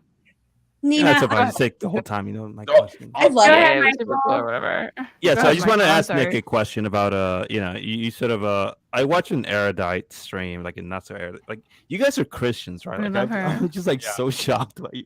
Yeah, we're So Christians. you guys Mhm. are like in favor of like promiscuity, like women. Who is you And guys? all- Who are you referring to? Nick and erudite. I don't think they're in favor of So- it. Well, you guys are like open to these things. Like you guys would be okay with like Andrew, you homosexuality read it and so by the way. let's say like women, like doing OnlyFans and stuff. Like you'll be okay with Sure. it. You guys would be okay with those things, right? Right, Nick and So Absolutely. I think basically like our society is fine with it, so I'm not gonna say anything about it. Basically, but like Everyday's based on your not like here. actual religion, like you as a Christian, like would you be okay as a Christian? Do you think as a Christian, as a practicing Christian, would that be like an acceptable, or would that like not make you a bad Christian at all? So here's where it gets complicated. Me and erudite are not Orthodox Eastern Orthodox Christians or like Catholics, right? Who have like a super easy list of dogma. Sure. We are like non-denominational Protestant Christians, and so we think that like figuring out what is right and what is wrong is really important to do within a cultural context of your society, your civilization, your period of time, and stuff like that. Really? I thought you guys said you weren't sola scripturis. Well, I don't know we're not sola scriptura. I don't know how these. Well, if you're not sola scriptura, then how do you know what that is your that? interpretation Can of you the explain Bible what is that is? correct? Who do you appeal to for your? Andrew, what does it mean? Who do you appeal Yeah, to? I It means by Bible alone. God the Father, the Son, and the Holy Spirit. Yeah, I don't appeal to any of the. That's sola scriptura. That is sola scriptura. So you think that the Holy Spirit is giving you the correct interpretation of the Bible, right? Wait, no, hold on. This is a misinterpretation of any of the five solas, which I don't adhere to any of the five solas. So where do you draw the authority for the sola Bible? Yeah, so I already told you through my own revelation and with God, basically. And is the Holy Spirit involved in that? Yeah. Okay, so then that's one of the five solas. So it'd be faith alone, that'd be sola fide and sola scriptura. Both of those would be involved in that, right? No, that would be if I only regarded those, right? So if I thought that, so for example, with sola scriptura, sorry, I don't want to derail the panel into theology, but if I was sola scriptura, I would say there is no other book, there is no other text. It is not okay for me to accept any other. What other text and book do you use then? What do you mean? For your Christianity. The Book of Enoch, for example, and lots of teachings that come You out use of the Book of Enoch? How do you know it's canon? Like, can we not get into a religious debate? This is like ultra boring. Yeah, Well, it's not actually ultra boring, right? Because the thing is that the question which was asked to Nick is, how these values that you have, you said that you don't believe in any of the five solas. So where would you be drawing your church authority? I'm just curious. What authority are you appealing to if it's not through the solas? I already said revelation. I already explained divine revelation. But that's going to be ratified by the solas. What else could you use? What else could you use, Nick? Well, no. I do not want to get into a religious debate. I mean, honestly, I just want an answer to that question. I answered his. Okay, What fine. else could you Just use that besides question. the solas? What else could you use? Just that question. Yeah, go ahead. Yeah, I already said my relationship with God, like faith, Like sola the fide. magical. That would be through faith alone. The fides. But all five of them work in tandem. All right. No more religious shit. It's boring as fuck. We're all a bunch of degens on my channel. We don't care. What if it's the guy that believes that he makes out with and has sex with God? Can we talk about religion then, Alex? Just to close. You remember that fucking guy? I'll make an exception for that Looney Tune. To be clear, Andrew, you don't understand the solos at all. Okay, well, just to like those things alone. But yeah, to Michael, to finish your question, right? So I was saying that. Fuck. Hey, you asked me if it's fine if we think like homosexuality. Well, I'll rephrase the question just to be clear. I think I remember. By any standard of like any. Keep going. No, just like simple enough. Like by any Christian standard, like, do you not consider yourself to be like a bad Christian? That's kind of what I asked. By any Christian standard. Like, I think that I think like all men fall short of the glory of God, and so I'm not perfect, and I'm just trying to figure things out as I go, basically. So you are admitting that you're like a flawed, like you are deliberately practicing Christianity in a flawed manner. No. So that would be like admitting to be like a Gnostic or something like that. What I'm saying is that I sin and I do things wrong, and my interpretation is open to error. But hang on, Justin. You have to lower the volume. There's massive background noise where you are. If you know anything about Scripture, if you know anything about the Bible, okay. I'm literally gonna now have to be like slightly rude and redirect like manually and like no more religious stuff. Favorite topic. Do you want Michael J? Do you want to ask anyone about anything aside from religion? Yeah, I wanted to ask Lauren like a simple. I mean, you're like a conservative, right, Lauren? Like you also have like a law degree too, right? That's like quite shocking. Right? Okay. All right. So like, what part of like conservatism like do you side with? Like, what you're like? You say you voted for Trump or something, or like what? Yeah. How are you a conservative, basically? Like, how do you differentiate yourself from like a liberal, let's say? Oh, like, in many aspects. Let's say like a Destiny person. Let's say like think of Destiny for instance. Like how are you different? Any different than Destiny? I'm not a communist. Destiny, do you even know who that is, Lauren? Neither is Destiny. Yes, it rings a bell, but he seems pretty irrelevant. So I'll just move on. Religion straight to politics. This is very spicy. I for one, I think that the way that we handled COVID, that's what got me into politics in the first place. I'm very very pro Constitution. I felt like the government was throttling our First Amendment rights by involving themselves with social media. I don't think that we should be stifling people's ability to talk and to have the public square. Are you an anti-vaxxer? Well, Destiny's in favor of all those things. I did not get the COVID vax. I did not think the COVID vax was. Oh, so you're retarded. Okay. Oh, you didn't get vaccinated. Wait, what? I didn't get the only thing you've said so far. Wait, get it? Not getting a vaccine makes you retarded? Yeah, there was not enough data on that vaccine. And also the J&J one was recalled. So if that tells you anything, like everybody who got that one. Did you actually follow what happened with that? I did, yeah. Then you would know that it was recalled, as in like that's generally how it works. If you're how it is. Yes, if there's an issue with something, they recall it for a certain amount of time, and then they realize that there's no actual like risk or they have like curtailed the risk that was the issue. So they just this is like the most normal. I can't even tell you how boring. This makes me want to take a nap. How boring this process I'm sorry, but this kind of outside of like the frame of my. By the way, guys, if we're gonna get into the jabby stabbies, I actually got a book. Okay, no, wait. Out of respect for Andrew, let's not get into that. It won't get your guys' channel banned, but it'll get my channel banned. No, you're good. We're not gonna get into it. I actually have a few questions for you. Do you mind if I ask you a few questions, Andrew? Yeah, I don't mind, but I do want to wrap this up because we've been going for like 4 hours. We're gonna wrap up in like 10 minutes. Well, that's not gonna work if I have questions for you. So, wait, first, Alex, before you, I'm sorry. Could I allow Lauren to like finish answering my question if that's okay? Okay, fine. Sorry. Yeah. Okay, so I just like ask you to name like how you did from Destiny. You so far you named one thing like the vaccine. I don't believe in global warming. I said that multiple times. I don't believe. I think there's like a lot of. Because people always try to fucking bomb the stream near the end of it, so we have to delete it. So it's just like. I'm sorry. Will that cause? No, not you. Andrew, are you a vampire? Yeah. Hey, sorry about that. I wasn't talking to you guys. Andrew, I just forgot to unmute myself on that side. I think there's a lot of evidence to show that you're a vampire because the only time I see you is at night, and you are very Wait, stop. Let's let Lauren answer the question. I want to ask a few questions. I want to build a wall. Why don't we have a strong wall on our southern border? I mean, it wouldn't cost that we gave more to Ukraine. She's beaver coated.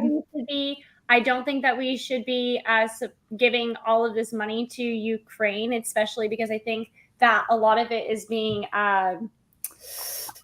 given to corrupt hands that are not even using it for the purposes of defending Ukraine, as we've seen. What do you think it's being used for? Military weapons have already been sold to the Russian army to hurt Ukraine, even though it was meant to defend Ukraine. As for the handling, like as in between choosing between Joe Biden and then Trump, I don't like the way that Joe Biden pulled out of Afghanistan. I don't like the way the current Democratic Party. That was Trump's plan.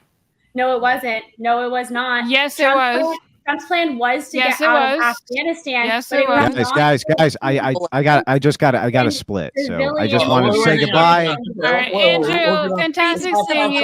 Thank you for being my best friend. Wait, let's get off politics. I love her. Wait, let's get off politics. Have respect for Andrew and his stream. He's just trying to. I want to ask him. But politics is not involved in the initial topic of this debate anyway. This is going to go for another 5 hours if we get into like fucking Afghanistan. Okay, so I have a few questions I wrote down for you. Well, Andrew's trying to leave though. Can we just say bye to him? No, well, like I just want to ask him. Like I've literally waited for 4 hours to ask these questions. So first, Andrew, you can't leave. You can't leave. No choice. All right. So first, I want to clarify your position on divorce. Do you think the government should be involved in enforcing? How is Andrew trying to leave? Like, no, just Neeina, let me ask him. Talk, Neeina. He's an adult. He can leave if he wants to. He said he's down to answer a few questions. I won't keep him for more than 5 minutes. So anyway, do you think the government should be involved in enforcing get divorced, or is that purely something that should be done by the church? Do I think that the government should be involved in forcing people to get a divorce? Is that your question? Who can get a divorce, or do you think that's something that should be relegated purely to the church? Yeah, I think for secularists, if they were going to do some kind of secular marriage, I think that they would probably have to have the state involved for an enforcement arm, from whatever that means to them. So then my follow-up question, why is it that the government should be involved in enforcing divorce but not enforcing alimony? I didn't say that they shouldn't. I said there's isolated cases, I think, where even the church would probably demand alimony. But I think you said that generally alimony should not be something that the government should pursue, except for small exceptions. Yeah, well, I mean, I don't like the idea of alimony to begin with, but I do think that there are going to be exceptions to that rule. It just depends. It's situationally based. So I think that there could be times where alimony is appropriate, depending on the welfare of the child. At least if you're talking about the state and state enforcement. Well, when it comes to the welfare of the child, it's generally child support, right? That's what will kick in. We're talking about alimony. We're talking about for the wife who didn't work, or it could go the other way, which it rarely does. So I guess, like, I don't know, like, I feel like either the government should play a role in both. I don't separate these two things. If you're going to have a secularist state, right, where there's no religion involved, however you want to format secular marriage, I don't really care. It's not important to me because I don't believe that it's real marriage. I don't think that you have a real marriage, so I don't really care how you structure it, right? I think that marriage is sacramental. I think that it's an actual sacrament. So from my purview, if you're talking about the church and church enforcement, I think that the church may have some isolated examples. I don't know what they would be off the top of my head, where maybe they would allow there to be alimony. And I'm sure that secularists would have some standard for that, for whatever framework they had for divorce as well, or marriage. But it doesn't sound. Whoa. I'm sorry, Alex. I was very confused. It doesn't sound like you want just the church to be doing the enforcing, because the church doesn't have much power when it comes to like forcing people to stay together and whatnot, aside from like social pressure. They do. They do. They have the power of excommunication, and that's why Catholics often don't grant divorces, and why other churches don't grant divorce. Even Protestants will exert authority in this right. Calvinists do it all the time and say that you need to stay together inside of your marriage and begin to work things out. They do. They can exert quite a bit of influence. They really can. I'll just grant you all of that, but then you still want the government the state to be involved in enforcing who can get divorced. It's not that I want it or don't want it. I don't care. If it's from a secular perspective, I don't care. I don't consider that to be marriage. So I want the state to recognize religious marriage and allow the religious marriage to be have the enforcement done through the church absent the state. I think that it's possible to do now to a small degree. Mormons do it to a small degree due to some of the laws that they have in some of their regions, but it's very, very tiny amount of people who are allowed to do this and engage in this. Well, when you said you don't like no fault divorce, that's a state thing. That's not a church thing. No fault divorce is also national. Right. So are you saying that for religious people, you don't think the state there's should no be... national divorce policy, by the way? Wait, so are you saying that for religious people, the state should not be involved at all in divorce and marriage? Yeah, I think that if you're a person who is devoted to your religion and you're getting married under your religious prescription, that I don't see a reason why the state needs to be involved in that. Yeah, honestly, everything Andrew's saying here makes perfect sense from like a religious perspective. Like most religious people would just say marriage is a religious sacrament first and foremost, and the formal legal contract doesn't really matter. And like he said, like in Catholicism, they don't even recognize divorce. There's only annulment. What would be the litmus Andrew, test? I have to ask you, Andrew. Like, if Rachel was beating the shit out of you, you guys debated for like 3 hours. Let me just get like fucking 5 questions in, and then you can go back. Alex is going down a hole. Right? I'll let him cook. Well, I'm not even trying to like grill him. I just kind of want to figure out. Okay, so before I was really interrupted by someone. I'm sorry. I accept your apology. So then what would be the litmus test for like, where do you draw the line if someone's religious enough? Is it just purely based on what they claim? Like, hey, I'm a religious person. Or is there some kind of a litmus test? Like they have to go to church once a week. They have to like, how do you determine if someone's religious enough to have a religious wedding instead of a state wedding? The same way that you would determine that they can have a marriage now, right? So the thing is if you're opting in for a church marriage, you're going to be married by officiates of the church. They're going to know if you're a member of the church in good standing, man. So anyone who wants to do it can do it. No, it's not anybody who wants to do it. So this is a purely Protestant perspective. It's very easy for people to just make the claim that they're Protestants. That's fine. Okay. Anybody can do that. But in order to be like a member of the Catholic Church or the Orthodox Church, a process that takes many years. They will have to baptize you themselves. So what's that? I just said, and then get confirmed. Like, it takes many years. It's not something that you just go, oh, I am. That's not how that works. So you have to be inducted into the church. So there's quite the process for it. Well, so you can't just say I want to go have a religious marriage. That's not how that would work. Well, if you're saying that for religious people, the government should stay out of marriage and should be enforced through the church, I agree with you. I don't think we have any disagreements. So then the follow-up question is, what about for secular people? Should they just not get married at all, or should that involve the state, or how should that? I understand from a secular perspective why secularists would want to have maybe some form of protection for marriage and this and that, but it seems like it's a really bad deal for men who are secularists. I'm not exactly sure why it is that they would want at this point to get married and have state enforcement. I can't even understand what the point of it is.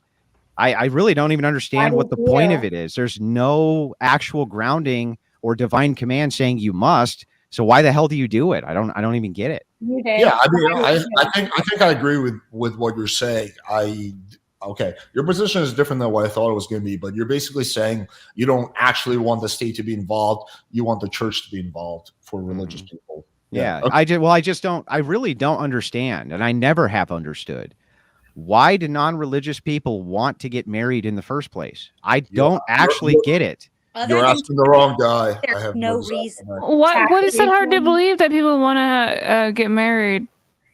if they're non-religious? Because you can do all of the same. The state could have the same exact enforcement mechanisms that you would want, everything across the board, without ever calling it marriage. But my family is. I'm personally non-religious, but my boyfriend or fiance is religious, so he wants to do a religious kind of ceremony. So do you think I should be denied that? I think that the church would deny you that. Yeah. They would not do that. You're just lying. But like, why do you think I'm they not should? just lying. I think that they very well may deny you a marriage if your husband was a member of the church and you were not. They very well could deny you that. Yeah. He does have a point there, Neeina. I don't know what else to tell you. They What could. is the point? It also depends on what religion. That's psychotic. There's no point there. Wait, I do want to go back to like the few. I just have a few more questions. For Look, you. there are some exceptions. Like for instance, there's a problem going on inside of Orthodoxy and Catholicism. Where I'm more godly than you are. Let's be real here. Where sometimes you have like an Orthodox who will marry a Catholic woman, and that can be very challenging inside of those relationships. And it takes a lot of. It's hard.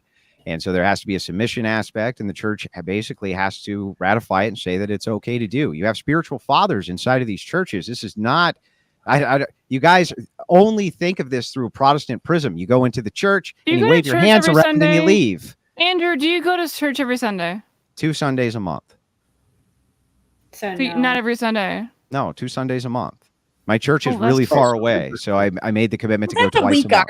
argument. That seems like you're really not very godly. It's not an argument. Listen, it's not a weak argument in the middle of a Michigan winter to try to drag my entire family 2 hours to the closest Orthodox church. I'm sorry, it's not a weak argument. It's kind of weak that you didn't want to live close to an Orthodox church. I meant True. No offense, but I meant it was a weak argument of Nina's. Oh, sorry. My bad. But it's kind of weak that you didn't want to move too near an Orthodox. If Orthodox church is that important to you, I wasn't really trying to make an argument. That would be between me. That would be between me and the spiritual fathers of the church who say that, hey, this is okay to do within the framework and purview of your situation. So why wouldn't you want to live near your church members in that community, which is the whole point of the church and the realm that you're trying to describe? Why do you think that would be good for my children? Let them cook. Why do you think that would be good for my children? What are you talking prayer, about? FaceTime every Sunday, so he's covered. He's good. Okay, anyway. Alex, you have never been inside a church, and I know you haven't. Twice. Hey, Andrew. So, it's really small. It's really small. Oh my God, you guys are still looking at wording. Okay, go ahead. No, you know what? Actually, hang on, Nick. No, you can't ask the question. I've got to go soon. Alex, finish your line of inquiry. Okay. Stop. We kind of agree on the marriage thing, so I'm going to move on to the next thing. I want to kind of explore where you stand emotional abuse. So I'm going to ask you a few questions. If your wife, for example, doesn't fuck you for 3 years, would you divorce her? Divorce her? Yeah. Well, what are the circumstances behind it? Like, let's just say she chooses not to. There's no good reason. Rachel's like not having it anymore. So if Rachel were to abandon her faith and we were to have tons and tons of interaction with spiritual fathers of our church, and under absolutely no circumstances was she willing to perform what is part of her duties as a wife, then they may grant a divorce. Yeah. Wow, you make that sound so sexy. So your reason. Hang on. Well, our religion's not about being sexy for you, Lauren. Clearly. Okay, so I have another question. What if she insults you every day for 3 years? Again, then we would seek counseling and especially through the church, and we would try to work those problems out. Marriage is hard. Marriage is difficult. It's not easy. And the thing is maybe there have been years where she's insulted me every day for all you know. The thing is, it doesn't matter because sometimes in marriage you have rough years, not just rough months, rough days, rough years. And people grow together through challenge, just like with friendships. Friendships are a series of trials before you can call someone a friend. Otherwise, they're not really your friend. If you haven't gone through anything with somebody and call them a friend, you're a fucking idiot because they're not your friend. Okay. So basically you're saying is that you would seek counseling first, and then if it ultimately didn't work out, then you would call it quits, right? Is that correct? Listen, you're misinterpreting this again. I don't get to call it quits. That would be within the purview again of the church. I can't just be like, I'm done. The church would take a look at the entirety of the situation before they'd make a determination like that. And more than likely, they would put down like different behavioral programs and things like that to do everything they possibly could to salvage the marriage, like most churches would.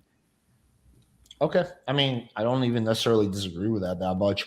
The last thing I wanted to ask you is, you were talking about earlier how there's like, it's kind of hard to draw the line for emotional abuse, right? It's like, where do you draw the line?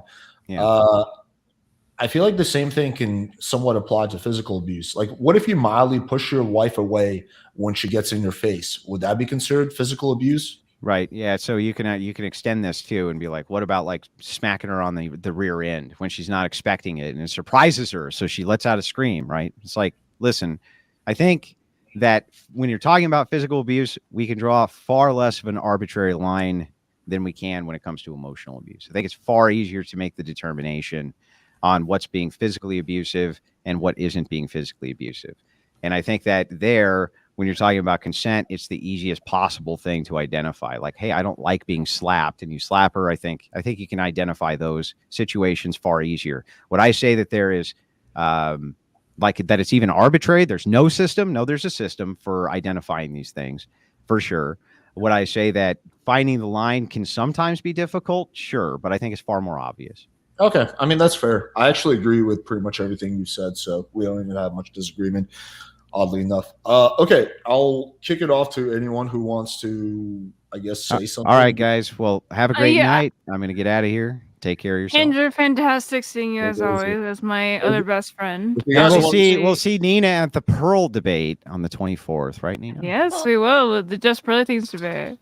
If you guys want to see more of Andrew, he's going to be here tomorrow night. All right. Take care, guys. All right, take it easy. All right, anything anyone wants I to think say? I'm gonna head out too as well. Thank you so much for having me, Andrew. Or not Andrew, God damn it. I was looking at Andrew's name. Whatever. Alex. I love you. Yes, that's my name. I also have Ashley, too many A names, okay? No, it's been fantastic seeing everyone, of course. Lauren, very nice to meet you. Nick, good to see you as well. Angela, I think that's the first time I've seen you, but very much a vibe. Would love to talk to you more. Oh, yeah. But yeah, I Congratulations. definitely... Sorry? Congratulations, by the way. Thanks. Yes, I will just say yes. Don't know what for, but they'll just say You're yes. getting married. You got all kinds of shit going on. Congratulations. Are you going to England for the Just Pearly thing?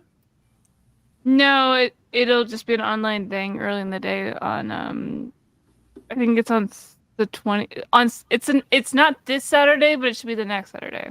Dude, I would love to debate Pearly things. I could destroy her. Well, if you have any aspects you want to bring up, let me know. I mean, it's all set up, so I'm really excited for it. I'll send you a detailed voice memo. Absolutely. I will also send you a list. I think everyone on this fucking panel will send you a list of.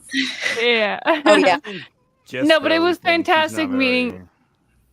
Yeah, she's not really that interesting. Let's be real. That's what is interesting about it, is that she's not that interesting. You want to just. He's like boiled chicken. I was gonna say she's bring not that up bright, other but aspects. yeah. Boiled chicken. Oh no, she's a fucking dumbass.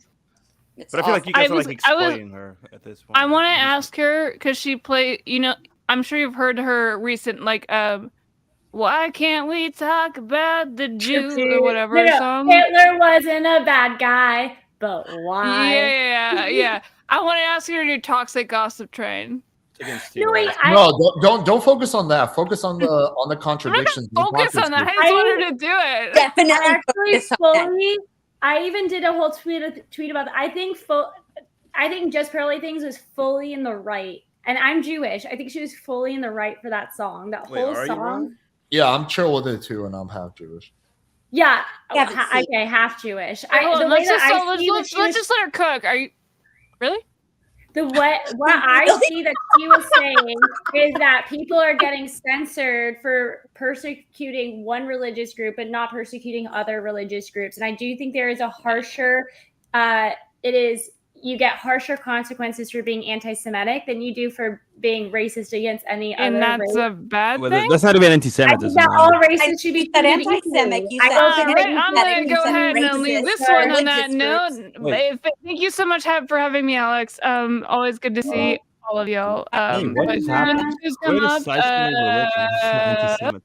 Neeina, do you want to do a quick Heil before? Oh shit. Oh, I don't she's understand gone. why she doesn't want all races treated equally. I don't get that. No. All right, I well- don't think criticizing a religion is like anti-Semitism. That's I was not- about to say you used a lot Yeah. of different types of bigotry in your. Well, I'm gonna go. I don't know why. Yeah, I'm gonna wrap up. Anything anyone wants to say before? Holy shit! All right, everyone's wrapping up. All right, guys, check out everyone's channel. Lauren, Angela Knight, Check me out on Ashley's YouTube. channel. Bye-bye. Ashley's gonna be, I got Ashley's this. gonna be on here tomorrow. lost. Debating Andrew. That should be juicy. Looking forward to it. I'm dropping a dope video tomorrow. It involves approach pickup. Do you like and my vagina after I and a Lamborghini. All right, appreciate y'all. Have a good night. Awesome. Love y'all. Night.